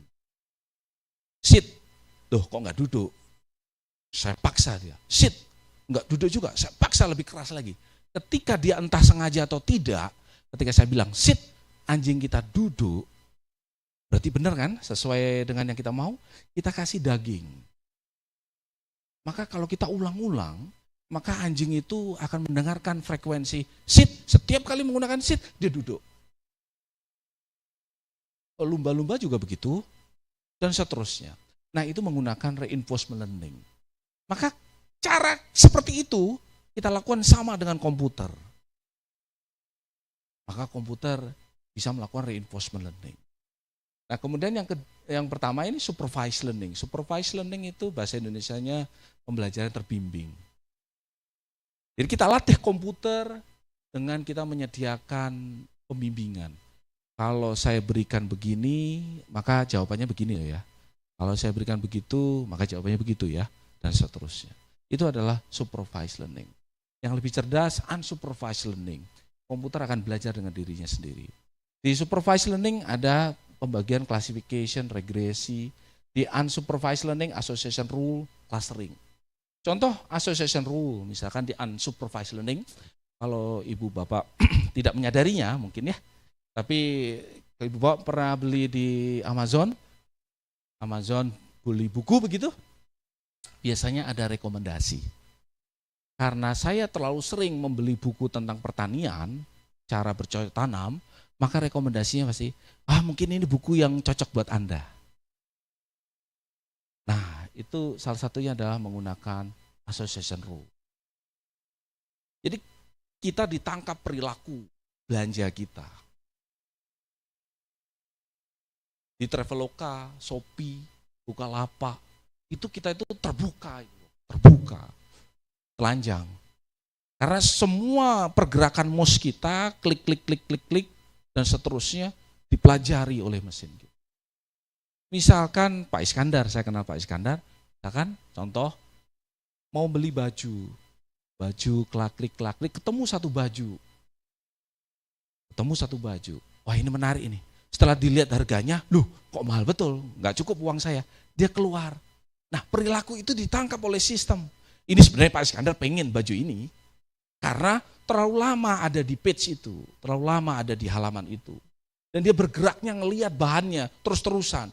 Oh, tertarik betul. Kalau begitu, email masuk, WA masuk. Pak Iskandar, baju ini diskon 10%. Beli, pasti beli. Nah, perilaku itulah yang tidak mungkin manusia, Ibu Bapak, karena untuk melayani manusia butuh jutaan, butuh puluhan orang admin karena melayani jutaan pelanggan. Maka butuh otomatis. Nah, otomatis itu adalah AI, machine learning. Ya. Next. Ya. Nah, ini ada beberapa contoh yang macam-macam, Ibu Bapak. Contoh yang lain misalkan face recognition. Sekarang kalau kita masuk kantor pakai wajah atau pakai fingerprint. Kalau wajah kan sekarang saya berjanggut, besok mungkin saya bersihin. Ketika saya lupa begitu, saya berkumis, berjanggut dan seterusnya, si komputer itu masih bisa mengenali bahwa itu Lala. Itu salah satu adalah pattern recognition, face recognition. Ingatkan saya kalau waktunya habis ya. Ya, okay. Ini adalah proses dari machine learning. Ini yang biasa kita buat, Ibu Bapak. Jadi kalau Ibu Bapak ingin mengembangkan AI, machine learning, ini biasanya proses. Proses ini proses standar. Yang pertama adalah kita harus punya data training. Dari data training ini kita akan mengembangkan model. Model kalau bagus kita lanjutkan, kalau tidak kita perbaiki. Nah, kemudian kita akan ada prediction dan untuk diuji coba. Nah, ini adalah tahapan di machine learning. Next. Baik. Nah, itu tadi AI, machine learning, dan satu lagi yang terkait dengan AI dan bagian dari AI adalah natural language processing, NLP. Ini salah satu konsep, satu bidang yang digunakan di ChatGPT. GPT menggunakan ini, natural language processing, dan penelitian saya juga menggunakan ini. Jadi NLP itu adalah bagian dari komputer atau computer science ya, bagian dari AI di mana dia komputer memiliki kemampuan untuk memahami teks suara. Dan itu salah satu kehebatan manusia, betul ya Ibu Bapak ya? Kita bisa berkomunikasi, itu artinya kita memahami satu sama lainnya. Dan biasanya satu kata itu maknanya berbeda. Gitu ya. Cerah itu beda. Cerah karena cahaya, cerah karena bahagia, cerah wajahnya cerah karena habis perawatan, gitu kan, misalnya gitu ya. Itu berbeda. Nah, komputer di NLP itu satu konsep itu yang kita bisa menggunakan metode di NLP sehingga kita bisa memahami teksnya. Nah, ini menggunakan machine learning untuk menganalisa teks dan juga speech ya, data speech. Nah, contoh penggunaannya adalah di speech recognition. Speech recognition itu artinya pengenalan suara. Jadi misalkan kita lagi conference begini, kemudian ada narasumber ngomong atau lagi rapat Ibu Bapak. Kalau lagi rapat kan satu sama lain berbicara ya, kemudian langsung tercetak notulennya. Misalkan, jadi speech to text. Juga bisa sebaliknya, text to speech. Text to speech banyak gitu kan. Di stasiun itu text to speech. Mutiara Selatan pada jalur itu tidak semuanya apa itu dari orang kan ya, tapi dia bisa mengenerate suara. Dan kalau kita telepon di kantor call center, maka kita kadang dijawab oleh mesin, kan gitu kan ya. Semakin cerdas sampai Ibu Bapak tidak menyadari bahwa yang diajak ngomong adalah komputer. Kalau sudah begitu maka luluslah kita kalah, gitu kan ya. Karena kita sudah nggak bisa membedakan ini manusia atau mesin ini yang ngomong. Suaranya, intonasinya, warna suaranya, dan gayanya, dan seterusnya. Gitu ya. Kemudian berikutnya NLP adalah part of speech. Part of speech itu salah satu tugasnya adalah mengenali part of speech dari suatu kata. Jadi kalau saya bilang right gitu misalkan, maka dia bisa mengenali bahwa itu adalah verb. Happy, adjective misalkan gitu ya. Itu adalah part of speech. Sentiment analysis, dia bisa tahu perasaan Ibu Bapak. Misalkan penelitian saya saat ini adalah sentiment analysis di Twitter atau di sosial media terhadap calon presiden kita. Jadi kalau biasanya di lembaga survei Indonesia, kalau survei berapa elektabilitasnya begitu, kan dia nanya begitu. Kira-kira 2 tahun lagi nyoblos siapa gitu kan ya. Nah, kemudian kan itu survei itu bisa jadi saya berbohong. Tapi kalau sentimen analisis, dia akan menganalisa dari sentimen Ibu Bapak. Ibu Bapak tidak nyadar apa yang Ibu Bapak katakan itu memberi kecenderungan Ibu Bapak itu memilih si A, si B, si C. Jadi kalau misalnya di Twitter misalkan atau di sosial media, keren des gitu ya. Saya nggak boleh ngomong kan, des gitu ya. Maka itu berarti milih itu kayaknya. Itu kan sebenarnya biasa kita ucapkan ya. Dan itu dianalisa maka kita bisa ranking berapa persentase. Itu ada natural language generation untuk mengenerate. ChatGPT menggunakan ini. Mungkin akan menggunakan semuanya. Baik. Nah, ini terakhir adalah konsep dari data science. Dari semuanya tadi itu dipelajari dari bidang yang besar yaitu data science. Yang sekarang booming istilahnya ya. Data science itu adalah fokus pada knowledge extraction. Ada data collection, preparation, analysis, visualization, dan seterusnya. Dan ini dia adalah interdisiplin. Kalau kita lihat di sini data science itu menggunakan matematik, komputer, dan konteks gitu ya. Next. Ya, ini adalah proses dari data science, mungkin saya skip yang tadi sudah saya katakan. Nah, ini adalah goal, tujuan dari data science. Jadi sesuatu yang melibatkan data, sekarang kita sebut data science, ilmu data ya. Kalau ada natural science kan begitu ya, IPA gitu ya. Ini sekarang terakhir-terakhir ini adalah data science, data analysis. Itu ada 4 goal Ibu Bapak. Ada 4 goal. Tadi sebenarnya yang dibicarakan itu tidak jauh-jauh dari 1, 2, 3, 4 ini. Yang pertama adalah decision analytic. AI digunakan untuk pengambilan keputusan, making decision, gitu ya. Kemudian yang kedua, descriptive analytic. Jadi yang pertama untuk mengambil keputusan, sedangkan yang kedua tujuannya adalah untuk mengetahui pola, mendeskripsikan pola, perilaku, profil. Contoh misalkan di Amazon akan tahu profilnya. Ibu bapak kecenderungannya belanja apa dan seterusnya. Kemudian yang ketiga adalah predictive analysis, untuk memprediksi cuaca, harga saham, dan seterusnya.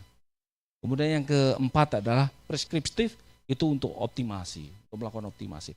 Jadi ada 4 hal yang di AI, di machine learning, di data science yang fokusnya mereka, gitu ya. Next.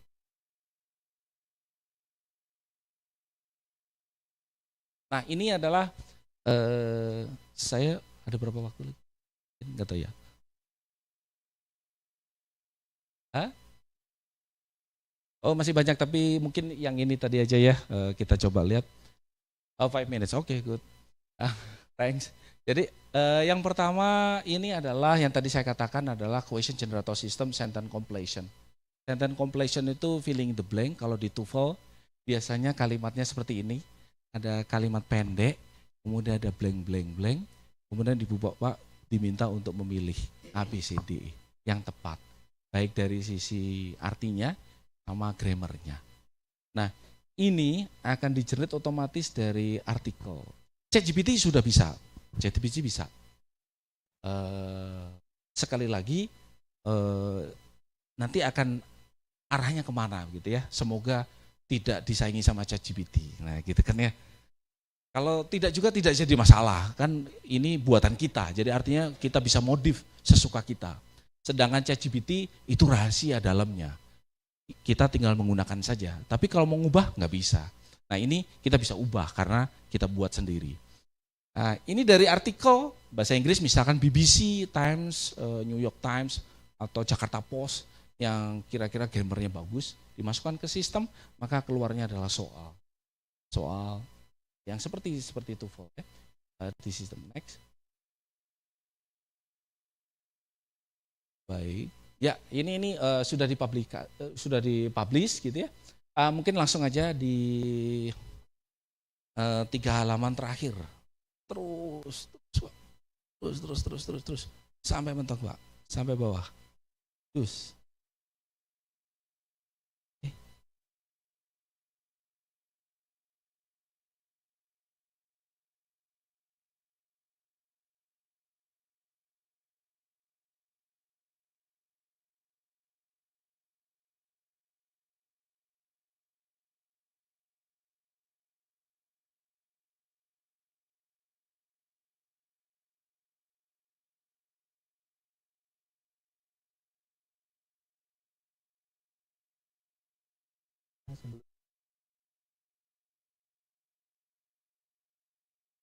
Yang lama aja deh.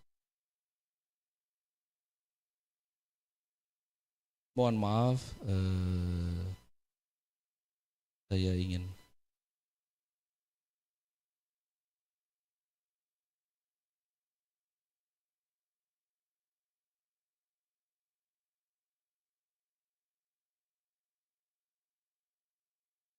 baik, ini memang ada sedikit masalah kendala dengan slide-nya, mohon maaf. Yang ingin saya ceritakan adalah setelah kita punya seperangkat soal bahasa Inggris dalam konteks penelitian ini, karena saya ambil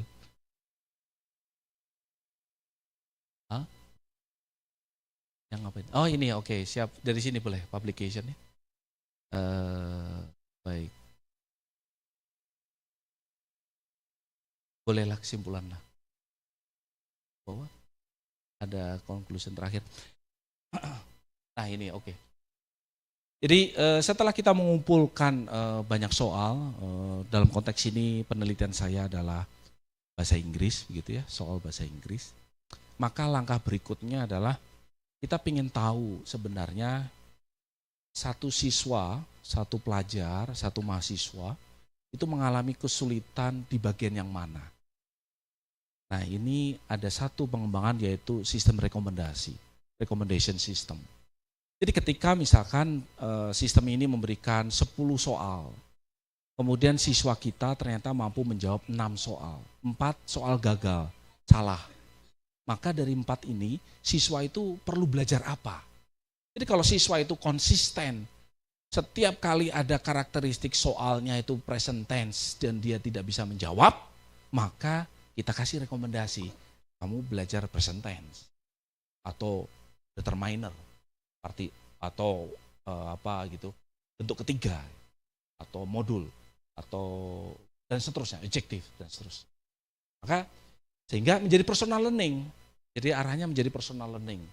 Jadi kalau misalkan kita berikan banyak soal di sini, maka tiap orang akan punya masalah yang berbeda-beda dan memberikan rekomendasi yang berbeda-beda. Nah, sistem rekomendasi itu akan membutuhkan AI juga untuk menebak, memprediksi, decision making, apa yang menjadi kesulitan siswa kita. Dari soal yang sudah kita kembangkan. Itu saja mungkin. Ini kalau Ibu Bapak ingin mempelajari lebih lanjut, ada 5 publikasi yang terkait dengan itu. Bisa diakses, nanti slide-nya bisa dibagikan. Terima kasih, mohon maaf. Assalamualaikum warahmatullahi wabarakatuh. Baik, kita beri tepuk tangan ya. Barangkali mencari moderatornya di mana? Di sini ya. Ayo ditemukan. Ayo ya kan, ke sini semuanya. Di mana-mana bisa nanti loncat sana, loncat sini seperti itu. Oke, thank you Profesor Lala untuk presentasinya, luar biasa sekali. Makanya tadi dianugerahi sebagai dosen terbaik Universitas Pendidikan Indonesia. Wah, keren sekali ya, bangga kita. Nanti bisa kolaborasi ya Prof untuk research barangkali dengan dosen-dosen di IAIN Kediri atau dari Bekasi juga bisa. Baik, ayo apa ya, mulai blank ini moderatornya. Sesi tanya jawab, baik, ada yang bertanya, waduh 1, 2, 3, 4, 5, 6, 7, 8, baik ya. Itu ada di situ mikrofon, coba saya ke sana. Lah ya, bentar, maaf. Profesor Lala mungkin bisa duduk di sana, ya. Singgah sana, saya temani biar gak.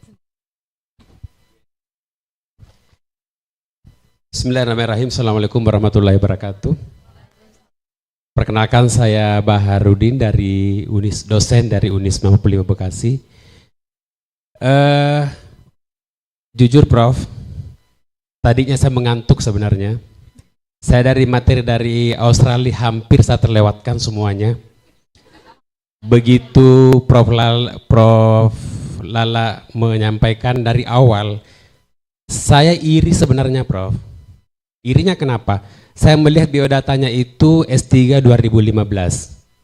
Saya juga 2015, tapi belum profesor. Yang pertama. Kemudian, mohon maaf kalau saya salah atau memang saya keliru. Iri yang kedua adalah, saya juga bahkan sudah di atas 3D. Tadi sudah 3D, saya lihat mungkin salah atau bagaimana 3D. Tapi profesor, saya belum profesor. Itu iri yang kedua Prof. Nah, itu yang saya lihat. Jadi begitu biodata saya lihat dari awal, mata saya langsung melek dan perhatikan dari awal gitu ya. Nah, terkait dengan AI Prof, ini memang sangat menarik gitu ya. Saya pernah mengikuti dialog terpumpun di Istana Wakil Presiden bulan lalu kalau tidak salah, terkaitan dengan EPCPM 2045, hal terkait dengan pendidikan. Ini sangat menarik karena juga akan membahas masalah AI gitu ya. AI ini adalah memang kalau kita melihat AI ini adalah kecerdasan buatan gitu ya. Implementasi kecerdasan buatan adalah hari ini anak-anak kita bisa melihat mulai dari TK sampai dengan perguruan tinggi memang betul-betul mengadopsi kecerdasan buatan. Contoh kecil barangkali. Dosen-dosen mungkin kita sejawat semua dosen, begitu kita ada final test gitu ya, atau ujian akhir semester, disampaikan dengan caranya, metodenya seperti apa. Anak-anak kita mengatakan lebih baik take home Pak gitu, take home gitu. Kalau kita mengatakan tidak, kita akan off di kelas. Ya, kuno katanya. Hari gini Pak masih diawasi, ngambil teks dari TU lalu dijawab, kemudian diawasi, kuno katanya. Nah, sebaliknya, kecerdasan buatan itu betul-betul dipergunakan. Begitu take home, sampai di rumah dibuka soal, buka Google, di paste, dikirim ke kita. Yang bodoh siapa? Ya, itu. Yang kedua adalah terkait dengan RPJPM 2045, terkait ini. Sebenarnya Prof, terkaitan dengan AI ini, dengan kondisi hari ini, dengan perencanaan pendidikan kita, sampai sejauh mana sih pengaruhnya sebenarnya? Karena pada hari ini sebenarnya kita masih katanya masih di bawah daripada Vietnam gitu ya. Kita masih mengancak-ngancak ke Vietnam lah. Tapi kalau menurut saya tetap juga bangga dengan pendidikan kita di Indonesia. Walaupun sebenarnya itu pertanyaan kita, kalau berbicara masalah pemerataan pendidikan, sampai jauh mana sih sebenarnya, sampai kapan kita dikatakan bahwa kita masih rendah, kita masih tertinggal gitu. Padahal secara individual, saya tadi jujur, wah ini juga tidak kalah kok prof kita dari luar negeri gitu ya. Saya pernah ikut seminar internasional di Amerika, sama kok Prof, sama-sama dengan kita juga. Ya. Betul, dalam Quran kata bahwa potensi manusia ada 3. Akal, gitu kan? Mata, hati, telinga juga sama Prof gitu. Baik. Tapi kok selalu begitu? Saya kira itu Prof, itu aja penjelasan kami, karena sebagai basic pendidikan kita selalu senantiasa dikatakan bahwa pendidikan kita rendah. Dengan AI ini menurut Prof itu sampai sejauh mana sih Prof untuk kemajuan pendidikan kita? Terima itu kasih, aja Prof, terima Pak kasih. Baharudin Assalamualaikum dari warahmatullahi wabarakatuh. Unisma Bekasi. Wah, iya. Ada 2 pertanyaan. Saya juga penasaran. Kalau nggak salah, Profesor Lala ini profesor termuda ya di UP yang ada lagi yang kalau nggak mau ngaku di. Baik, saya persilakan Prof untuk menjawab. Baik, terima kasih Pak. Menurut saya yang tadi sudah disampaikan ya dari pagi begitu ya, ChatGPT itu bermanfaat sebagai sumber belajar, sebagai salah satu sumber belajar. Artinya siswa kita atau mahasiswa kita mestinya bisa belajar dari ChatGPT. Bukan memberikan jawaban dari ChatGPT, itu bedanya. Jadi kalau menjadi literatur sama persis dengan, jadi prinsip kerja ChatGPT itu adalah search engine sebenarnya. Sama persis dengan Google. Jadi kalau kita googling, memasukkan suatu keyword, maka keluar. Bedanya adalah di Google itu yang keluar itu halamannya, halaman webnya, atau pilihan atau rekomendasi beberapa alternatif halaman webnya. Sedangkan di ChatGPT itu sudah diramu menjadi paragraf. Tapi sebenarnya ChatGPT itu adalah search engine, sama persis dengan Google, cuman menjadi user friendly ya, lebih enak kita ngelihatnya karena sudah tersusun dalam bentuk paragraf. Artinya sama dengan Google. Google itu sumber informasi ya, sumber bacaan. Maka sebenarnya ke mahasiswa kita jangan antipati ChatGPT, jangan antipati Google ya, sama persis dengan jangan antipati Google. Gunakan sebagai bahan bacaan. Bahan bacaan. Maka ketika sudah ujian, maka etiknya adalah apa yang sudah dibaca itulah yang diuji. Tidak menggunakan ChatGPT untuk sebagai jawaban. Sebagai jawaban soal dari ibu bapak guru atau ibu bapak dosen. Gitu. Take home jadi godaannya besar. Godaan setannya itu besar, tarikannya besar. Ini mau apa yang ada di kepala atau apa yang ada di ChatGPT kan gitu kan ya, tergoda gitu ya. Maka tapi kalau di kelas saya pikir kita bisa mengawasinya. Gadget depan, jangan pakai itu. Maka bacaan dari ChatGPT itulah yang nanti dituliskan, apa yang menjadi yang tersisa di kepala, sehingga kita bisa mengujinya. Bagi dosen ini memang tantangan Pak, bagi dosen.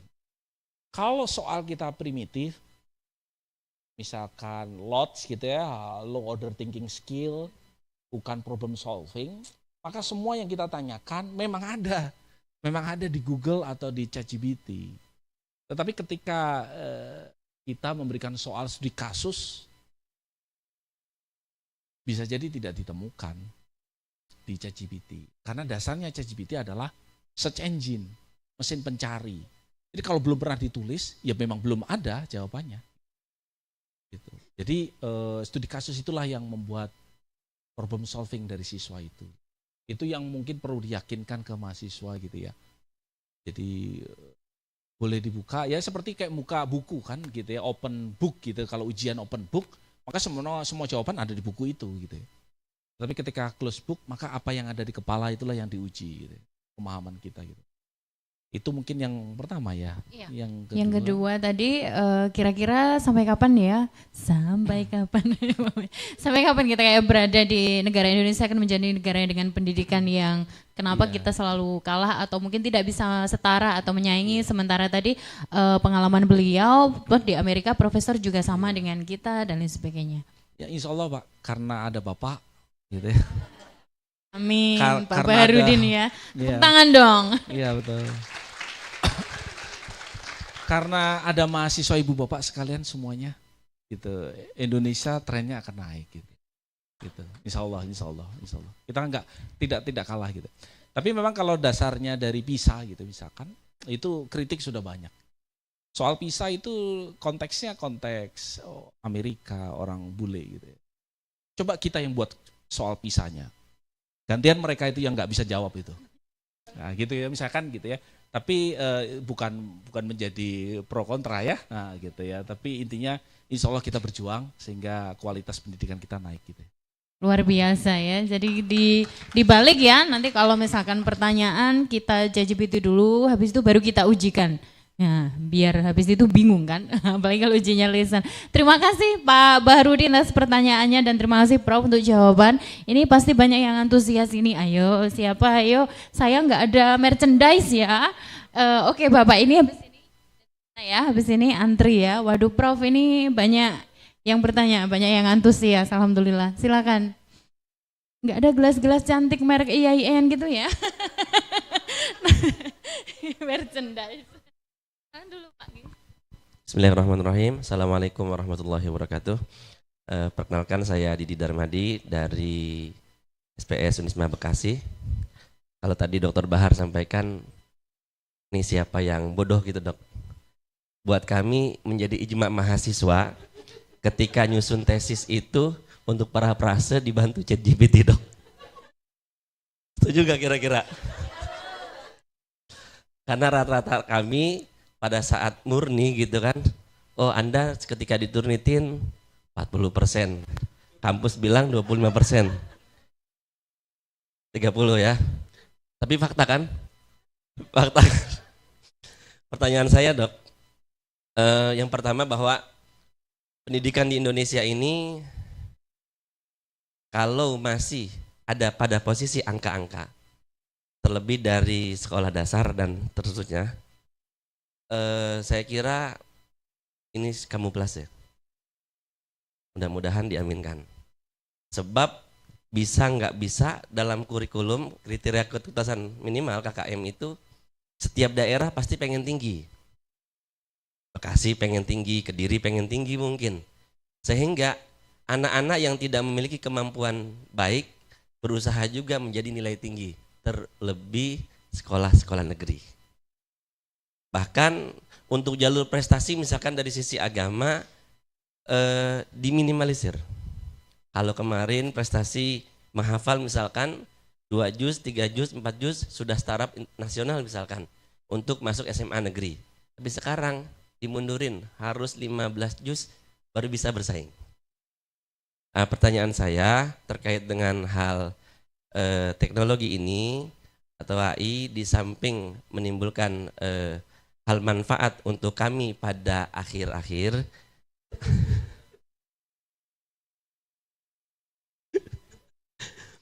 tapi untuk tingkat dasar dok, Prof, untuk tingkat dasar, untuk anak-anak, untuk putra-putri kami, untuk peserta didik, untuk anak-anak di rumah juga, barangkali ada clue tersendiri, cara tersendiri, jangan sampai anak ini terlalu kebablasan. Terima kasih. Assalamualaikum warahmatullahi wabarakatuh. Ini saatnya Prof Lala bikin produk. Ini. Sudah ada, nanti saya pasarkan. Pas di marketingnya. Silakan Prof untuk menjawab. Baik, pertanyaan sulit-sulit nih ya. Aduh, terima kasih atas pertanyaannya. Jadi memang tadi sudah saya katakan memang sebenarnya tidak jadi masalah gitu, tidak jadi masalah publikasi dari ChatGPT itu, toh juga tidak ditanyakan dari mana.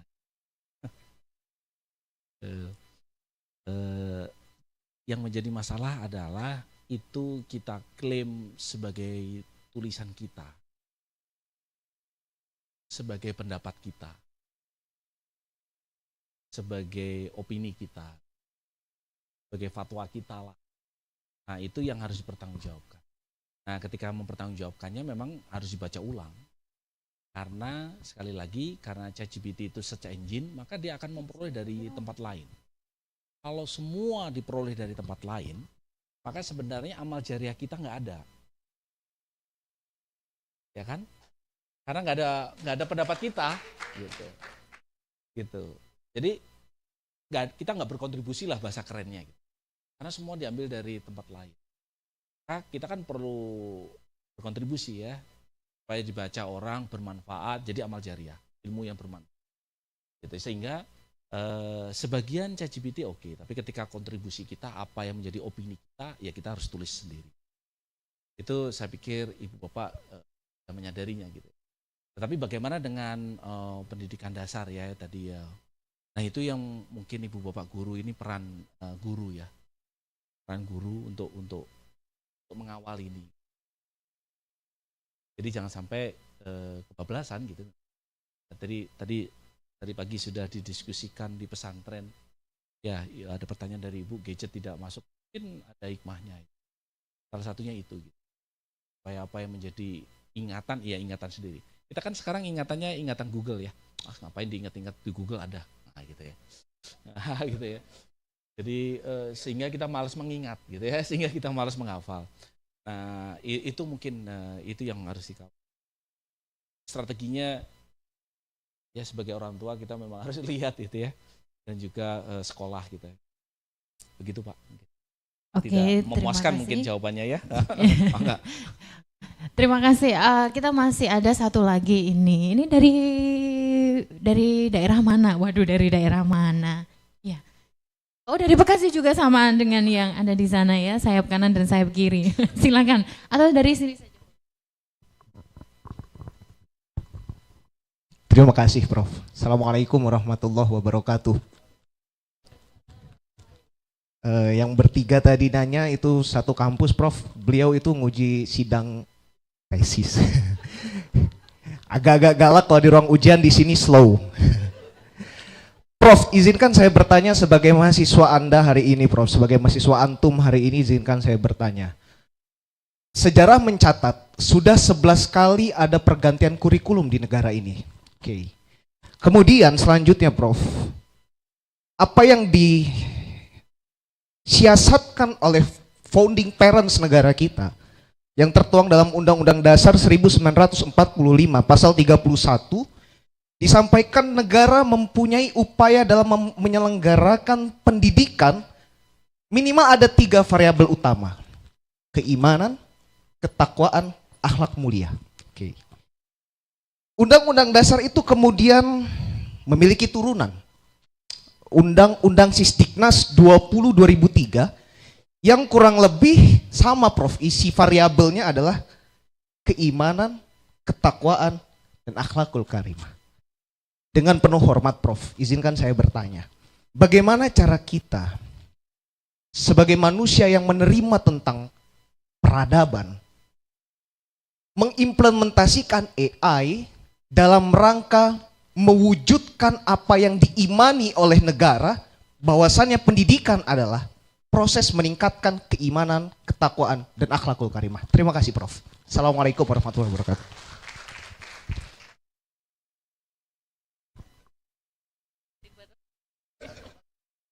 Terima kasih pertanyaannya. Ayo Prof, semangat Prof. Dek Prof saya memanggilnya. Luar biasa, luar biasa. Dari pagi itu saya sebenarnya sudah ngerasa diceramahin oleh Bu Prof, Pak Iskandar gitu ya. Karena yang tadi itu bidang saya memang bidang non kependidikan begitu ya. Dan terakhir diceramain sama Mas siapa Mas?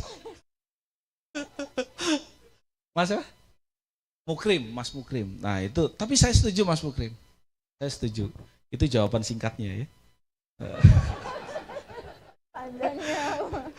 Jadi memang itu sebenarnya kelebihan kita Ibu Bapak. Kalau saya merasa ya, itu kelebihan kita dibandingkan pendidikan barat gitu. Kebetulan saya 4 tahun di Eropa gitu ya. Dan saya merasakan itulah kelebihan kita. Walaupun itu abstrak, itu tuntutan kita. Gitu. Jadi kita itu lebih jauh, gitu. Tidak hanya dunia sejahtera gitu ya, tapi sampai akhirat gitu kan. Sampai akhirat, artinya panjang. Yang mungkin tidak dipahami sama orang bule, gitu. Orang barat, pendidikan barat gitu. Jadi pada prinsipnya saya setuju gitu ya. Tinggal mekanismenya gitu ya, kurikulum dan seterusnya. Itu yang banyak cara menuju Roma kan, banyak jalan menuju Roma begitu ya. Sehingga kalau niatnya baik gitu ya, perubahan kurikulum kalau kita baik sangka itu dalam rangka memperbaiki atau ya membuat menjadi tujuan itu tercapai gitu. Walaupun caranya banyak. Jadi kalau kita baik sangka, insya Allah kita akan ikhlas menjalankannya. Walaupun ada lika-likunya, ada politik dan seterusnya lah gitu ya. Tapi kalau kita ngikutin baik sangka, insya Allah itu cara yang terbaik. Tapi intinya tujuan dunia akhirat itu saya sepakat gitu. Saya sepakat. Karena kita tidak berhenti di dunia kan gitu kan ya. Kita lanjut gitu. Ya, Itu terima kasih ya. Ditutup sama Bu Nurul. Terima kasih Bro. Sudah lengkap ya kita ya, ada dunia akhirat, AI, Islamik, ya Allah, subhanallah. Oke, saya lupa kalau saya punya audiens di sini. Wah, ini ada dua alam ini tadi ya, saya lupa. So, let me I've got some here raise the hand. Bapak Selamat Mulyani. Dua dunia memang betul Pak. Untung saya belum nyanyi Pak ya. Selamat Bapak Selamat Mulyani. Yes, please. Terima kasih waktunya. Oke, baik Prof. Terima kasih atas kesempatannya. Ini dari UIN Malang, cuman tidak bisa hadir ke Iain Kediri. Mohon izin menyampaikan apa sebenarnya beberapa kegelisahan dan pertanyaan terkait integrating AI itu teaching and learning sebenarnya. Jadi sebenarnya begini Bro, hampir mirip dengan pertanyaan yang sebelumnya tadi tentang orientasi tujuan pendidikan di Indonesia, bahkan di dunia sebenarnya. Kalau kita tahu belum itu kan kita punya 3 ranah kognitif, afektif, dan psikomotor. Dan bahkan jauh sebelum kita kenal ada Abdullah Nasir Ulwan itu juga mengatakan 3 itu sebenarnya. Mulai dari fikriyah, kemudian rohiyah, dan jasadiyah. Intinya tetap di 3 aspek. Kognitif, afektif, dan psikomotor. Nah, sejauh riset-riset yang coba kami elaborasi dengan tim, ternyata AI itu lebih besar berpengaruh ke sisi kognitif. Jadi tantangannya sebenarnya bagaimana kita mau mengintegrasikan AI ini dalam pendidikan untuk kemudian secara komprehensif juga mampu mengimprove aspek dari afektif dan psikomotorik siswa gitu. Nah ini relate nanti akan menjawab pertanyaan yang tadi, apa sebenarnya tujuan pendidikan di Indonesia kita? Untuk menciptakan generasi yang siap pakai atau siap latih gitu. Karena kalau ditanya di akreditasi perguruan tinggi sendiri kan begitu tuh. Lulusannya berapa tahun diserap dunia kerja gitu. Jadi kita cuma hanya diminta menciptakan generasi-generasi yang bekerja, siap pakai bukan siap latih. Jadi saya rasa butuh itu Prof, bimbingannya bagaimana mengintegrasikan AI supaya komprehensif untuk meningkatkan afektif dan psikomotor siswa. Terima kasih Prof. Mulyani dari UIN Malang ya Bapak tadi ya? Iya, terima kasih. Benar. Ini seperti sesi curhat juga ini Prof, bagaimana role-nya dengan pendidikan diintegrasikan, kemudian yang komprehensif seperti itu. Silakan. Baik, terima kasih. Yang tadi yang sebagaimana saya katakan sebenarnya kan AI itu tools ya. Saya di ilmu komputer itu mungkin sebagai developer gitu. Salah satu pengembang dari AI. Ibu Bapak mungkin sebagian di sini sebagai pengguna begitu ya. Dan sekali lagi AI itu tools gitu ya. Nah, tadi sudah diperkuat oleh Pak Iskandar bahwa tidak hanya skill tapi juga wisdom. Kemudian tadi taksonomi Bloom memang betul afektif, psikomotorik sama kognitif gitu kan ya. Nah, bagaimana aplikasinya? Maka ya kita akan gunakan AI itu sebagai tools dalam siswa mencapai pemahamannya. Apakah itu satu-satunya? Tidak juga, Ibu Bapak, tidak juga. Kebetulan satu bidang saya bertolak belakang dengan AI, yaitu Unplug Computer Science. Karena saya mengajar Computer Science, maka saya ada satu penelitian tentang Unplug Computer Science. Dilihat dari namanya, itu adalah mengajar komputer tanpa komputer. Artinya kuno lagi, kembali lagi ke kuno gitu. Jadi artinya AI itu salah satu tools, bukan satu-satunya ya, bukan satu-satunya gitu. Jadi kalau Ibu Bapak tidak menggunakan AI, bagi ini tidak jadi masalah. Yang penting tujuan pembelajarannya tercapai begitu ya. Tapi ditambah mungkin digital literasinya naik dan seterusnya. Unplug Computer Science itu tidak menggunakan komputer dan itu ditelurkan juga bukan di Indonesia yang punya banyak pedalaman. Pedalaman itu tidak dengan komputer, listrik aja tidak ada mungkin ya. Sekarang mungkin sudah 100% mungkin ya, tetapi komputer tidak semua punya. Tapi Unplug justru dipopulerkan di Amerika, gitu. Jadi yang setiap orang punya tablet, tidak hanya komputer, punya tablet. Jadi artinya untuk memberi pemahaman tidak satu-satunya menggunakan AI, tapi memang dalam kehidupan kita yang tadi itu digital disruption. Kayak kita kejebur aja gitu, lingkungannya sudah seperti itu gitu. Jadi kita tidak perlu kaget, jangan kaget gitu. Sebentar lagi tol tidak ada orangnya.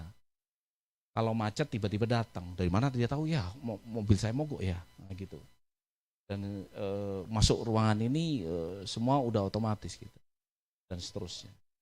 Gitu. Itu mungkin ya. Terima kasih. Wah, kalau Unplug kayaknya di sini lebih sudah kenal dari dulu ya sebelum Anda itu. Soalnya kita zaman dahulu kan even tidak punya komputer, tidak punya, bahkan itu sekarang lagi ngetren di barat barangkali ya. Oke.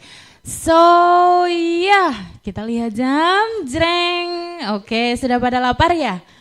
Ya. Baik, berikut adalah penutup presentasi dari Profesor Lala. Minta tolong tepuk tangan yang meriah. Terima kasih sudah sharing. Nanti bisa berkolaborasi atau ngobrol dengan Prof Lala sesudah ini boleh. Di sini seminggu ya Prof Satumi. Baik, so this is the end of our conference. Saya kembali dengan setelan Inggris ya. Tadi dengan setelan Indonesia. To conclude that actually this is first annual conference of Islamic on Education. We still hope to see you again later for the next event, another event, next year, second, third, and so forth. So I hope that all the presentation give us a new knowledge to share everything, especially in Islamic AI and education. Again, I thank you very much for your participation and thank you very much for the online participants or audiences from across over Indonesia, and we apologize for any inconvenience. And that is me, Aini, and thank you. Wassalamualaikum warahmatullahi wabarakatuh. Sesaat ini ada pengumuman yang berkaitan dengan yang ditunggu-tunggu ya. Ya, nanti akan diumumkan oleh panitia. Silakan yang bertugas. Baik, bismillahirrahmanirrahim. Assalamualaikum warahmatullahi wabarakatuh. Bapak Ibu mohon izin saya berdiri di sini karena saya sangat minimalis nggih. Biar terlihat sampai ke ujung dunia dunia home theater. Baik Bapak Ibu, saya selaku panitia hari ini akan menginformasikan agenda kita. Setelah ini adalah isoma. Jadi nanti Bapak Ibu bisa melakukan makan dan sholat di area perpustakaan yang nantinya akan kami pusatkan di musola di perpustakaan lantai 1. Setelah ini Bapak Ibu bisa keluar, konsumsi sudah kami sediakan di depan ruangan ini. Nanti Bapak Ibu akan kami berikan konsumsi. Nanti juga sudah kami sediakan tempat makannya di dekatnya foto booth tadi Bapak Ibu. Jadi monggo Bapak Ibu mungkin yang berkenan sholat dulu atau mungkin makannya di bawah atau makannya di gedung pasca sarjana boleh. Jika ingin makan dulu sambil bersantai sejenak, rehat sejenak, kami juga sudah menyediakan tempat di dekat photo booth begitu Bapak Ibu. Lalu nanti parallel session akan dimulai pukul 13.30 di gedung pasca sarjana. Tim kami beberapa mahasiswa yang menggunakan alma mater dan berkerudung kuning, mbak-mbak dan mas-mas ganteng cantik ini nanti juga akan siap mengarahkan ke gedung pasca sarjana. Di sana kami juga sudah ada beberapa mahasiswa yang standby di sana sesuai dengan room Bapak Ibu masing-masing di grup peserta. Lalu untuk cafe break nanti juga dilaksanakan di gedung pasca sarjana, nanti akan diarahkan oleh tim kami di setiap room yang ada, nanti akan dikoordinir oleh moderator dan juga operator yang ada di masing-masing ruangan. Kami juga mohon bantuan Bapak Ibu nanti di dalam sesi paralel untuk mengisi presensi di setiap ruangan. Setiap ruangan nanti akan ada presensi yang sudah tersedia di sana, jadi mohon dibantu untuk mengisi tanda tangan di sana. Dan untuk Bapak Ibu mungkin kemarin atau sampai hari ini yang mengisi kesediaan untuk city tour atau yang ingin city tour, panitia menyediakan dan nanti setelah ini mohon bisa berkumpul di sini mungkin Bu, nanti kita akan ada briefing sejenak atau di luar boleh nanti dengan Bu Anissa. Bu Anissa dan juga Bu Siska begitu. Bu Anissa dan Bu Siska sudah ada di pojok sana. Nanti Bapak Ibu yang menginginkan city tour boleh nanti akan ada briefing sedikit dengan beliau berdua. Lalu untuk sertifikat Bapak Ibu akan kami berikan H+1 dan akan kami kirim ke email Bapak Ibu masing-masing. Jadi mohon nanti Bapak Ibu juga cek kembali begitu email yang dikirimkan kepada panitia, nama lengkap begitu ya, nama lengkap yang sudah Bapak Ibu kirimkan. Lalu untuk proses penerbitan artikel insya Allah kurang lebih 2 bulan Bapak Ibu, dan setiap presenter wajib update setiap tahapannya. Jadi mohon untuk tidak meninggalkan grup begitu ya, Bu Anissa, meninggalkan grup conference ini karena informasi terkait dengan penerbitan artikel akan kami informasikan secara bertahap begitu. Monggo setelah ini mahasiswa mungkin kita utamakan tamu kita tercinta dulu begitu ya, Bapak Ibu mungkin boleh isoma terlebih dahulu. Sekian dari kami. Ada tambahan Miss Aini? Iya, atau barangkali masih ada yang mau foto-foto dan lain sebagainya, sudah bebas, relax. Ya, seperti itu. Terima kasih. Terima kasih Bapak Ibu, monggo acara isoma hari ini sampai dengan nanti jam setengah 2, maksimal jam 2 akan kita mulai di ruang masing-masing. Terima kasih. Wassalamualaikum warahmatullahi wabarakatuh.